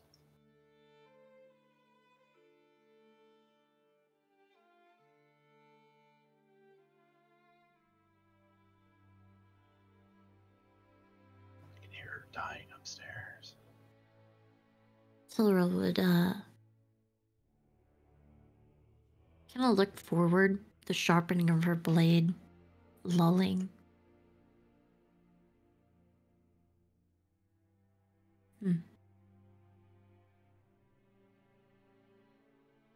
There were thoughts that come to my head, of course, but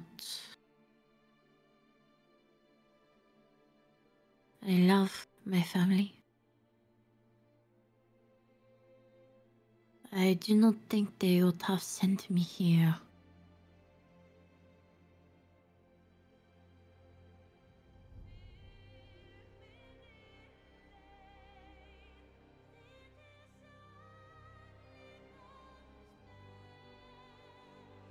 And I doubt anyone would find a way to go against my father. There is not much they could do.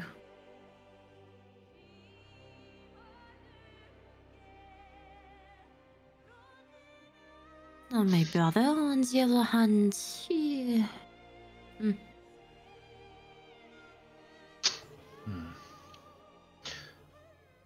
Well, if we do get back to your family's territory at some point, keep a close eye. I suspect that some may not like you to have returned. And why do you suspect this? Again, this was all too clean. Somebody or some people orchestrating something that I cannot see. Whatever it is not good.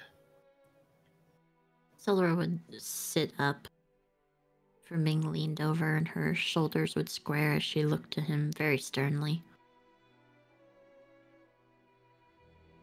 Well, I appreciate your advice. Do not speak ill of my family while I am here. It's not your family that I'm worried about so much. It's those around them that might be pulling strings that we cannot see. And I will cut them should they exist.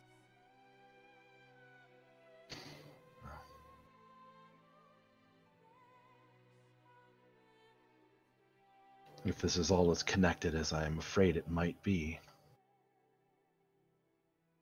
then perhaps I can speak with my comrades. We can arrange for some alliances, some safeguards, some investigation of some kind. Men consorting with Morlings is, well, the worst possible scenario.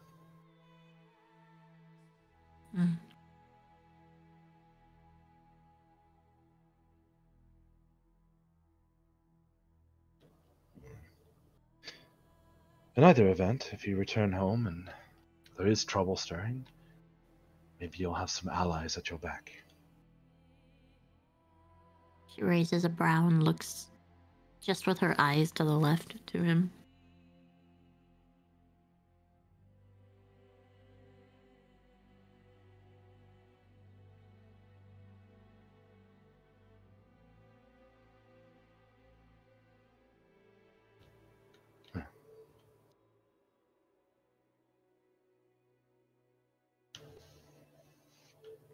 Well, he doesn't really say anything much more than that unless she has something to say.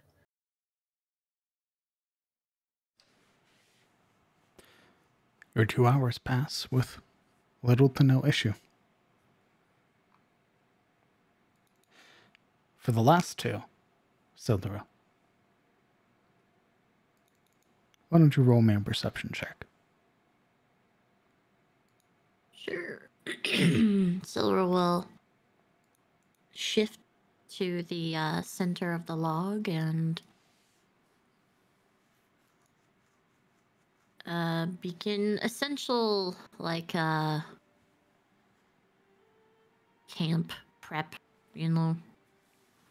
And well, as she does on her time alone, she'll put her hair up in braids, and she will play her lute. Once she thinks Kellen is asleep. He kind of does the thing where he slides down off the log and just kind of leans back against it with his bow over his lap and dozes there. Oh. He doesn't go to his bed? Nah, he's good where he's at. Well, then she will not sit in the middle of the log. I mean, she can. He'll sleep right through that until someone says something. In fact, he'd probably appreciate the music, if anything.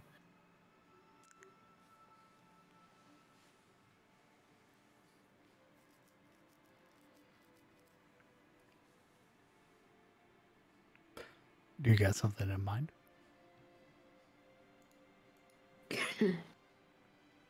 Um,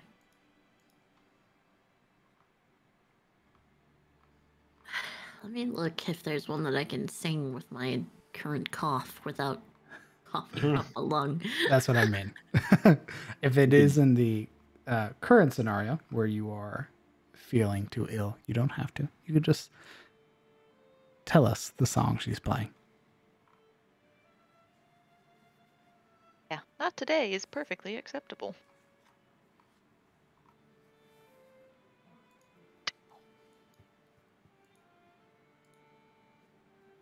Dude, I can hear her coughing real hard.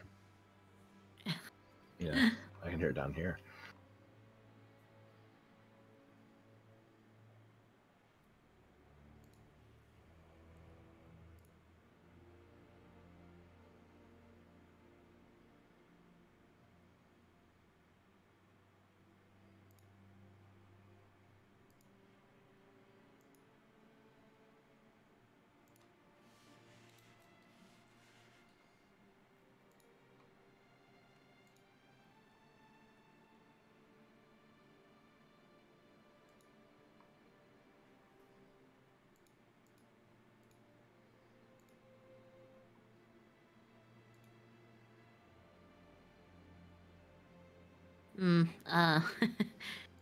Not for now. I Okay. just tried and it did not go well. Understood. Just tell us the sort of manner of the song that you're playing. Well, it is called Become the Beast. And it is a song about overcoming trepidation. And it's short. It's about understanding the other side, who you have deemed the predator, and no longer becoming prey. Instead, you become a hunter. Very nice. There is a point, at some point during your 2-hour watch, a lull as your the sort of strumming of your fingers are in the distance, and a small gathering of trees just at the edge of them. It almost looks like a figure.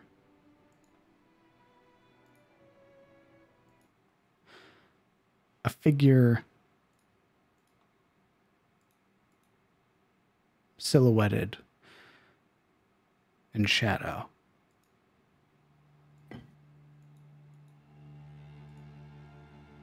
It's hard to make out any real details about this person, but the one thing that you would notice is that even with the wind, even with those strong breezes that push through, that you can see move the trees, the hood, the cloak that this figure is wearing doesn't move.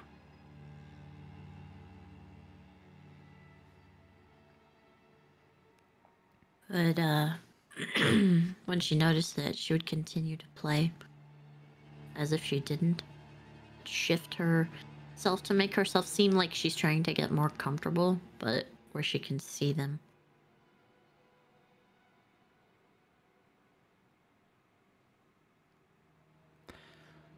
You continue to play. And the figure, unable to make out any details aside from the fact that they are covered in this cloak and hood,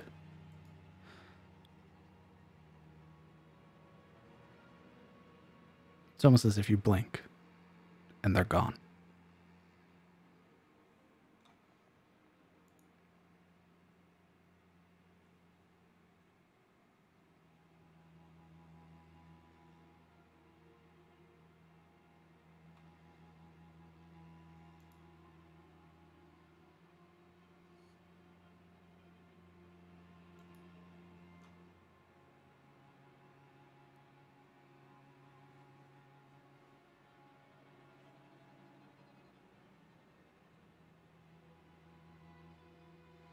She will finish her song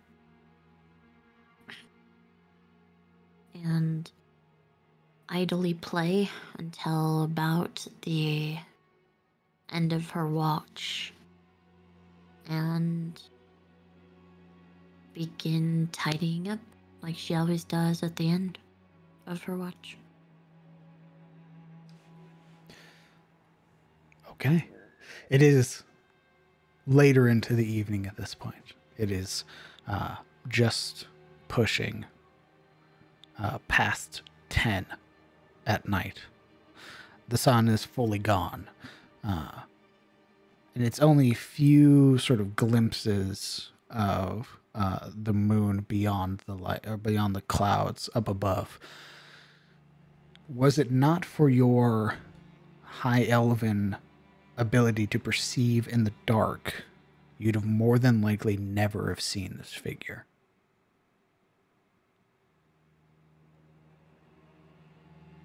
But 8 hours have passed. Your watch is concluded, and you all wake up.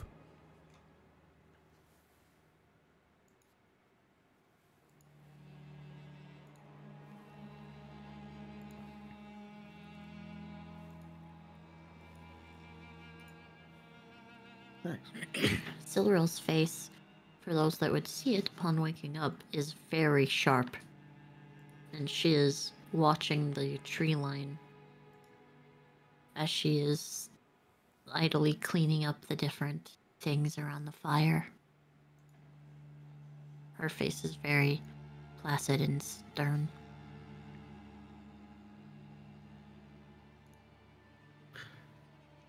Yuri wakes up, stretches, combs some fingers through her hair to straighten it the best way she can, and starts rolling up the bedroll. She almost seems more relaxed as dark takes hold than like midday. She may have seemed a little stiff as they walked.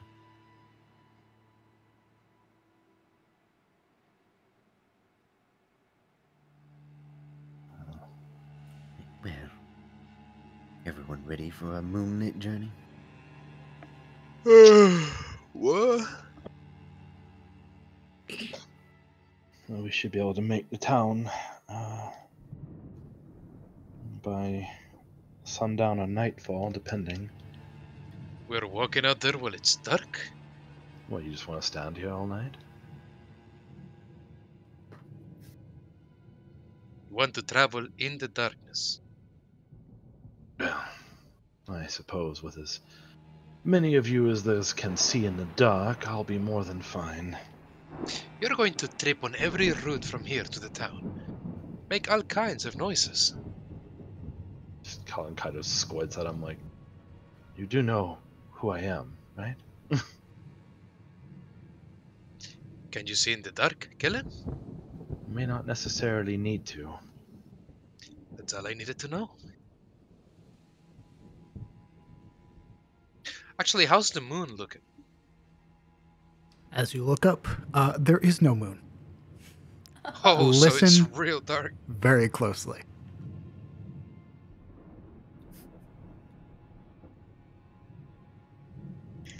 I think if we're going to do this, it's better if all of us have a torch.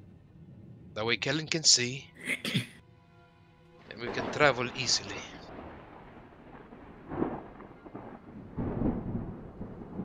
That's not my first time hunting in the dark. This is really not much of a problem. Are you sure? We are trained for such things. So you keep saying, my friend, but I don't feel any more assured. Almost feels like you're trying to assure yourself. Well, guess we'll see, won't we? We'll play amongst yourselves. I'll be right back.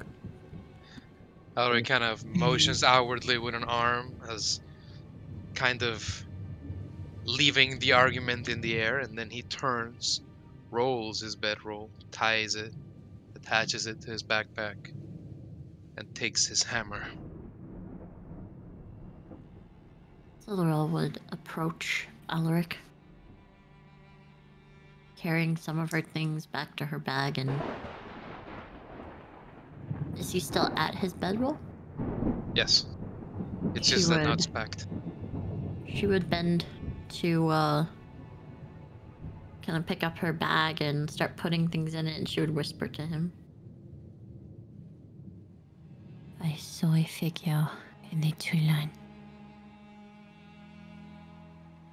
His eyes go subtly wide. They cat- are watching us while you slept. There was no horse, as perhaps you saw before, but there was something there. Is this something that the rest of us would hear, or is this just like you? She's and whispering to him. Okay, so no. Yeah, I made it clear that she was just Just whispering to him. making sure. It is as I thought. The enemy has sent riders out to the woods to find us. And now they know where we are. We should expect trouble in the night. I am not sure that this is a malicious thing. It is. Do you not hear what Olwen said? This is an ill omen. A great blackness comes for us. Why would it wait till we are all awake and armed? Just wanted to make you aware that I do not think you are crazy. There was certainly someone who is interested in us. I never thought I was crazy. I know what I saw. The only time I ever felt crazy was when I heard you sing, and there were things in me I couldn't explain. But the rider... Her No. ears kind of... From behind, you can see her ears just go pointed straight up. You heard that? What did she say? Sorry, I was laughing. You heard that? I did. You are supposed to be asleep. She would turn and just like smack him on the chest. I couldn't. It was quite hard with that melody. But it did, in the end, give me quite a good sleep, at least.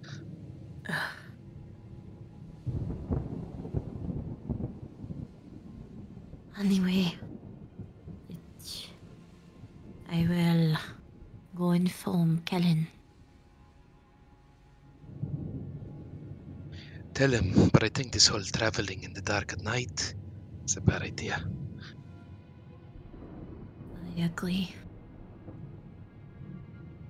She would finish picking up her bag and stretching and casually try to walk over to Kellen. Alaric casually checks her out as she walks off. God damn. Nice. Nice. We got on Okay. the ship already. Whee! And what are you checking out? That booty. The big Arden, sword. What are you checking out? what is he checking out? Yeah. What is he checking out? What is happening? Oh, God. No, it's you. You're What echoing the fuck? yourself. DM, are you okay? Why was he echoing? Are you Put your- okay? Are you streaming on your phone and you put it up against the mic? I don't know what you're talking about. Mm-hmm. Fuck yeah. Absolutely took his phone to the bathroom. Mm. So, Of course I did. I had to make sure. I had to know what you guys are role playing. I'll tell you. I already know. I watched the whole thing. so what are you checking out? He was shaking the stern of her ship as she leaned down to gather her things. The portcullis, the aft hatch. The poop deck. Then he How was it worked. witness. Hey, I'm explaining here what my character saw. Then as she began swaying away, he paid mind to her occiput as her legs went back and forth, and made the aft of her boat go up and down, up and down. Sweet God. Shut the fuck up. hate it. Well, Not he terms. Yes. wears I hate it. chainmail, Hate and a tabard that covers her ass, but it is shapely. Uh-huh. It's mostly legs. Good. Hate it. Hey, you asked. Shut up. Elaborate. She will step past Kellen, and be looking this way into the forest to whisper to him as well and tell him the same. He's kind of busily like packing up his bag to make sure everything's, tightened and everything like that. Does she describe the figure that she saw in great detail? Or There just was a figure in the woods. It's one. what did it look like? Dark. Too dark for me to make out. It was like the very shadows enveloped them. Just be aware I'm when surprised. we are traveling. I'm surprised with all the wind that it was not more visible. It is dark. And she would kind of stretch upward and point to the moon that is not there. There was nothing else about it that seemed odd. It did not move. At all. Nothing. As if it was suspended in time, perhaps. But it was there. Kind of narrows his eyes for a moment and racks his young lad brain for a moment.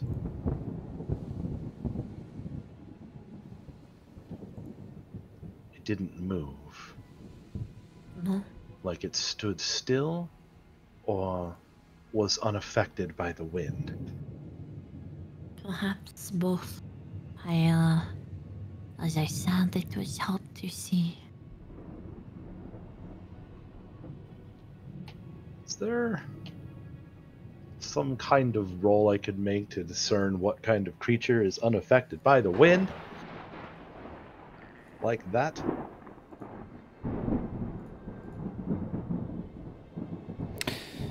I'm going to need either a religion or arcana check. God darn. Can it be something I'm proficient in, huh? Anything, I beg you. That's not how this works. I will be. Sorry. It would be a history check. Oh, I am proficient in that. Aha! A victory. Ask and ye shall It does receive. work like that. Ah. Fuck! It doesn't work like that. Absolutely not. You tried, my friend. It's just always when I need it the most. It's like, Trying to rack your brain. No, not really. Nothing that comes to mind. Nothing that's real. well, me, the player, knows exactly what that is, but I'm not gonna say anything. God damn it!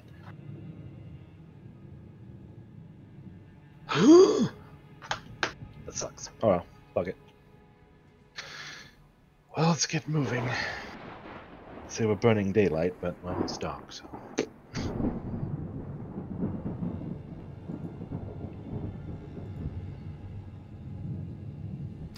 And we're moving. Guess I'll light one of my torches just to have some light. Indeed, you are definitely going to need it. Is everybody lighting a torch?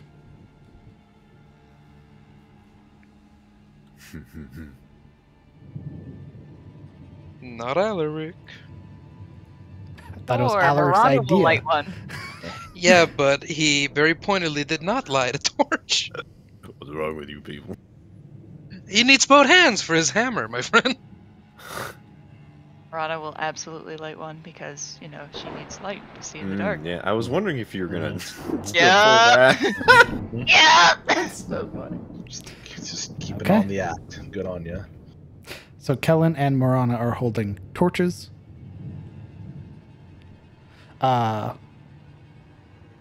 This will just be flat survival checks. No advantage, anything like that.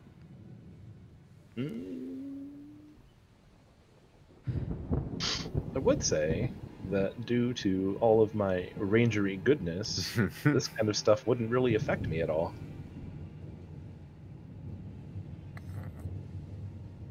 I mean, it's I think right. that's why you're getting a flat roll and not disadvantage. Well, no, like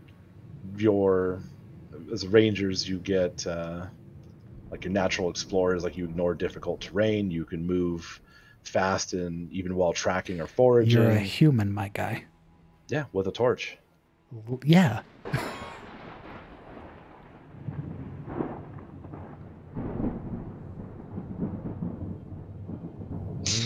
Here goes Kellen arguing with the DM again.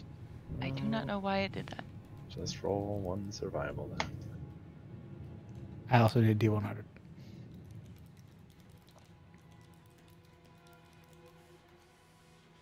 Oh, 98. Holy shit.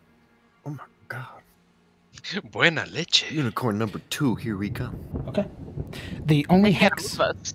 the only hex that you can move to, is this hex. It's not true. Ah! Ah! Like drag it down to like the proper thing, but it seems It's to been not be. dragged. Yeah, there we go. Got it. Okay. Thankfully, during your travel, in your midnight escapade, there is little to no issue. You are still walking through a lot of large, sort of open, like fields that are here. And still, at least in this side, seems to be lacking anything really in the way of farmland. Roll me a perception check, Kellen. 22. Okay. It's now that you notice as you're sort of continuing along the river that there becomes another cluster of like sort of denser trees.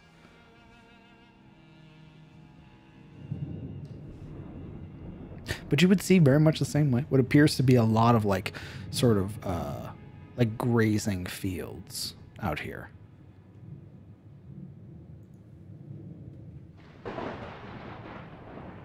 But you travel through this hex with no issue. Well into the morning.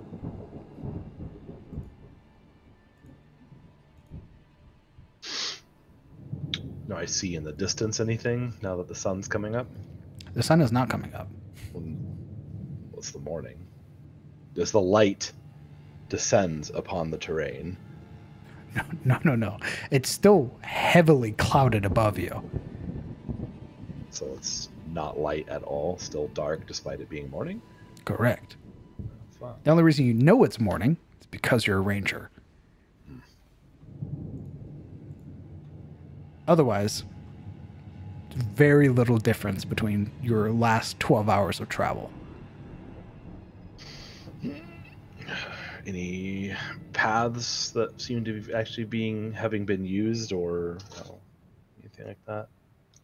Paths? Yes. With your 22? Absolutely. You can see where there has at least been recent passage through this by a large herd of something. Oh, something. If you'd like, you can roll me a nature check. Nature?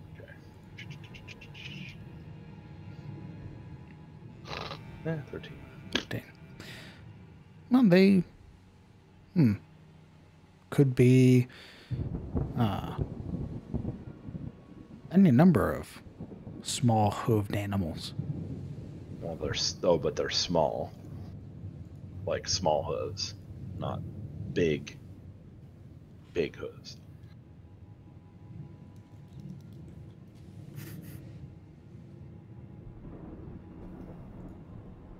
But they all appear to be, at least having trekked through this area, through the entirety of this field, and then back out the path heading north. Okay. Well, I will swing northwards and see if I can follow. My instincts tell me this is probably something like sheep or goats. Maybe cows.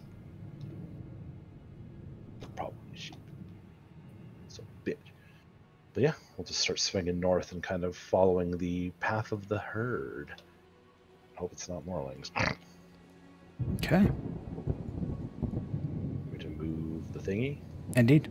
Roll me a D100 and a survival check.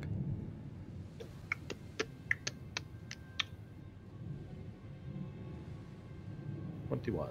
Okay. My God. The darkness has not changed.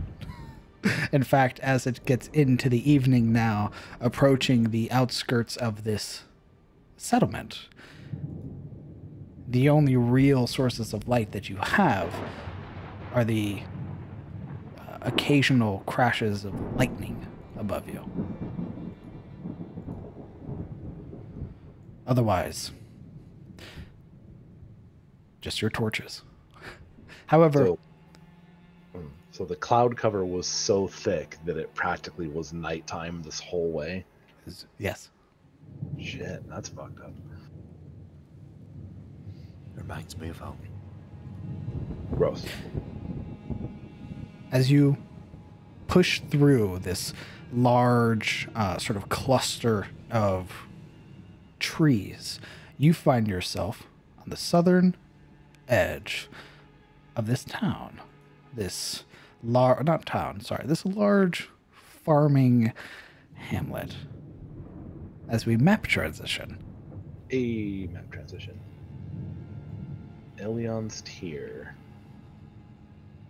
Oh shit, I remember when you made this map. This was a while ago. Yeah. But I thought it was hella cool when you did it. I remember this map. Excited to see it at last in game. So does it take 12 hours to get across the town? Well, it looks like the Is it like river. per hex? I think the town is just its own hex, you know. Correct. If you want to be a smartass, they can. The wheat field takes 12 hours to get through. It's all mud and potholes. Did it take Yuria 12 hours? Yeah, Just don't get penalized. Yeah, we just keep moving. Like, what about the town? The fucking ranger says I don't have to ignore we were a difficult party. terrain. Yeah, but you have to pay attention to difficult terrain. The rest of us, no.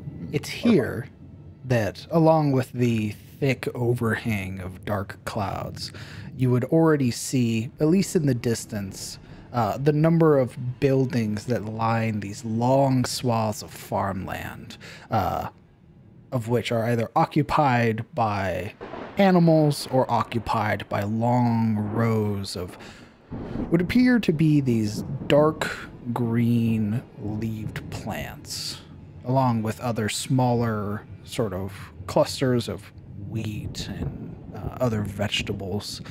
But here it seems almost like it's surrounded by this dense forest. You can see where the river very plainly runs through the center of it. And there are lights in some of the houses that are on. You're free to move about the map.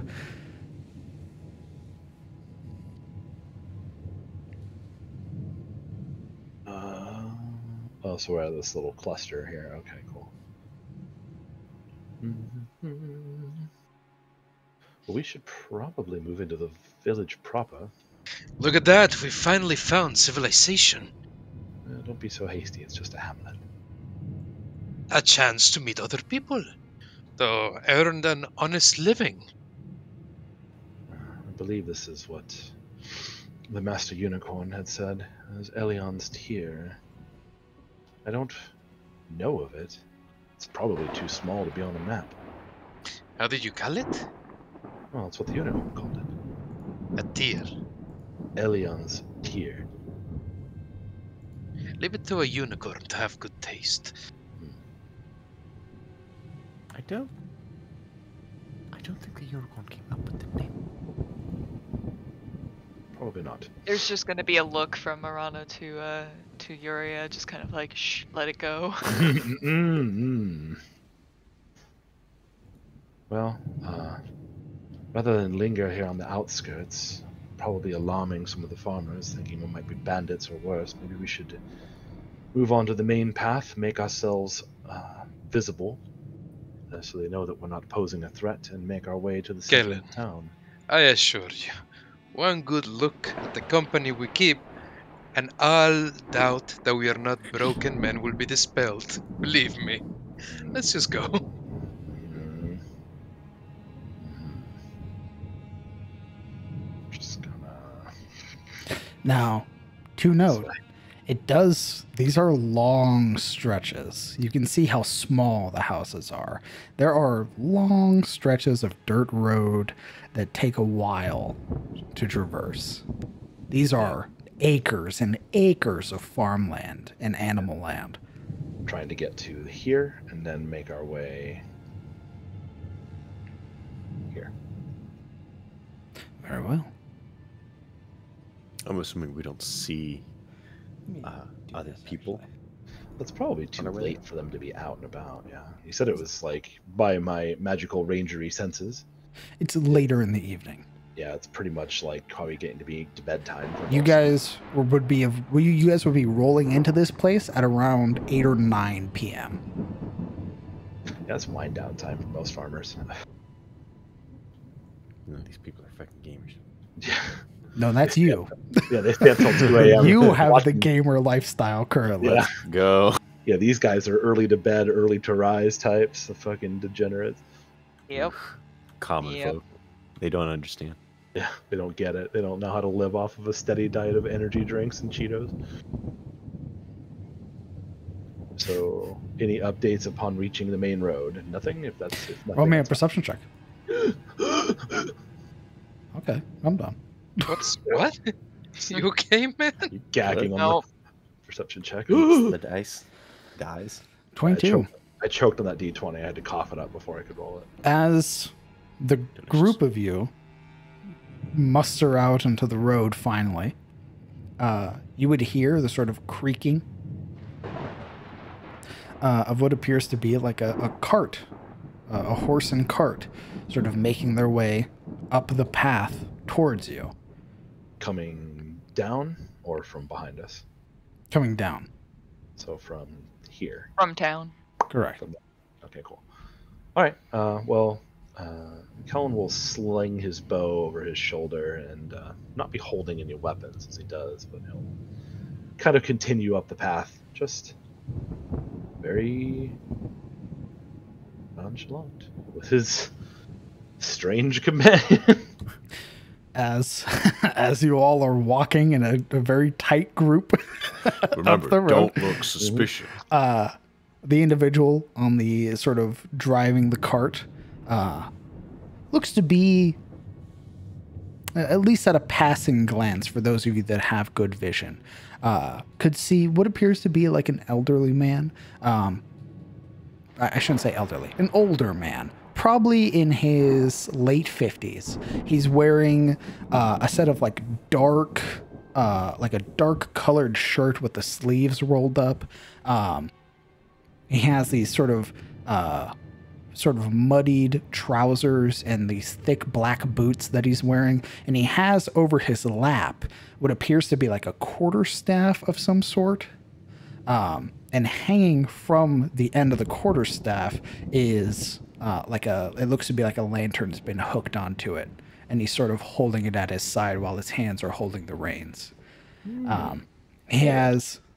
What? Pole lantern. He has sort of pulled back. It's not on his head. It's sort of hung around his neck as a large, like straw hat of some sort. The features are weathered. He has a very sort of clean face. Doesn't look to have like any facial hair of any sort. A sort of wider nose, and you can see the deep grooves of like wrinkles that line the outside of his cheeks and his eyes. But despite that, he has like a very thick sort of head of hair that is pushed back. And as he's driving by, as the horse is sort of very slowly trotting across, the wheels are turning on the wagon, he doesn't even fully acknowledge you, just as he keeps driving. Evening. Evening, good man. There's a tavern up the road, I assume, or a common room? Or... Yep. All right. Thank you. You're welcome. Just keep walking. No, we need to investigate that man's backstory right now. Yeah.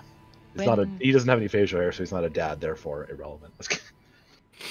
When there was another person present, Morana seems to be very witchy, kind of hiding behind someone and very pointedly looking away. He, again, did look like he acknowledged.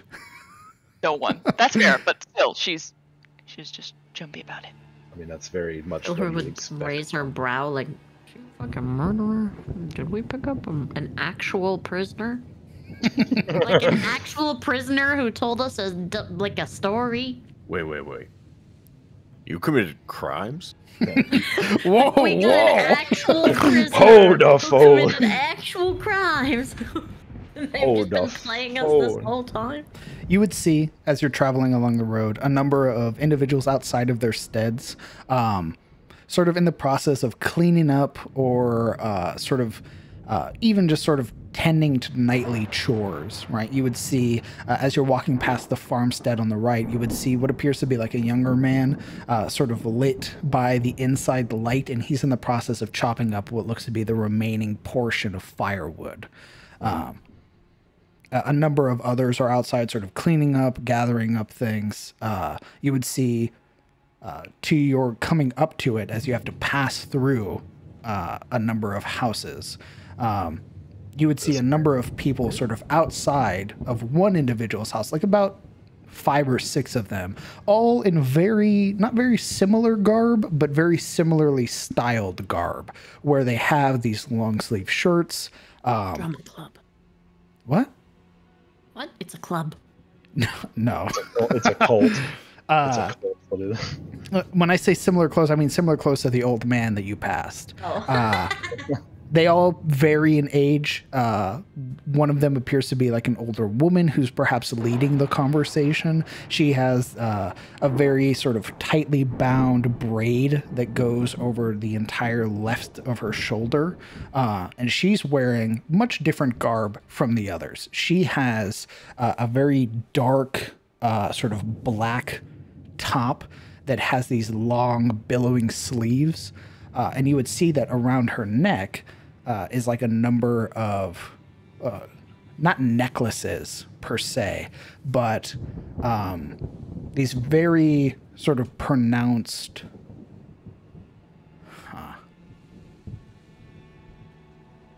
these very pronounced, God, what's the word I'm thinking of? It's right on the tip of my tongue. Tits. It's not. Wow. You die first. Yeah, he's done. Sorry. It was Is it like a chain of office kind of thing, or Not you yesn't. some kind Where of are they? some kind of authority token, essentially? They have, it looks to be like, compared to anybody else, they have this thing very pointedly sort of presented, and it appears to have like a fully formed star or sun of some sort that hangs from it. It's very pointedly hanging from their neck. But they all appear to be in conversation, and as you all pass, most of the conversation dies. A lot of heads turn to look at you, some in the middle of drinking, others in the process of sort of cleaning out their pipes, and they're just sort of watching you as you pass. And you would hear a number of them as you walk past. Evening, evening, evening. The lady, however, the one with the very large braid, is just scowling. Hey, a bit retrograde. Were you thinking about like brooch or crest? Thank you. Yeah, brooch. Oh. All right. Ah. I literally couldn't think of it. I was fucking having a stroke. Toast. Yeah, I just didn't want to interrupt you while you were narrating. Sorry. We're trying desperately to remember. But the woman sort of folds her hands within her own sleeves, and she watches as you all pass.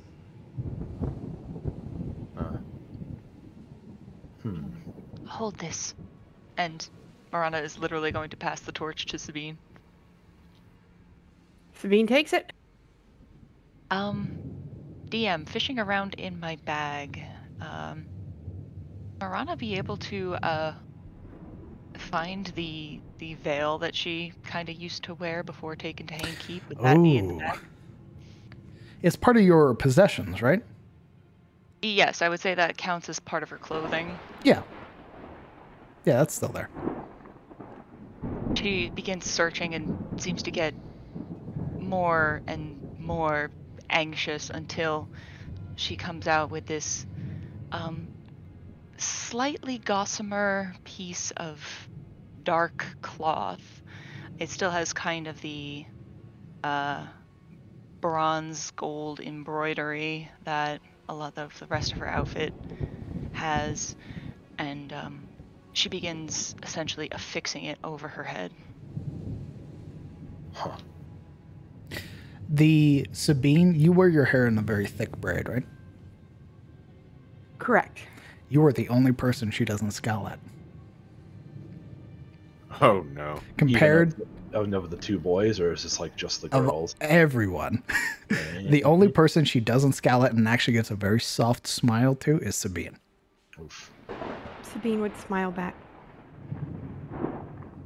Elder has braids that is on the side of her head. Seeing, would I be able to insight check to see how she's looking at everybody? Yeah, roll me an insight check. He's fucking not happy as he is, apparently. Meanie face. Ooh, this individual is very reserved. Even with that scowl, it's hard to pinpoint what exactly the scowl is for. But I would be able to catch her not scowling at me. Correct. So I would talk. Are there any accommodations for the evening, and is there anything we can do or trade to possibly procure them? It's been a long travel. She doesn't speak. It's one of the younger farmhands that speaks up. Oh, you still got a way to go. This isn't the Singing Tier. You're thinking just down the road. All right, thank you. Are you Yeah. merchants? Y'all missed the festival. No, we're not merchants. You would see a couple of them sort of like, shit. Oh no. Just weary travelers, unfortunately. You would hear the woman, unfortunately. Colin kind of gives her that classic smirk, like, unfortunately.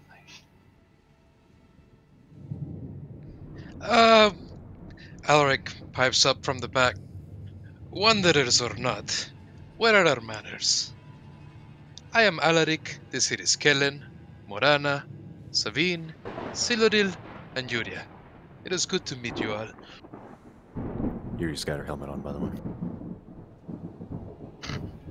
Each given name begets a motion of an open palm, as Alaric presents them. Laura would greet like a very high up soldier, not soldier I guess, but like whatever she was ranked. I don't forget what we put her at. She was a high ranking officer. It's like a respectful bow.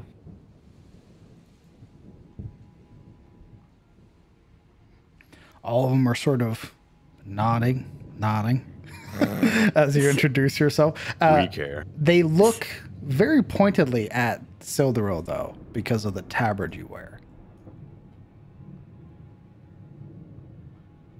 You're one of the High Lord's men.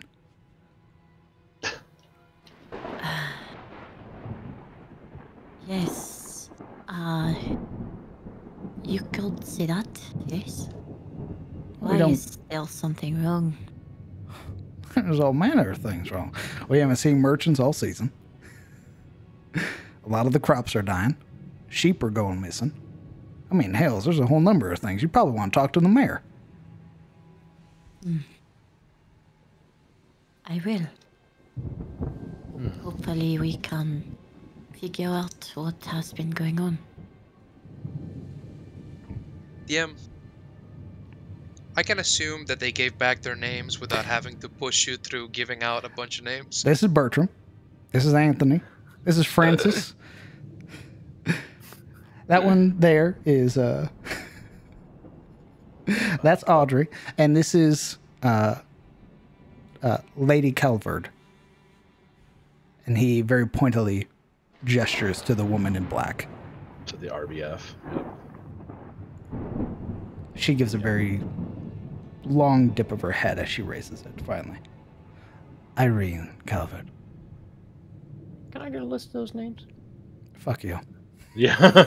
I'm assuming Irene Calvert is the only noteworthy one that we actually have to remember. Yeah, I'm gonna ignore her. I'm gonna go after Bertram's bed. Yeah, Bertram's the man. That man. Yeah, I that's don't our know, boy. Anthony kind of talked into my soul. Yeah, he does kind of speak to the spirit, doesn't he?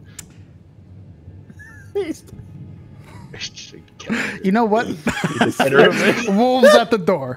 Yeah. I'm killing everybody. You're all dead. Oh. We deserve it for being idiots. All right, so I said Would Anthony. I be recognized? One more time? Would Solero be recognized, or is they just recognizing the tabard? No, they just recognize the tabard. Okay. Yeah, when you say, like, they don't...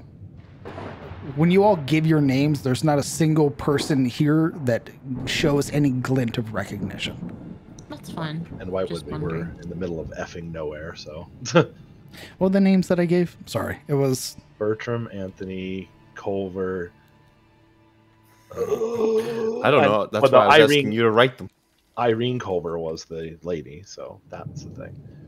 And then Bertram, Anthony. What was the third dude? Oh my god. Take it easy. My brain. I'll go back through the VOD.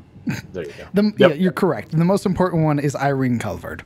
Yeah, Calvert. There we go. Oh.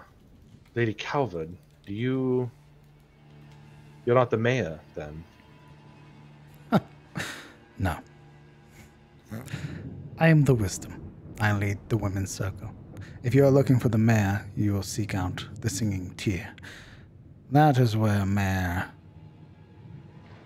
Alvain is. Wisdom. And I kind of know what, like, local village customs and shit like that. Like this. Ooh. Is Roll me history. a history check.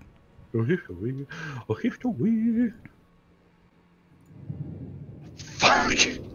Is that another natural one? Yeah, on On- history. That's another Ooh. natural one on history. Apparently, being Ooh. proficient in history is just My absolutely man. dog shit today. My man stopped at high school and got his GED. Yeah. He went to work. You Fucking probably bad. know elven customs more than you know human customs. Fair enough. What about us others with a proficiency for being human? Hey, what the fuck? Given your backstory, how much time would you have spent in Tyros proper? A lot. All of it, in fact. You know what? I would have. I was here. Hold on. We're gonna get rid of that roll. The only people I want to roll, if you want to roll, is going to be. I'd actually like to use my background ability. Which is? Court functionary, your knowledge of how bureaucracies function let you gain access to records and workings of any noble court or government you encounter. You know the movers and the shakers whom to go for the favors you seek. But we're not a noble court. No, but it would be a bureaucracy or a local government. Yeah, it is technically local. It is generally. I'll just throw this out there. You can choose if your character knows it or not.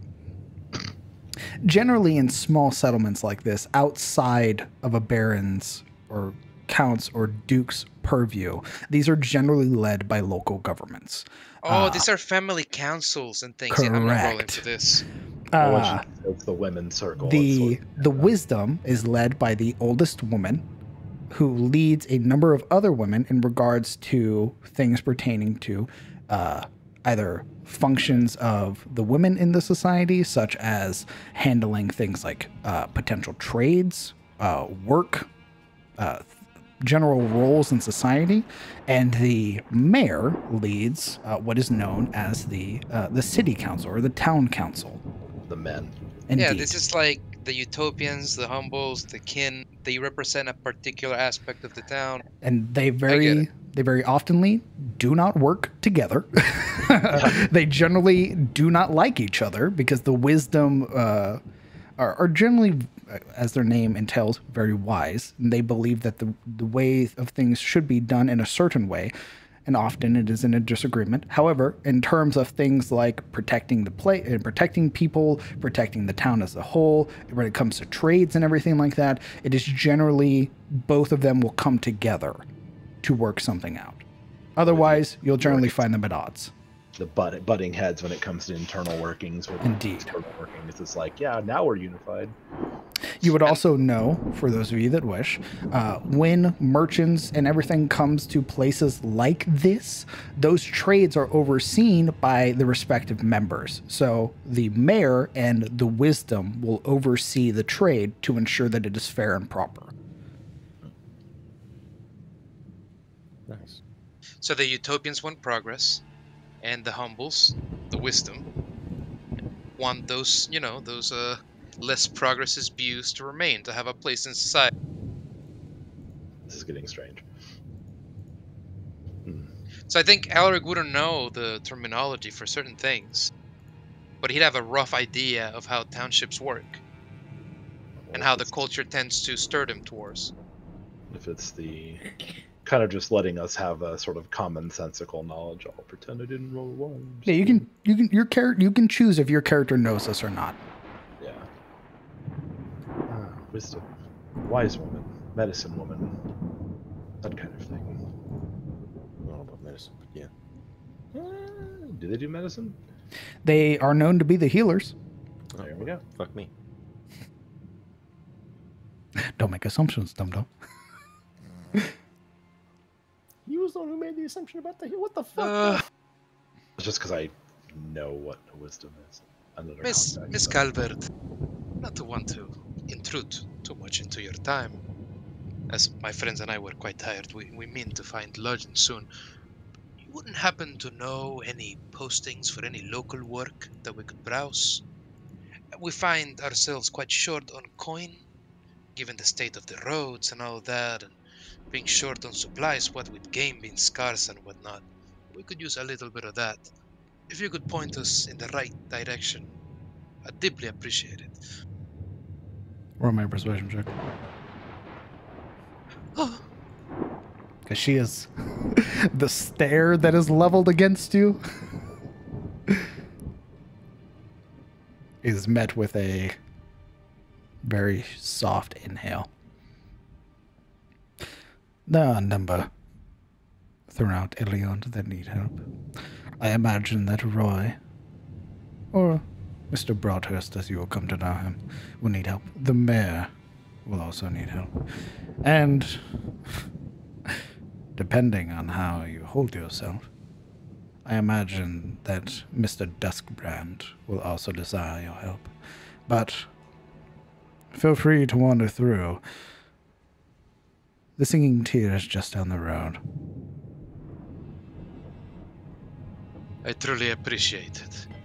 As you see, my friends and I, we are plain-spoken, plain-speaking sort of people, and we mean to earn ourselves our keep here.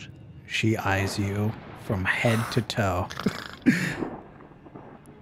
Plain people. He looks down at himself. If I didn't know any better, I would say you were the brute to all of these brigands. Silverell's eyes sharpen. Alaric looks genuinely hurt. He frowns slightly, still looking down at himself. But given that one of you wears the High Lord's colors, I will keep the rest of my judgment to myself. That would be wise. No, thank you for your time. We will seek the tavern. Please be safe. And Silver will turn to leave. If you need any help on matters of healing, I would be honored to assist.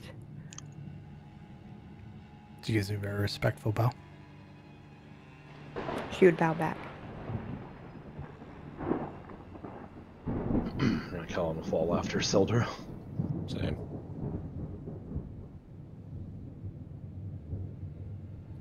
You can Sabine see would- that the others that were a part of this have like, they have a very like meek or bleak expressions on their faces where like their eyes are sort of wide, staring off to the side. Like some are just trying to very pointedly hold the drink to their mouth so they don't have to talk. And no one wants to get their ass kicked by the wisdom. It's very clear that the wisdom just gives zero fucks.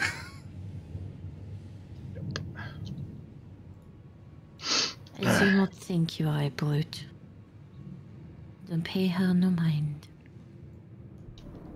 Oh, he's absolutely a brute, but he's a brute. Elric is the last one to follow along. His steps kind of dragging. Why was she so hostile? Everyone like that? You have to understand that these villages out here have been left alone by the bureaucracies and the courts for so long that if it weren't for a tax collector that may come perhaps once a season, if that, no one would even know that they exist. So, in that vein, they tend to operate as if they don't. Outsiders are generally accorded about as much respect as is given, and beyond that, they are their own entities. They have no time for outsiders, and unfortunately, as we are the intruders here, we have to sort of understand that the local color may not actually come to like us. Now, that being said, the wisdom is probably the only one who will be as unhelpful. But she was helpful enough in her own way. I certainly hope she gets taxed. I hope she trips and that fucking brooch goes up an eyeball. Damn. Well, I have to tell her that in person. With that, won't. Marana retreats back under her veil. What's with the veil, by the way?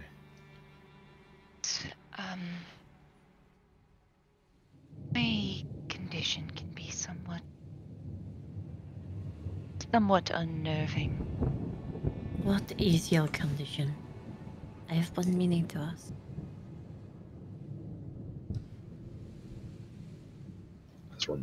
As we're slow walking our way Indeed. up. And Everybody also roll me a perception check while this is happening. Okie dokie. hey, I can be good at things again, just not history. History, no. Everything else, meh, yeah, pretty good. The veil obscures your eyes. Yes, Can't see shit. that it does. Well, I mean,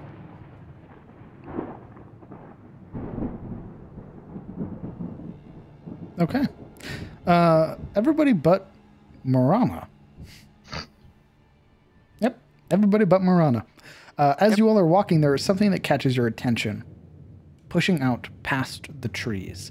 It does not match the local architecture, is the thing that would pull your attention towards it. And it is a several stories tall, sort of blue-capped tower of some sort. And you would see that it has these long flowing banners of these sort of gray or teal, or like not gray, but faded blue coloration on the top that just sort of very lazily catches in the wind until the wind picks up, and that's very sharp. And it seems to be entirely isolated from the rest. There doesn't even appear to be a path that leads you towards it. Where is this at? Way up there. That thing? Indeed. And it's just like a tower. So, huh, that's odd. Interesting. Evelyn waits expectantly. Or Evelyn. not Evelyn, Silreal, sorry. Did Kellen say that, that's odd I mean, out loud? yeah, I'd probably just be like, huh, that's weird. It's not, It is Just- odd. just kind of stand out all on its own, doesn't it? Moana?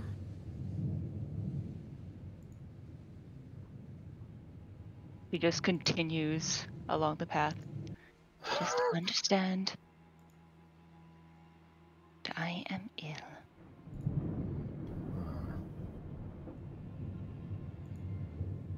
Or narrow her eyes. Well, try not Yes. to let anyone else know that. Exactly. You're not going to tell us?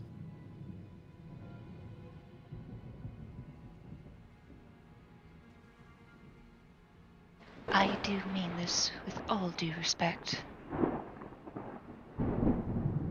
That is for me to attend to.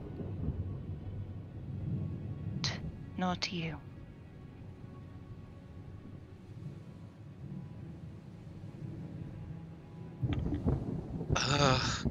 Lady Lamordia has been a staunch ally. We can afford her some privacy, no?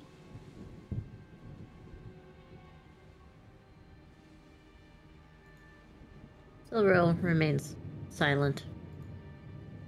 A very stern face.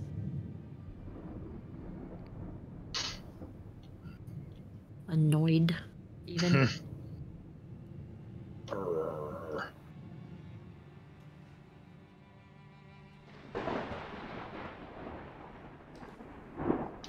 Well, let's press on. I'm sure we're all tired from the road, and we'll have to see what we can get with but one gold piece.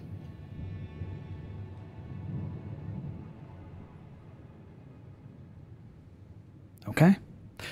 You all eventually, crossing this long, stretching wooden bridge, the river running underneath, that surprisingly still like gentle flow that pushes through, that crystal clear that catches the reflection of lightning. Managing to make your way across and finding yourself outside of a large 2-story building, lined with these sort of dark brown and sort of red tops, with a number of lights on the second floor, but only one light on the bottom floor. And you would see on the outside, as you approach, in this very sort of beautiful lettering and a sign pushed into the ground, you would see the Singing Tear. Just gauging from the map, this is probably the only 2-story building in this village. Some of the farmhouses are 2-story, but most of the buildings around here are 1-story. And this is the biggest by far, by the look of it. In the center area, yes. Yeah. There is another building further out, but you haven't seen that yet. Right. Singing Tear. Well, this looks to be the inn. Let's see if we can at least get ourselves fed and housed for the night, and then we'll see what we can do in the morning, yes? Mm. Unless you Let's all see would what like we can to. afford it. We'll see what we can do. As we map transition. Galen, do you still have that coin I gave you? I do? That is how we mean to repay their services, no? I mean, to repay whose services? Well, when we get a room, we're going to have to pay, Mr. Rainier. That's how it works in the real world. Well, that's what I'm saying. We're going to have to see how much one gold coin can get us. That's why I said that. Right. Maybe I should have it? As you approach, you would see that the sort of front deck or porch area outside of this building has like double chairs around a singular table that's there, and there appear to be 4 sets. And atop one of the tables appears to be a cat in the process of grooming itself. Large windows that appear to be like several, if not like almost 15 feet across, allow you to see inside of which, walking up, you would see a burning fireplace and an individual in the process of smoking or pulling from their pipe. Oh my god, it's a golden corral. I love this man. It's a Cracker Barrel. It I'm excited. The front is very much a Cracker Barrel. Those are when you said like those double chairs. I'm like, those are day drinking chairs. Cracker Barrel. This is a real Cracker Barrel chairs, Cracker absolutely. Barrel has eating in the back. Hey, Nice. this was Go fantasy. ahead Cracker Barrel and, eating in the front. Move your tokens where you want to put them. You In the have front. free access. So, Ooh, that's dangerous. can I animal handling the cat? It sounds even more. Galen, Everybody rushing to the cat. Ah, kitty! Galen, Civilization. That's the first cat I've seen in a long time when I want It doesn't appear to be startled when all of you roll up, so it's very obviously used to people. But yeah, go ahead and roll me an animal handling. You're my best friend, or you're gonna, This or is you're gonna a. maul. You would notice that this is like a jet black cat, except that it has Hey. a long stretch of white over its chest that sort of tapers off underneath its stomach. It seems to be a very wide cat, and as you roll up, it sort of does that like purr sort of like cat turn on sound, like that. Yeah. Cat turn on. Yeah, like when you turn a when you press a button. Yeah, I know what you mean. I know. Windows cat activation stuff. And it lets everybody's allowed to pet this cat. Yeah. Like it seems like it's very pointedly here because it knows that it'll get pet. Cat tax. Nice. Cat tax is going to be paid in full. But after about 8 or 10 like pets, it eventually like pushes itself up to stand and then jumps off the table. Fuck you. Done. As you open the door, push your way inside, you would get that very, very like potent, sort of what smells like this very sort of like almost like a hint of cherry in this very thick tobacco smoke. This very like this very. God, I wish I could describe it better. Pungent. Pungent. Thank you. Very pungent tobacco smoke. The best kind. In which, as you push the door open, there is a very soft bell, of which the large man currently sat in front of the fireplace with his pipe and a book in one hand, sort of looks back over his shoulder. Oop. Slams the book shut, and sort of all the cats perch up because you would realize that there are 2 other cats near him. One's lounging in front of the fireplace. The other one's on the large bench beside him. And he sort of pulls the pipe from his mouth and pushes himself up to stand. And this man is as tall as he is wide. You would see, as he pushes himself up, this thick hanging beard of fiery red and gray hair. You would see that on top of his head, it's sort of recessed to a point, but still manages to hold these very thick locks in the back. He is a portly man. How tall is he? Looking at him, he is close to 7 feet. Holy shit. Guys, we're done. We found the dad. This is the art of this man. He's got art of the dad. Blacksmith. Nope. I would Jesus. speak Wait, in He's a giant large and boy. say hello in giant. I feel like. In giant. is that a 7-foot dwarf? Yes. You Might as speak well. in giant, and he replies in giant. Holy shit. Oh, I love big potato. evening to you and yours. Her like the tips of her ears wiggle a bit, and she replies in giant.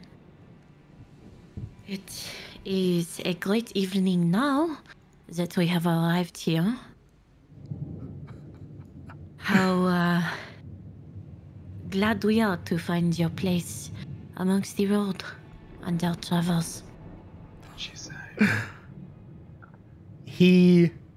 There's this very wide grin on his face. You can see that he's this very jolly looking man. And there's this very loud laughter that comes from him as you talk the way that you do. She smiles. I I was not expecting that. Oh no. I had his voice for a second. Fuck.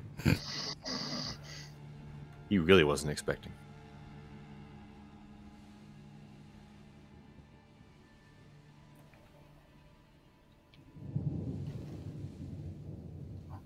Downloading. Jolly. Hold on, sorry. It probably will, so damn it.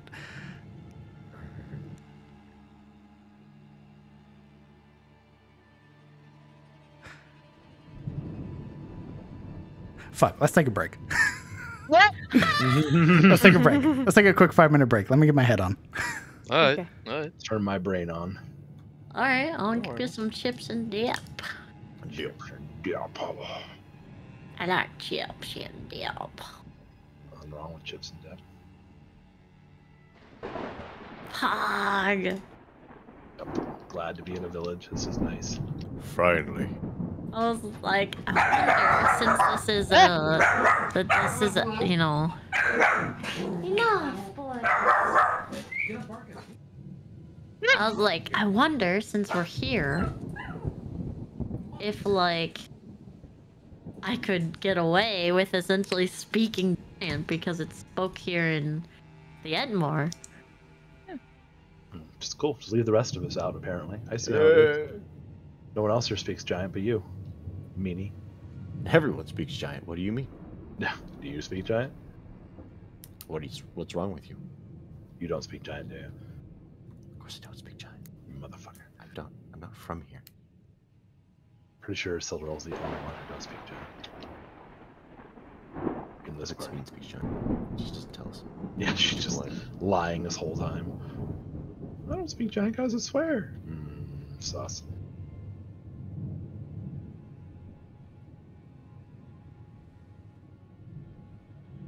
Don't be sus.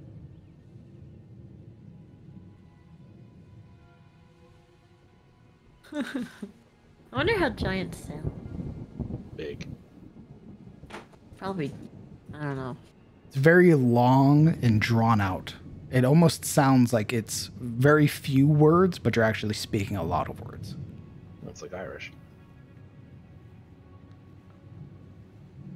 I'll take Irish. Yeah, Gaelic is very elongated. Spoken short, written long. Yeah, I'll be right back. I'm gonna go get some chips and dip. Diapo. God, I really wish I could do more than just 3 voices. Practice, practice, practice.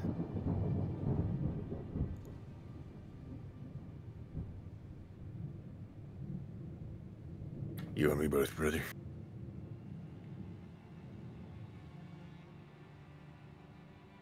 I wish I would stop so nasally.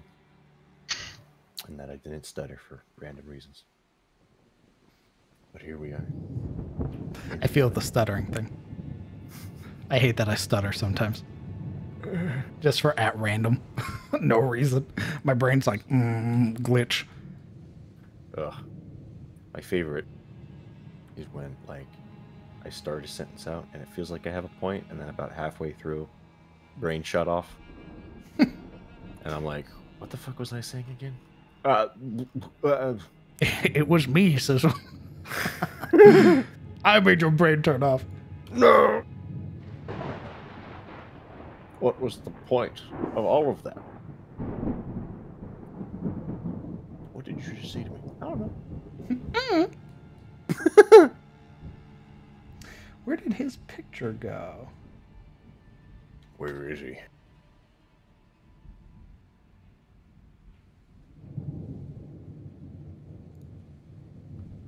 God, the problem with introducing a new NPC is I get so excited to introduce the new NPC that I don't even describe like what their Spill clothes your are or NPC anything. all over the place, yeah.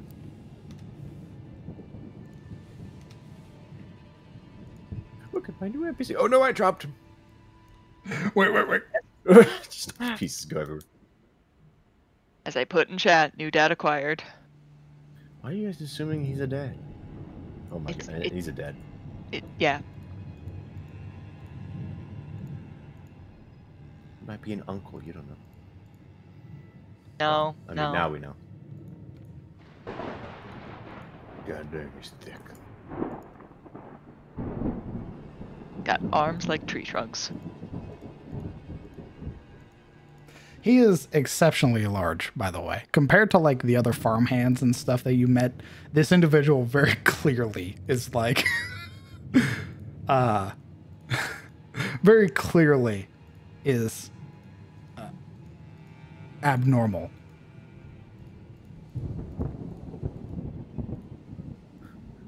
Why are you so freakishly huge? Why do you... Oh my god, Yuri, you can't ask somebody that. You can't just ask someone why they're fucking Why do you yoked. look like a ginger elephant? Oh my god. Explain, now. He's just like a smaller mammoth. Just, you know. Why are you balding? Oh my god. When you have the perfect Hane. I don't want all of my NPCs to be Hanes, Evas. Evil Hane be like, well met. He's the dad of Make 3 yourselves cats. at home. Corvain, I baked you something. Here.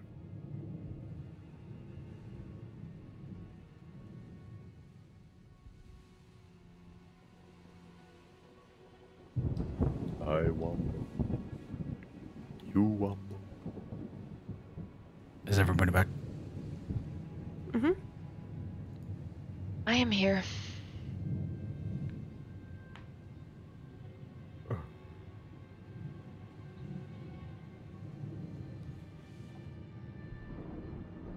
Did you find the voice?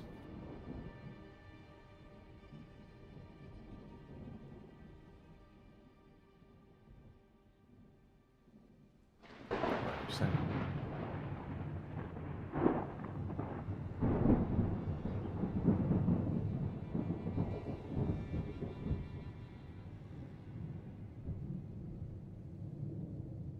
We're gonna try.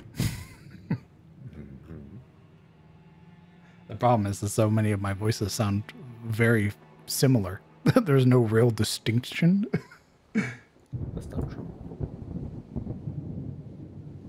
Just do Hane, but not as evil. Like if you took Santa and Hane and put them together. Yes, and Just do it, Smile. God. How much do voice acting classes cost? You know, I ended up looking up like voice acting on YouTube. Yeah. I stopped. Oh. It was Momo. like a 12-minute video of like, here's like 100 different voices you can do by switching out these different things in your voice. I'm like, all right, how do you do that? And then he's like, join my course for more information. I'm like, fuck you. They gotcha. Shut up. Baited. Momo. 1,000 voices. Alaric. Kellen.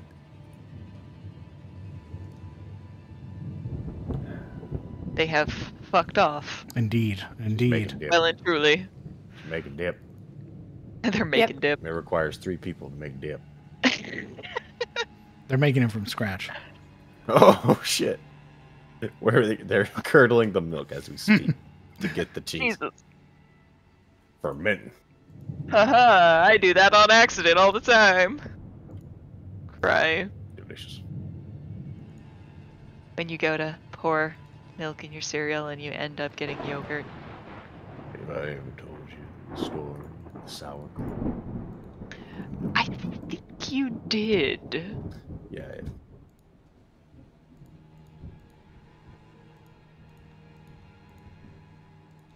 Gross.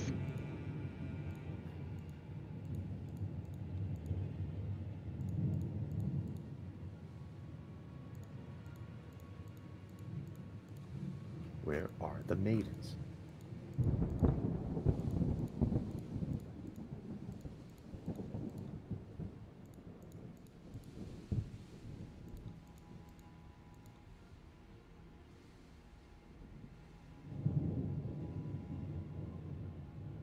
Yeah. I'm gonna be real. I didn't know the difference between Cool Whip and Miracle Whip for the longest time, and man, fucking that up really ended in some poor decisions. Where are these three? They're making dip. Holy shit. They're making dip. Yes, Zebus, that is that's a bad mix-up. Like, yeah, I'll just put this on my dessert. My I very can go sweet eat both. dessert. Delightful.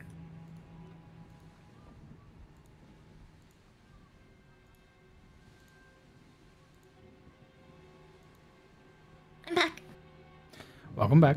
My cheese is cold. Oh, Why is it cold? guys. Why'd you do that? What were you Adam doing? was using the microwave and we only had 5 minutes. Oh. What the hell was he using the microwave for? Popcorn. Man, look at that fucking dude. Just huge. This shit getting good. So I got some popcorn, bro. There he is eating it. Is everybody back? There he is eating. Yeah. Can we like just keep going until we pass out? Because I'm having a good time. Who has to be a responsible adult today? Well, my sinuses are clear for the first time in like 3 days. That question is very pointedly leveled towards Marana. oh. I've got Why don't you 30 just ask her to directly? 45 minutes left in me. Then 35 to 45 minutes it is. Well, good evening to you and yours. She would speak in now common. It is a good evening to you as well. She's smiling, like very widely. It was a pleasure to hear one of my favorite tongues spoken all the way out to you. She would proceed inside to look around. You'll find many and more that speak giant around here. That will be a relief for these long ears. The wide grin never seems to stop. But welcome. God. Welcome to the Singing Tier. I'm Gerald O'Devane. Many know me around here to be the mayor. Oh, perfect. Just the man I believe we were looking for. Oh. Well, I see you're flying in the colors of the High Lord. That means either we're in trouble, or you're merchants. Were you in trouble? I believe it would have been a different entry, of course. I am just merely here. Not on the behalf, but as a traveler. Perhaps we can speak about issues that have been brought to my attention later. Oh, that's very foreboding. But sure. No, not any that is my issues. Things that have been brought into me by your people here. Yeah. I was merely in the streets for more than a small amount of time. Aye. Your wisdom definitely gave us a bit of an earful about certain issues plaguing your town. Oh, aye. That's Irene for you. No, we didn't get merchants this Yuletide. A lot of the farms are pretty upset. Miss Irene being one of them. However, we still have plenty of rooms for you and yours. If you're looking for a place to sleep, no better place than here at the Singing Tier. Fantastic. We'd be very grateful for your accommodations. We only have a small amount of money. I hope that will suffice. Oh, I don't know. I am Cyril de Ashfeld. At your service.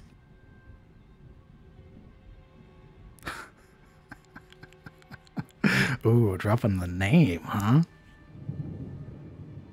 She may be a little bit pissed off at the wisdom. I mean, that's fair. She was kind of a See you next Let Tuesday. me. Oh, he does. There's one thing. She doesn't throw title around, but there's one thing that upsets her, and that's when people talk shit about the house or near her about the house. Ashford. Well, my apologies, my lady. We weren't expecting any of the house. Had I known, we'd have been preparing feasts. Sincerest apologies. It's all right. Please, there is no other accommodation we would search for than a normal traveler.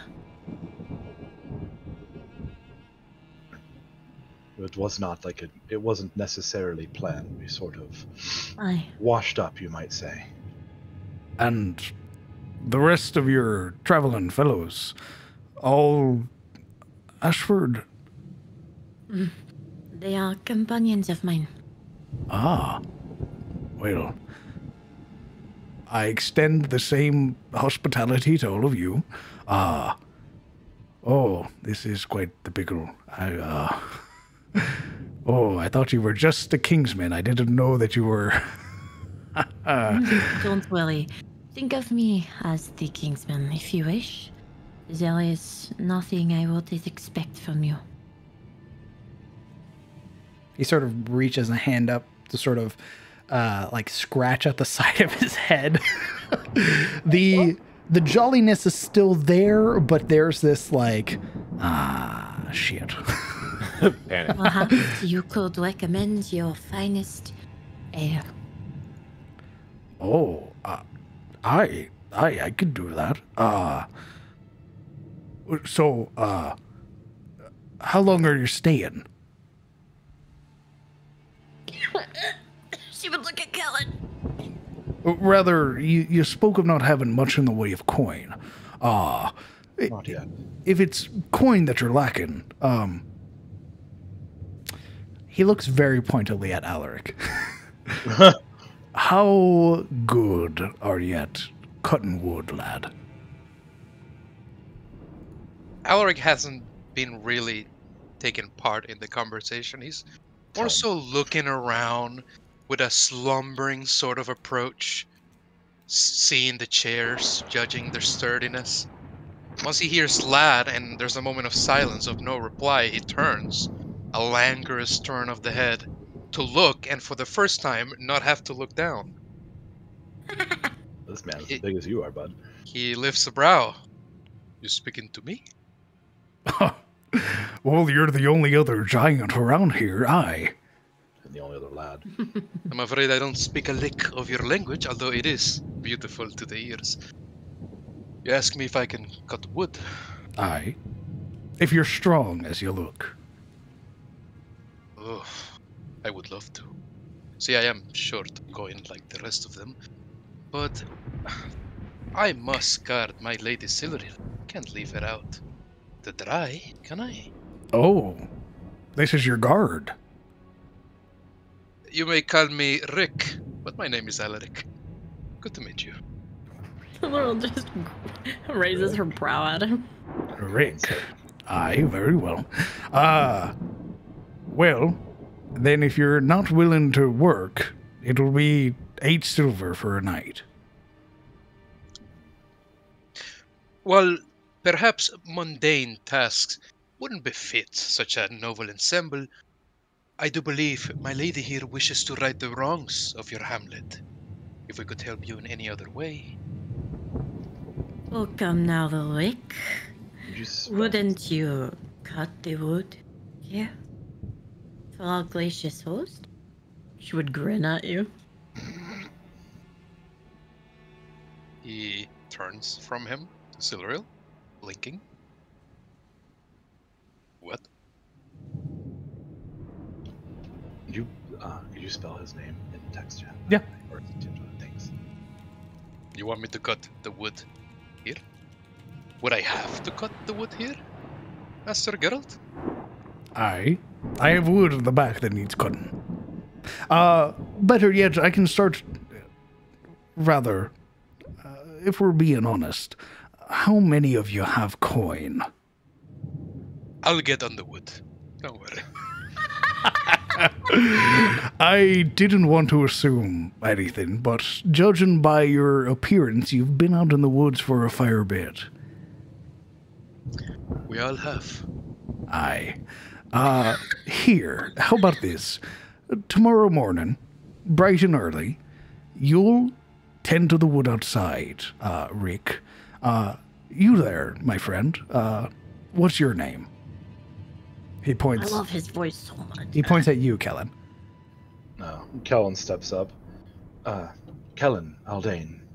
Aldane? Well, you can help me tomorrow morning. I'd be willing to help you out tonight if you needed it. I am more than willing to work from my place. No.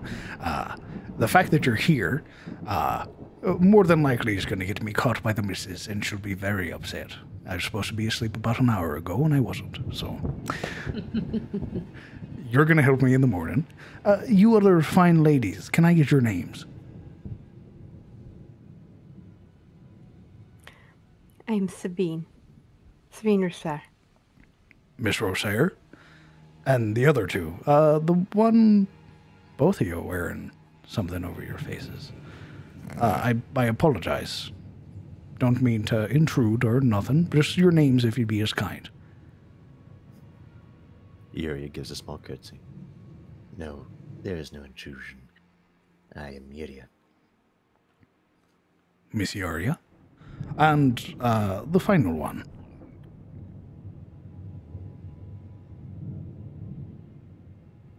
Sorry, mic issues. Morana bows, curtsies deeply. Morana. Oh, very formal. There's no need. I'm just a humble mayor, that's all. Silro's leaning one arm against the table. I'll have Rick tend to the wood outside in the morning. Kellen will be helping me in the morning. If you fine ladies would be as kind as to help my wife in the morning as well. There are a number of chores that need tending to. And if you are successful in it, I imagine that Guinevere will be more than kind to speak highly of you, and will knock off the first couple nights of your stay, until at least you get some coin working around Eliond. How does that sound? She did seem to like you, Sabine. Oh. Uh-oh. Oh, no. That's Miss Irene. The reason she likes you is your braid. She prefers that all women have their braid, or their hair braided in such a way when they come of age. It is quite a tasteful look. I can see it. My apologies. My wife is asleep upstairs and has probably heard me laughing, so she'll be making her way down here soon to give me a scolding, I assume.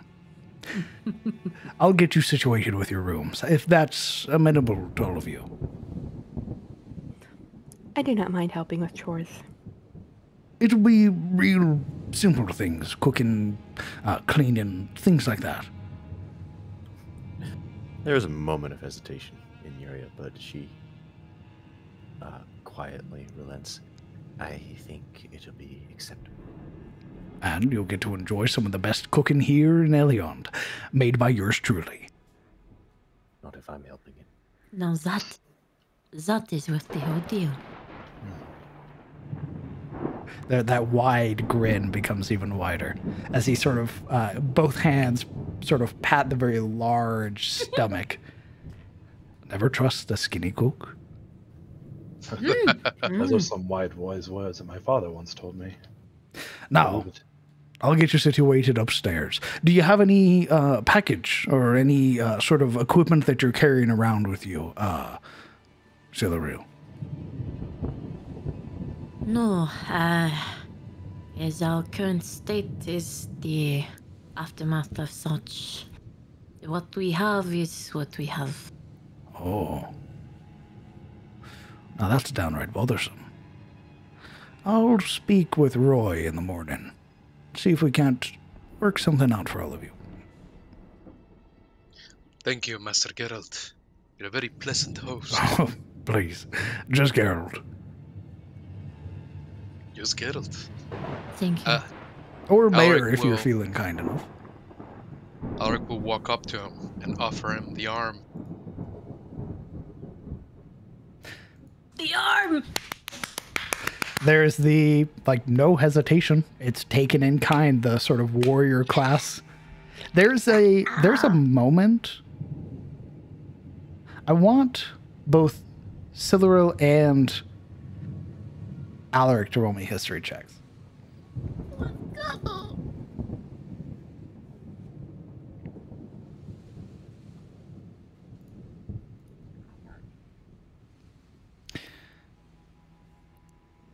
You can't place it just yet, but it's almost as if you've heard the name before. But as he very firmly takes your arm, aye, that'll do. Your arms will be more than useful for cutting all that wood. There's been a backstock, as it were. I haven't gone around to it in a while. Silra will say the words, very strong and giant, and smile at him. There's a very approving nod. Aye, he replies in kind. The other hand coming up to sort of firmly pat your shoulder, Alaric, as he speaks in giant. Alaric looks as though he's incredibly made awkward by the whole situation. Looks back to Siluriel, Baxter girl. Right, of course. He tries to remain pleasant, but there's a redness to his face now. All right, we'll get you set up. Go ahead and follow me. If you don't have any equipment or anything like that, we'll just get you situated upstairs. How many of you prefer to be by yourself? We don't have much in the way of solo rooms. Generally, it's 2 to a room. As you are host, perhaps it's best to defer to your best judgment, Mayor. I wouldn't be so bold as to claim all of that, but aye, sure. We are at the mercy of your hospitality, so I don't believe there's going to be any complaint with whatever you have available. Silra looks at Yuria. Gerald looks from Kellen to you, Siluriel, and follows your gaze to Yuria. There is this faceless mask in the corner of the room, who is at the moment, after a long pause, she eventually relents. I would prefer a room alone, but if it is inconvenient, then I will not push the point. Oh, no. There's a room available for just yourself. How comfortable are you in tight spaces, perchance? Attic. There is a long pause. Now, I will say, to alleviate any of your worry, the rooms here are exceptionally fine. We take very good care of our people who come here. So even in a smaller room, you'll find the utmost comfort, Miss Yuria. I promise you that. I'll take your word for it. All right. There's that suspicion in her voice. Thank you for your accommodations, especially so late in the day. Oh, don't thank me yet. I'll be coming to you if my wife starts screaming. I'm sure we can think of something if she shows. And you would hear this sort of stepping down the stairs. Run.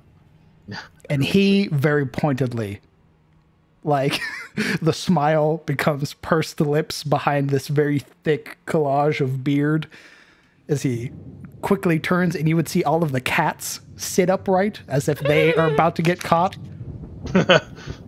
And you would see, sort of rounding the corner, is appears to be an elven woman of some sort. Much, or at least bearing some semblance of age to her. Long, flowing white hair with these like two long strands that sort of frame her face. She's wearing a very simple gown, but you would see that even here with her like sort of pale like blue eyes, she holds a very like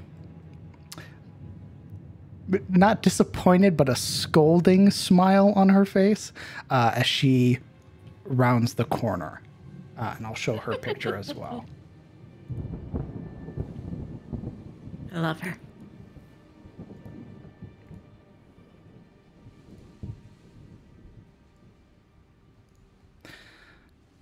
I see that you've decided to pick up more for the evening instead of go to bed like we decided to do an hour ago. My most sincerest apologies, madam. My dear, you needn't apologize. Gerald is a grown man, is he not? So Will grins. One hand on her hip. She looks at him, and he sort of rubbing his palms together. I am, yes, indeed. I was simply getting introduced to our newest folks. One of them is a part of House Ashford, after all. Is it not the mayor's duty to show them the utmost respect? This man. Another hand pushes on her hip. Very subtle sort of lean to one side. Right. No, of course, I understand. I am a man of my word, after all. Right, so let's get you upstairs. There'll be, the ladies will be helping you in the morning, my dear, if that's all right.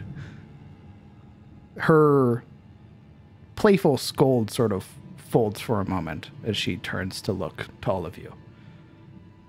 The girl would stand back straight up and no longer leaning on the table, and she would bow. She replies with this very deep and practiced curtsy. Oh, I was not expecting much in the way of help, but compared to the help of Miss Irene, I imagine you will all be better company. She gives a very warm smile to all of you. Well, if you were to need any help in frowning, Miss Irene has the the skill down to a T. Oh, not so loudly, my dear. She has very good hearing. Alaric freezes up for a moment and looks over his shoulder. She gives Out you the window. a very playful wink. Very well. Gerald, would you be as kind as to show them to their rooms so we may go to bed? Aye, of course, dear, of course. As, Kellen makes his way past the wife. He'll stop just long enough to press his hand flat to his chest over his heart and speak in the most courteous Elvish that he can. It's Ana Madri, which is a traditional Elvish greeting. Thank you for allowing us to stay in your home. She gives you a very pointed look. Sort of, not judgmental, but this recognition in the dialect. Guess it would be pretty obviously from Nelinor. She gives sort of this very similar hand over her chest, and replies, though very softly in Elven. You wander far from your woods. I do. My time with the Grey Watch takes me abroad many places, and I miss home, but my duty is solid. There's a single nod. That sort of elven stoicism. He returns it with the same thing. The same stoicism. We may speak more in the morning, if you wish, if it pleases you. There's just a soft smile that's given. All right, let's get to your rooms. As we transition to the second floor. Yeah, you got maps for everything. Boy, Correct, I do. god damn. They're boy. walking somewhat idly. I'm certain you understand I will need a particularly large bed and all of that. Going by your estimations, Master. Don't worry, lad. We have plenty of large beds. Alric I want nods, the sure. She grins. She grins jokingly. Of course. A bed for a giant. For her? Aye. The joke flies over Alaric's head. She could sleep on my palm. What? No. Look at her. The stature of a giant. Not letting her sleep in the palm or a tiny bed. I'm would not sure stand what like you're a seeing, giant. man.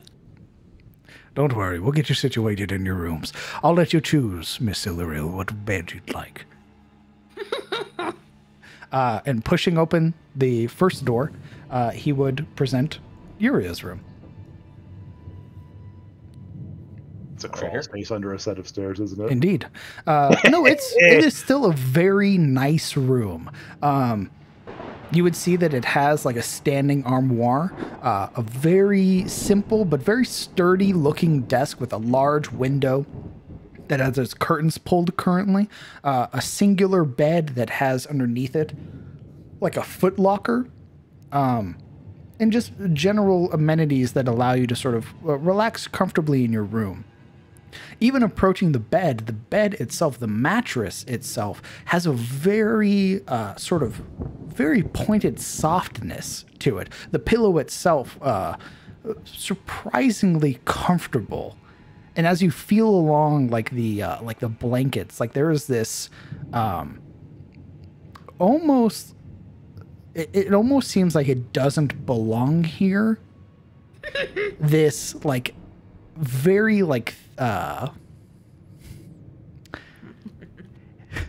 it's almost like a comforter, but like very finely made. This is a surprisingly nice, almost teetering on the verge of extravagant location. Acceptable. No. She, spending so long and, well, perhaps only 2 weeks in Haynes Keep, but what felt like an eternity. And then from Haynes Keep to the road. And before that, the long journey to get here. An actual bed. It could have looked a third as good as it currently does. And to Yuria at this point, it would be the deepest relief as she enters and observes and sort of feels the bed. She turns, and even she can't help that sort of waver in her voice, like almost on the verge of like tears.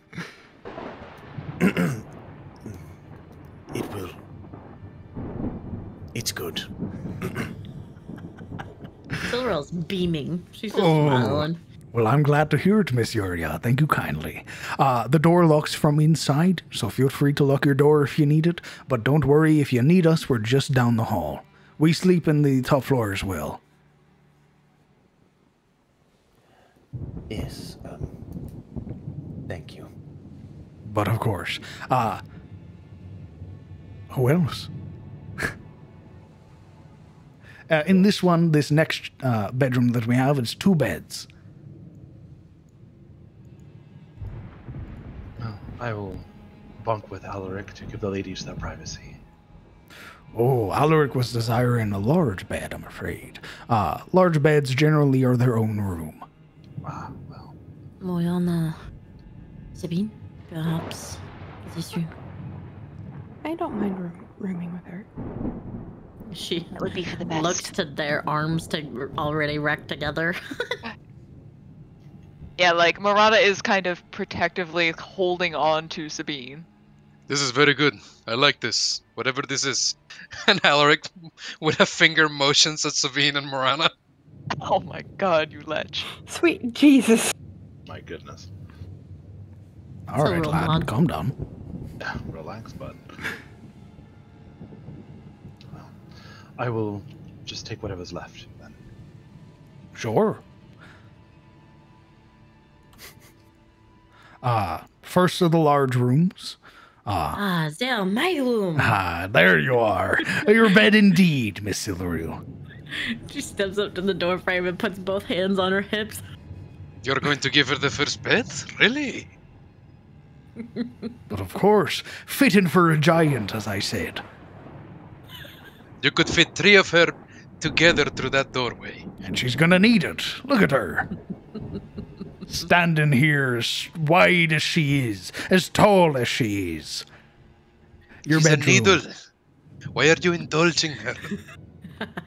He sort of very playfully pats your shoulder and gives you a wink. The door locks from inside. Silver would step back to the hallway. Perhaps my bodyguard, Rick, would like this room. Oh, no, you don't want it, of course. Of course you don't want it, man. Oh, I suppose he could fit in the bed. Maybe. Might be a bit too big for him. Alric leans in. He looks at the bed. It's huge. It's a huge bed. It's effectively a king. Gotta get a double king, please. He leans back out, wagging a finger between the two. I'm going to tell you why she refused it. Just so she could say that she did. And then he steps in. If you need us, we're just down the hall. The bathrooms, if you need them, when you come out, you're going to go and take a first right, just past this center point. It'll lead you right to the bathrooms. You'll have to get your own water in the middle of the evening, but during the day, we're able to get you water. Where is the well? The well is just out back. That is where the stump is, too, for the wood? Aye. When I do go out to cut the wood, do you want me to get you to tell you, or do I just go and do it? I'd prefer you took the initiative, lad, but you're more than welcome to come wake me up, if I'm not already awake before you. Oh, wake you up? No. I saw your wife's look. She could destroy me with but a stare. I'll go. Smart lad. You're learning quick. Who knows? He ducks back in. Now, for your actual room, Miss Silveril. A large bed. Lest you prefer to share a room with your companion, Kellen, here. He looks at her and kind of like shrugs. Silver would step forward. As much as I would not bother to share with you, Karen, I could use some time alone. Understood. Very wide grin at that. Like you heard me say to the others, if you need me, just literally right down from your door. Take a right, and you'll find our doors. Just knock. Again, she would start to step to the door before taking a half step back. Thank you again, very much, for your hospitality, Geralt. There's that grin sort of settles into a warm smile as the hand comes up. This very reassuring pat to your shoulder.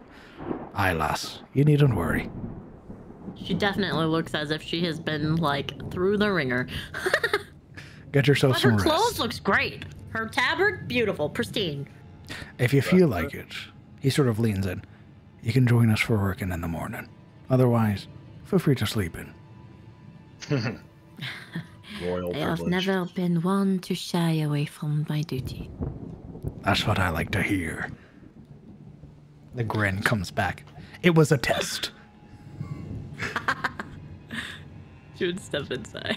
Now, Kellen, we have another room, singular bed if you like it. Or you could go in one of the double rooms. Whatever you have space for. Well, there's Honestly, 3 rooms, lad. honestly, I'm just as comfortable with a paladin in the barn, but All right, put him in the Defer- barn. defer Well, to whatever you are willing to offer me. While I'm sure Godric would like that, No. Not at all. I'm not going to have Miss Silver's companions sleeping outside. Here. You seem like a quiet sort. You hear an audible from Silver's room. I'll throw my boot at her door. Single bed, door locks from the inside. If you need us, just come out, knock on our door. If we're not already awake. I'll see you in the morning for whatever you would have of me. That's what I like to hear, lad. Get some rest, you look like you need it. I think I fared better on the road than my companions, but it has been a long journey. A pat to your sort of back of his hand to your chest as he moves to walk past all of you, of which you would hear the returning footsteps of his wife.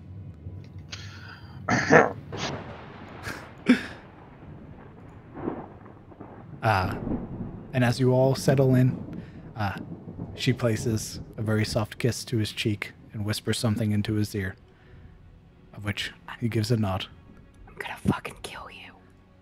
More And like, it's them, kill them all. And as the party begins to settle down for their first actual evening in a town, here in Elion's tier, in the singing tier, that's what we're going to call tonight's session. Yo. Level 4, right? No. Ah, shut Level 4, right? What if I roll? No. I'm gonna gamble. Level 4, right? Are you willing to gamba? What if I roll? No. Thank you all for playing. I hope you guys enjoyed tonight's session. Absolutely. Yeah. We will be meeting up on the 15th for episode 17. So thank you. I had a great time. What's episode 17 going to be called? You'll figure out. You don't have it yet. Not yet, no. I come up with it during prep. I mean, you don't have the whole season planned out already? What the fuck, bro? Tears of Elion. You got Olwyn's tier or Tears of the Southland. You got Elion's tier and Olwyn's tier. Lots of People need to tears. stop crying down here. So much are crying. All these- Yeah. If you guys want to ask any questions to the players that want to remain, it is very late. Feel free to use your channel points to highlight your questions. It can be for myself or for the players, things about the campaigns, about their characters, stuff like that. Yeah, I'm just glad I got 2 more mementos / trophies. Two Nice. more? Yeah, I got the vial of water Oh, right. and now the owlbear feather, which I am going to try and make a thing with, or have it made into a thing. 'Cause trophies. Yep.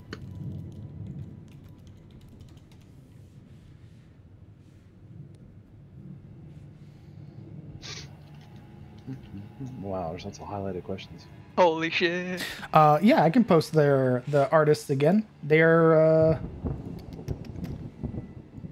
called Niku Senpai, and they did the party art, which is this lovely piece right here. Here is their Twitter. I highly recommend them. They are efficient, they are very skillful, and they like talking to the person that they are drawing to get inspiration and make sure that they're doing it right.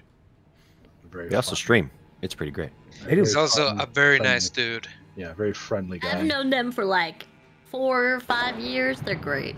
Yeah. So when do you think the mayor will drop the act and reveal his true intentions? He's a dark friend. No. Gasp. You know, his accent reminds me of the protagonist from There Will Be Blood. I drink your milkshake. I slurp it up. Like full-on Daniel Day-Lewis over here. How do you guys last 6+ hours? By pure imagination Well, and you caffeine see- and bad decisions. Beginning of the stream, I had 2 shots of vodka and a Celsius energy drink. Nice. At the beginning of my stream, I also had 2 shots of vodka, and I've been sitting here sipping Mountain Dews ever since. We last 6+ hours by just having a good time. Yeah. Oh, yeah, that The too. power of friendship and some shit like that. Some power friendship in this booze I found. I'm going to bury you underground, Eli. It's my It's my friends being willing to put up with my DMing for 6 hours.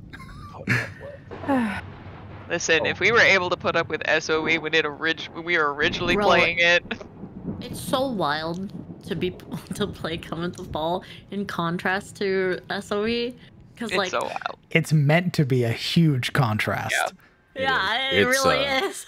It it's is a huge meant contrast. it is meant to be like dread, hopelessness, fear, and then come at the fall where it's like, oh, good evening to all of you. Would you like to rest here while my wife berates me and we talk about unicorns and dragons? I'm just waiting for the crossover, and it's like one of the SOE crew is like, we gotta kill this man. What? Another night where you sleep out and it's your balls. If it was SOE, he would be a dark friend, and we'd all be getting knifed in our sleep. Another Blake situation, like in Lord of the Rings, where the Nazgul like step into every room and they start stabbing the beds. Was this town's name inspired by the nearby celestial being? No. Elion's Tier is probably one of the towns that I have put the most work into, which I hope it shows. And it has its own lore and backstory and everything like that the players can find out the more they explore. Well, We're not leaving fucking this broke, in. so We're just reading these two characters. And that's it. Exploring is definitely going to be a Just thing. these two because people. we are We're just broke gonna as fuck. Watch these people be happily married and pine, and that's about it. Mord Black. The lore. So, it is the 5th Age, and a bunch of individuals, these 6, have been wrongly imprisoned by one Lord Samuel Hain. Our adventure started with these 6. Oh my god, I keep pulling myself back into Gerald's voice. Well, you see, these 6. Gerald do the recap next week. So they started in a prison, effectively.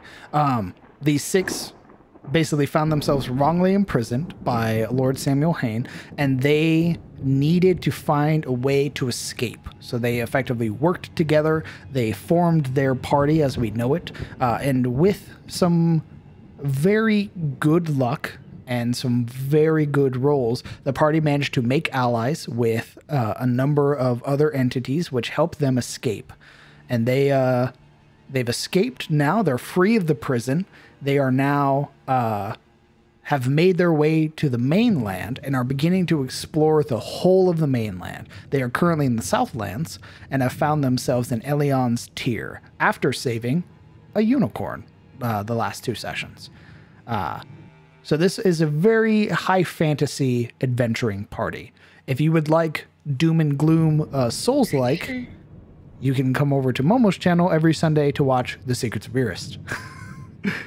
Same world, just a much darker place of it. Indeed. It's great that this thing is called Cometh the Fall. You would think Cometh the Fall would be the Doom and Gloom one. Nah. It's like Greenland and Iceland. Also, Mord Black, that link above your chat to the World Anvil also has a good description of the world and some of the gods and maps and everything like that on it as well. Enjoy. Yeah, the party's adventures started on the 16th of God's Night, and it is currently the 33rd of God's Night, reaching the end soon of this month, which would mean New Year's. Oh shit! Would it be the 33rd of God's Night before or after we went to bed? No. Tomorrow will be the 34th? It'd be the 34th tomorrow. Okay, cool. Well, I'm gonna make that note because I'm keeping track of time. The festival that the party missed was Yuletide. We were busy saving a unicorn. Technically, it's not over. However, because Elion's Tier hasn't received the merchants and everything that they were promised, they couldn't continue the festival. So the festival was called early. But Elion's Tier celebrates Yuletide from the 25th to the 35th. So it is a 10-day festival. Missed it. Boo. Is there a way to listen to other sessions? Absolutely, Mort. If you go into my highlights, you'll find every session, save for session 0, saved there. They are 5 to 6 hours long. It is a commitment. But if you can get through all of it, I hope you enjoy it. Put your earbuds in and do it while you're cleaning. It's a That's good what one. I do to rewalk. To rewatch, I just like when I'm doing cleaning stuff, I just put my earbuds in. The mayor is a half giant. Oh Lord. Let's go! A half giant married to an elf. Yeah, Half giants. That tracks. Half giants are a race that I'll be introducing into the world as a playable character race. Dude, Alaric must be really weird to him. Absolutely. You freak. Biggest half elf you've ever seen. Like a semblance of his wife's race, but then his size. It's like someone stuck an elf Son? head on a giant's body. Oh, this is odd. Not entirely. Just where'd you get your ears, son? You remind me Just of my looks at his kids if wife. we had any. Did we have a son? Is there something we're not talking about? You neglected to inform me that. We ignore that plot point. You go cut that firewood, son. By the end of our stay here, Alaric's out back playing catch with him. Dad! He does have daddy issues. Holy shit. Stop. Oh, look at her. Here is Mr. and Mrs. Alvain. And they got that. So I have a question. Do I need to highlight my message? What's your question? You guys can ask questions the entire time so- too, by the way. When it's like they Katarina, that means of Katarina, right? Correct. Okay, perfect. I just wanted to make sure I was using it right. 'Cause Yeah. that's how she would have introduced herself to like the party. So the other way you could have done it would have been Siluril Ashford. Not Ashford. It's House Ashford. Yeah, so it would have been Siluril Ashford or Siluril de Ashford. Yeah, she said Day Ashford because I don't think she would say she is an Ashford. Which is why I was like, oh shit. Okay. However, We didn't have any money, okay? I had it's to fine. get something. It's fine. It's fine. I get Thrown it. out. So should I listen to the other campaign? Does any transfer over to this campaign? They take place in the same world, and they're technically happening at the same time on different continents, but they don't have any crossover yet. Well, or like a week difference between them or Yeah, something. there's like a week or two difference between the two campaigns, with SOE being ahead. That crossover event where 4 people have to play 2 characters. Let's go. Oh god, no. Is Alaric's cooking going to become a common theme for the poor man? I hope so. Oh no. The true Why you gonna- BBEG. Look, one day he'll get proficiency with cooking utensils. And once he's got that cooking utensils down, Mhm. It's all over for you. it's all over for all of you. He's gonna take Just the you chef wait. seat. Absolutely. Oh, please do. Literally set in the Dark Souls setting. No, I mean he made the world up, so from So no, it's not set in the Dark Souls setting. However, I'm a huge Souls fan. Huge Souls fan. So seeing things like Karim, Katarina, Ulasil, stuff like that is just very obvious homages. I hear you. They're not one for one, but they do share names and some similarities, right? I mean, a lot of those places don't really have any description, so it's kind of open for interpretation. Like Kareem was an initial idea. However, it has been changed since then, so it no longer resembles the Kareem of Dark Souls. Like, we don't know shit about Londor at all. Well, I'm a flesh out Katarina, so we're gonna know a lot about it. Do you make all your token borders yourself? I do not. I buy my token borders and then make them or adjust them, or have other people adjust them. These ones for for Gerald, for example, is a warrior banner that I shaved the swords off of. And I adjusted the wood coloration. Because I'm not proficient in Photoshop at all, as much as I wish I was. I can teach you. Very good. So yeah, I basically just sort of change it or adjust it in any way that I can to make it more unique. For example, here's the token for Creighton. Oh, that's That just great. crazy There motherfucker. he is. That is hope the he didn't paladin token altered with some cosmetics on the side. Love that guy. Can't wait to find him here. Creighton shows up. Well, What the hell are you doing here? Woo! I told you the next time I saw you, I'd kill you. Nothing. How did you chuckle folks make it here? How'd you get here before me? I was thinking I was done with you, Lord. In the end, we were all worried about Creighton being an absolute evil psychopath. Turns out he's not really that bad of a guy, just very determined. Most people are just trying to, do what they think is right. Come on. They're not all evil. This is not SOE. Well, he kind of came off originally like a Bro, real coming like from like a SOE, it's dickbag. hard not to, okay? Well, yeah, we refused him the chance to kill the orc he hated. yeah, That's but why. that orc was our boy, so He is our boy. yeah. I detect Where's the thoughts soap on zone Creighton for old time's sake. to summon Torag, huh? Half of my boy. Soap Torag one arm. Yeah. Yeah.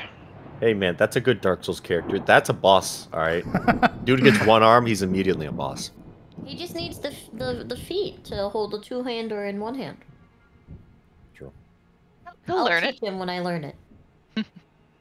I'll make Or- a note to go back and teach him. Or he'll take Kellen's advice and attach a sword to the stump. Easy. No. So Irene called them like a bunch of brigands, right? Because they're just a weird hodgepodge of people. She's old and she's bored. And she's very old and very judgmental. Just a very judgy old hag. Where she's very much set in her ways, where she only trusts the people of Eliant, right? No, she's right. Our thrifting will soon come to an end. You're all gonna settle down here? Is that what it's gonna be? No, we're gonna End get of the killed campaign. Oh yes. in our sleep. yeah, by dark friends. So fucking. We became native with the graveyard. I love how you include the players and create dialogue and not just run a story. I'm in a tabletop in real life gaming that feel left out. Any suggestions to bring up to the DM? Ooh. Oh. I feel it's very appropriate to just talk to them, right? Unless the DM is acting very malicious, as such that like you speak up and they're just very pointedly ignoring anything you say. It could just be that it slips their mind, right? Being a devil's advocate, a dungeon master has a lot of shit on their plate, and they may just not reach out. So the first thing I would do is I would speak to them, pull them aside and be like, hey, I don't feel like I'm being included in this game. I feel like my actions don't matter, or I don't feel like you're acknowledging what my character does. And I just want to feel like I want to be more involved in your story. Is there something that I can do to do that? Or is there something that you and I can work on to further that connection? It's easy for us to do that because we've built a certain level of rapport with you. But depending the sort of relationship they have with their DM, that may not be so easy to do, Brings I up would say that don't make it like so pointedly at them, and be like, say things like, hey, my, the way I feel, the things I do, that kind of thing, So it's all about you rather than like calling them out on it, Be like, hey, I would like to become more involved, or I would like to feel more involved, that kind of thing. So they don't feel like you're like directly attacking them, because that might go poorly. I think that's kind of what Caleb meant too by like saying that it's I want to be more involved in your world. You're sort of paying them that compliment, like I like your world. I like what you're doing. I want to be more involved in it. So please, can we work together? Can we do something like that? Bedeck the conversation with like a preface of positive notes, and then go into what's upsetting you, that insufficiency you got. Is it like the compliment sandwich? You say you Yes, want I the literally about to say that. Exactly. The compliment. Yeah. It is the best way to go about it. Where it's like, hey, I really love the work that you're putting in for this world. I really love it. I don't feel like I'm being involved though, and I would like to put forth the effort with you to be more involved in this amazing world that you have.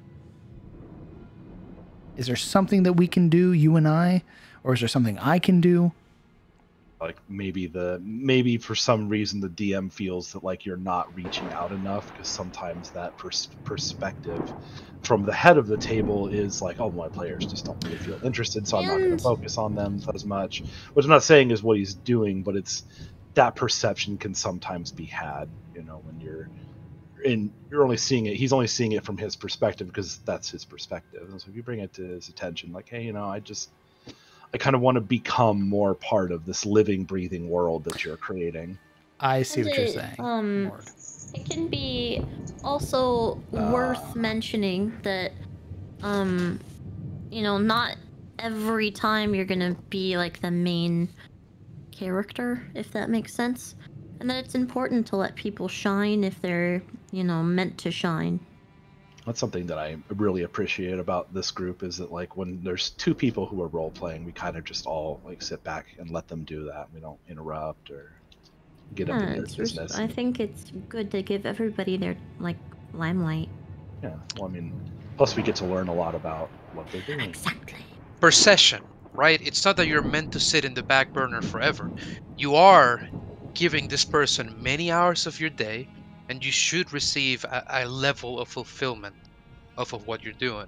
But what I would take from that personally is that there's certain moments where it's our turn to sit back, let the development of some other person go through, and just kind of become secondary to it. Because eventually your time will come. If the DM is good and you've shared your wishes and everything comes together well, your time will come, and you may even be overwhelmed by it when it does. Yeah. What's important is that you don't force it, because if you force it, it won't feel right and it won't be as rewarding. In your current situation, Mord, I would just talk to them and bring up the fact that it feels like it doesn't feel like your time is being valued if you're playing the rogue and checking for traps and they're just shooting you down every attempt. Ask if there's maybe something that can be done between both of you that you can sort of remedy this situation, because in that regard it feels very like a hostile DM. And I mean, ultimately, at the end of the day, too, like, in the end, if there's no consensus to be reached, there's nothing that can be done. Like, you just sort of have to decide for yourself if it's something you want to keep doing, If you're not happy, then Indeed. Don't force yourself to be unhappy. Not every person is a fit for every table. Yeah. Indeed. It's your time. Yeah, wisely. Tatia's got it on the head right there. If it's a time between not having fun and just not doing it, I'd rather just not do it. God, yeah, that happened to me recently. Trust me, you feel way better once you're out of that game than slogging through it. Small aside, I posted my most recent notes in the party notes because I forgot that thing existed. Oh. And where? Party notes. The things you guys haven't touched since episode 1. Yeah. I deleted the episode 1 notes because if you don't know what's happened in episode 1 by now. Party notes.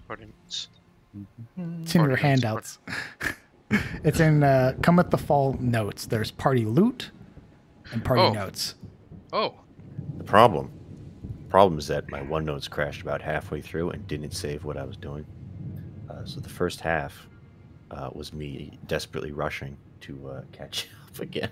That was some pretty concise note taking there. Holy shit. Good job. Well, Mord, there is one thing you can do. If you want, God, it almost feels pretentious to say. It almost feels super pretentious to be like, if you want what we have. Oh God. I know all of these people. I've known all of these people for several years. And I trust these people, and I like these people. These people are my friends. So it's very easy for me to play these games, run these games, because I know these people. They bring me characters that I like and that I can weave into the world and make the world a living, breathing thing for them. However, you will notice I am not a player in the game. If nothing else, Mord, you could become your own dungeon master.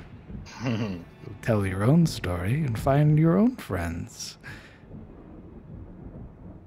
To build that sort of family group with. Sorry, this isn't the first time he's made that suggestion, and it is actually a pretty good one. That is also what I meant about report. Like, if something is happening that I don't agree with, I know that I can sit down with the DM, tell him how I feel, and if ever it comes to the point that I'm coming across as pretentious, we have enough rapport that he can always shoot me down at any time that he feels like I'm overstepping.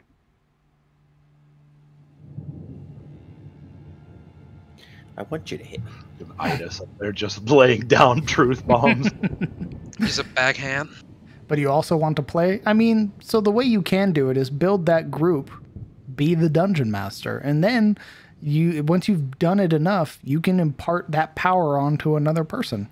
There will eventually come a time for Cometh the Fall where there's gonna need to be a break because I need to prep and do a ton of stuff for this game.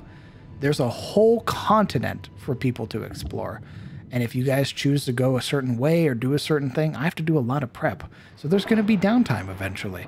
And that's a plenty of chance for one of these 6 to run a game that I can play in. I mean, hell, Sabine is running a game, and I'm playing in it. He's finally got me worked up into developing a sort of sci-fi version of his own world, so that's something I'm working on. Hooray! Behold. I would never run a game, personally. Y'all like Mass Effect? Yeah, because that's what it's going to be like. Enjoy. Yes. I had fun being able to be snarky. I'm just really upset that when I play a bard and I do cast like cutting words and stuff like that, I can't be that snarky when I'm playing the bard, but playing the paladin, it's like, bitch, you better. That's because you can't really say no you to when they try to hit you over the head with a mallet. Being a DM is dehumanizing. You have to kill your friends. You have to figure out your friends. In a way, it's like becoming a murderer. You have to slip the dirt under the cloth. You lose that sense of empathy. Absolutely. Have you been The hit wildest thing is when you first kill a player, but you didn't mean to. It's just like, You oh, didn't no. mean to. No such problem here. Stop seeing. I mean- I can only imagine how many times this man has sat back, looked at the ceiling, and wondered, how can I give my friends some emotional damage? That Sunday, started my dude. happening after Tarth's death, where I was like, how can I ratchet this up? Because Tarth's death was an accident. Tarth's death was the perfect storm. The RNG monster decided yeah. it's gonna roll its 2 strongest beams and kill the paladin in the first shot. And it was that moment where it's like, you're dead, where everybody was just quiet. It opened you up to the power of Sag. We tried everything. We were like, but what about this? But what about that? Yep. And it was just like, It was like, you used your reaction already. You're out of range. You're not close enough. And it was just like, You can't burn every person's inspiration Yeah. on just this one thing. Yeah. Tarth Draco, you're dead. You're we out were of here. fucking shattered. We were shattered. I was shattered. And it was very much that like, holy shit, I just killed a player character. Like, holy fuck. Without even really meaning to, nor was it really a fight where necessarily life was being threatened, at least not outright, right? Like, in a normal circumstance, we should have been able to just, pop that fight. It wasn't like okay, the players did this in themselves. An airship crashing, is like I can't save you from that. However, in a situation where I expected to be a medium combat encounter to like test the players, because you guys have just recently leveled up, turned into a player died, and it was like a, oh fuck. Honestly, if he had Noodles. stuck around, we probably would have found a way to bring him back, but he just Well- fucking disappeared from the face of the earth. Well, yeah, that's sort of That's a different story. That's off screen, Yeah. right? Like there was like Caleb gave him was prepared to give him like a lot of opportunities to sort of be like, hey, do you we can bring you back as like a sort of revenant, or we'll find some way to make it work, I mean, was- Tart's right there. He's like right there. We've interacted with him several times. We have just lifted him and continued on with him. Yeah. Well, his death was meaningful, right? I'm not just It gonna really was. I'm not just gonna Incredibly. fade to black his death and be like, yeah, it's a thing that happened, but we're not gonna acknowledge it. You It died, really was Mama. great how you just brought him up again, knowing the depth his name and his sacrifice carries for the party. That was great. I'm glad you I think enjoyed I think it definitely as bad as the death was, as tragic as it was, like at the same time, like the people who were part of the original party, right? Like those survivors were definitely brought closer by it. Like, holy shit, dudes, we're like on our own here, and shit could really go down at any time. So like the original members definitely had like that. Oh, this is a come to Jesus moment. Oh, They're fuck. like this. You Yeah. can't see it, but I'm wrapping two fingers together. They're Yeah. like this. Yeah, they're definitely like we're a family now, whether we like it or not, and sometimes we don't, but we're still a family. So Then I think, Morden, it might behoove you to talk to your players. If you're not having fun, or you feel like you're just there to give them an outlet, talk to your players. The Dungeon Master is supposed to have fun too. And I generally sort of refrain from asking or trying to ask my players if they have fun, especially after a game, because that's a very loaded question. Like, Yeah, hey, we just spent 6 hours together. Did you have fun? Like, I mean, most but we people are going to be also- like, yeah, of course. yeah, but we also know each other well enough to like give you an answer that isn't just cheesy bullshit too. If we're not having fun, someone will eventually be like, will tell you, Oh, don't worry. He hasn't. Yes, and well, I mean, yeah, not like, yeah, no, your game sucks. Like, obviously not that. But like, That's what I don't I know. want. but- Yeah, I Yeah, want there's to know like- if my game sucks ass.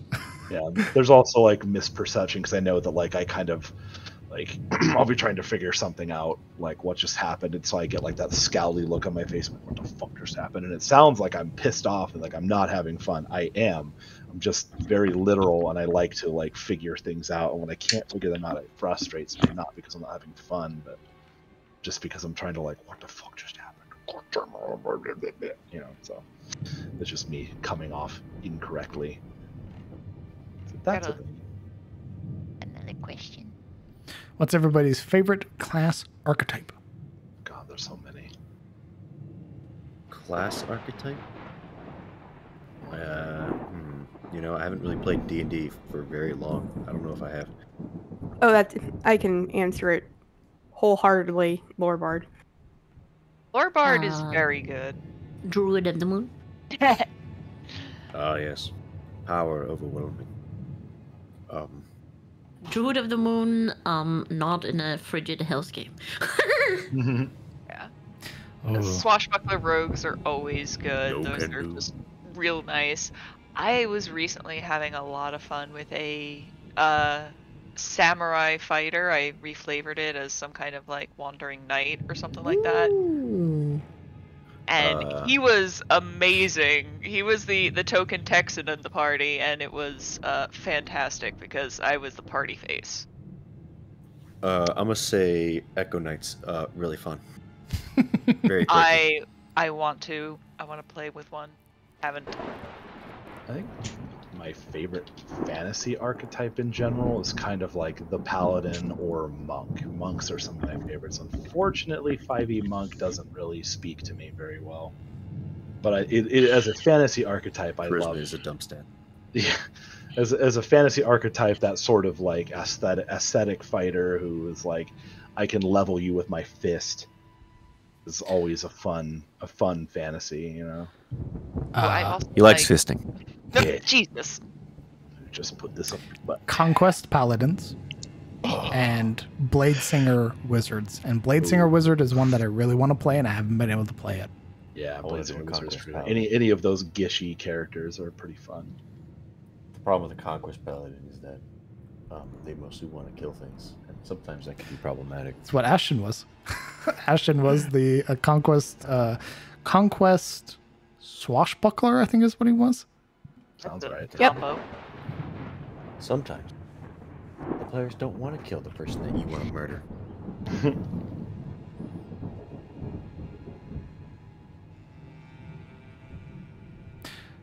My wife hasn't played D&D before, but feels left out. Doesn't know much about it, but I am learning too since I haven't played since 5.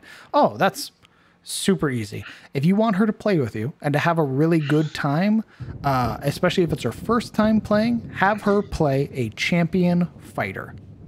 Yes, I was gonna say fighter too.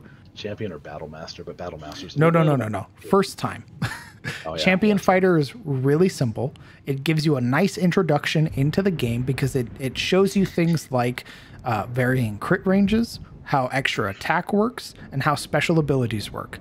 And it gives you a nice sample of all of that stuff, and it allows that character to learn about like what ASI is, what feats are, proficiencies, stuff like that. It gives them a nice spread for them to explore the game and really get to enjoy the like meaty portions of D&D, which is mostly rolling dice.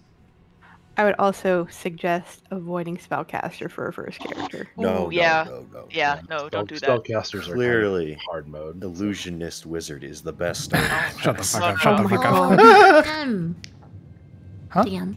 I Champion. figured out what it wasn't my automatic crit I was thinking of. It was my great weapon fighting, meaning that if I roll a 1 or 2 on a damage die, I can re-roll it. Yes. Yeah, that's what I was thinking. I was like, you don't have a keen weapon. Your fighting style. What the hell are you Yeah. talking about? Your crit range is different. I think it was the 1 to 2 thing that Gotcha. tripped me up. Thoughts on making a crafting class system attached to normal classes that only share stat bonuses? Ever thought of making a crafting class system attached to normal classes that only share stat bonuses? Are you talking like if you're a bow ranger Fletcher, if you're a bard scribe, things like that?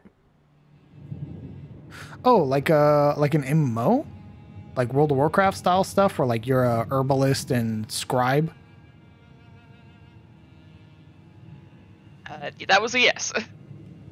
Oh, yeah, that seems. I haven't thought of it personally, but that seems like a fun idea. I love the idea of. I actually just recently got a book about like harvesting monsters and stuff like that. So that's been something I've been trying to push. Right, it's been like you can harvest things that you kill. Like unicorns have a very specific table of like the stuff that you can harvest from them. Owl bears have a table of stuff that you can harvest from them. And that's also why I'm like sort of going back to older edition handbooks and stuff, because all of them have the plethora of like lore and like breakdown tables and stuff like that. It's super nice. I haven't put anything together as like a big cohesive thing, but the idea is there. I find the Warhammer RPGs go really hard on specifically what career your character was before they became an adventurer. Like that affects your character way more in the Warhammer stuff than it does in like D&D, where it's just like Sage. More of an emphasis on backgrounds. Yeah, more emphasis specifically on like your profession. It's literally called career. Like, what was your career? Oh, Like, you can be anything from like a priest to an artist to a rat catcher to literally a beggar is one of the options. So, and that affects like how much money you make, your skills. It's basically part of your class. okay. I like that. Yeah, I'll definitely have to look into like more crafting stuff, because I do like the idea of you guys being able to craft things and sort of make unique things in the world. I feel like that's what 5e tried to do with the backgrounds, but it just wasn't really fleshed out enough to really be effective like that. Like it background was good, like, oh, you're an outlander or you were a spy or something like that. So it sort of gives you like this notion that there was a life before this adventuring life. But it also just does not go far enough, I think. Any specific streamers you want to DM in your world? Oh God, I don't know many streamers. Can we get Niku in here? That'd be funny. Niku would be a fun Okay, one. Niku would be really great because so when me and Niku would play Magic, we just DM'd it. Like we were DMs and we were role playing because we played Commander. And so we just role played and DM'd as our commanders, like summoning. It was full on like Yu-Gi-Oh style. We were like DMing and like saying that like if like I played a water character that came out of portals in the sky or some shit, right? I'd completely describe that, and yeah, he'd be a great DM. I summon a plot of land. I summon a storm tide Leviathan, and he comes out of the water. Oh my god. Niku would be a fun one. Somebody I have talked to, only in passing, and that's just because we share a very general interest in D&D. I haven't talked to them about a game or anything like that. They've just been in here, and I've been in their streams, which is Somersault. I love Summer. Oh god. I haven't She's talked to them amazing. about a game or anything. I just know that they very much like D&D. We've talked about a couple of their characters. They seem like they would be a really fun one to have in the game. They're a min-maxer. They're a power player, right? So I'm sort of used to it. In the game we played in, she managed to do. She played sharpshooter mixed with some other else. Oh my god, I've never seen someone do more damage in one turn than Summer. I had some other people in mind, but the general landscape doesn't seem conducive to that yet. So I'll keep my eyes open on some other streamers that might be, that I think would be good fits, you know, sort of get them introduced to D&D. Yeah, I sadly don't know many streamers. That's okay. You're better off. Yeah. And it's like, if I do know streamers, it's like, it's like people like Asmongold, Prod, Let's go. who else? Oh god, who else? Oh, like Soviet Womble, stuff like that. Like those are the streamers I watch. Yeah, no. I don't know about that, Chief. VTubers are cool though. I mean, one of my best friends is a VTuber, right? So. How bad could they be? Oh, to answer your question, would you some programs? Well, I happen to know a few actually. The first one, Foundry VTT. It is a one-time purchase of $50, of which you can share with all of your friends, and basically experience it together. One person has to purchase it. They share the invitation links, and it allows you a huge list of stuff to make your game run better. It includes unique modules to make the game more unique. It includes entire compendiums that allow you to basically run almost any TTRPG system if the community has been good enough to push it over into Foundry, which most have, 5e being the most prevalent, but then you have things like the Warhammer TTRPG, you have things like Blades in the Dark, a bunch of others. On top of that, there's no subscription fee, there's no upload limit, or anything like that. There's no weird like backlog file where they keep how much you've uploaded to your game and cap it at a certain point. So that's really nice. Yes, Foundry. However, if you're on a budget and you just want to play D&D for free, as much as I loathe it, you can use Roll20. It's okay. It's all right. But I highly recommend Foundry. On top of that, all of my maps are made in Incarnate. Incarnate is a web-based browser that allows you to make maps in varying styles. This is the watercolor city map style is what Elion's tier is, and the singing tier was made in the battle map styles. If you would like to see more about Incarnate or Foundry, I stream every Monday and Wednesday doing both. So, if you're ever interested, stop on by.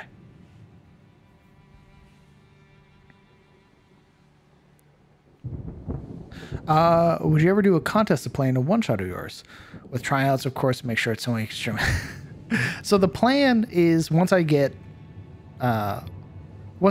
built like a community, the idea is to eventually get to the point where I can do one-shot adventures at the end of the month for the community. So it's like a raffle type deal during the whole of the month, leading up to the last of the month, where we do a one-shot adventure and I run for you guys.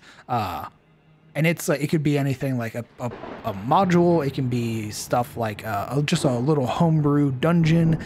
And that's the ultimate goal, is to get A, more people in the community, and B, get more people introduced into D&D. We obviously want to work on what's been torn asunder in the year of 2021. So we're trying to fix that.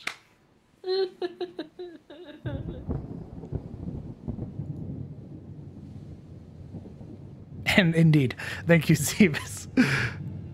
The Discord is open, so if you would like to come meet with other members of the community, others interested in D&D and everything like that, feel free to hop right in.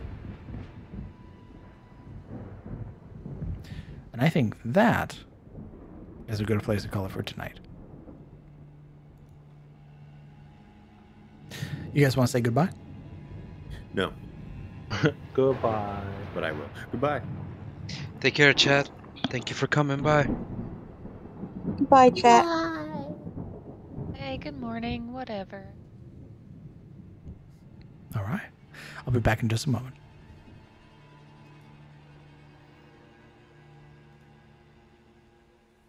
All right. Hey. No problem. I'm glad I can help you more. I hope that everything works out between you and your dungeon master, and I hope that you get to enjoy more time in D&D. But hey, thank you guys so much for coming out and watching episode 16. It means a lot for you guys to come out and support the players and support myself. You guys make this an enjoyable experience every weekend. And I'm very appreciative of it. Thank you. You guys make it so I get to enjoy all the things that I get to do. Speaking of, Crimson, thank you very much for the 10 gifted subs to the community. The Dice God, thank you very much for your resub of 3 months. 0110, thank you very much for your resub as well of 4 months. And Jublin, thank you very much for the 5 gifted subs to the community. And speaking of Mord, Mord, thank you very much for the bits, and thank you very much for the sub. I appreciate that. It's very kind of you. I wish you all a good night. I hope that you enjoy your morning, your evening, your afternoon, wherever you are.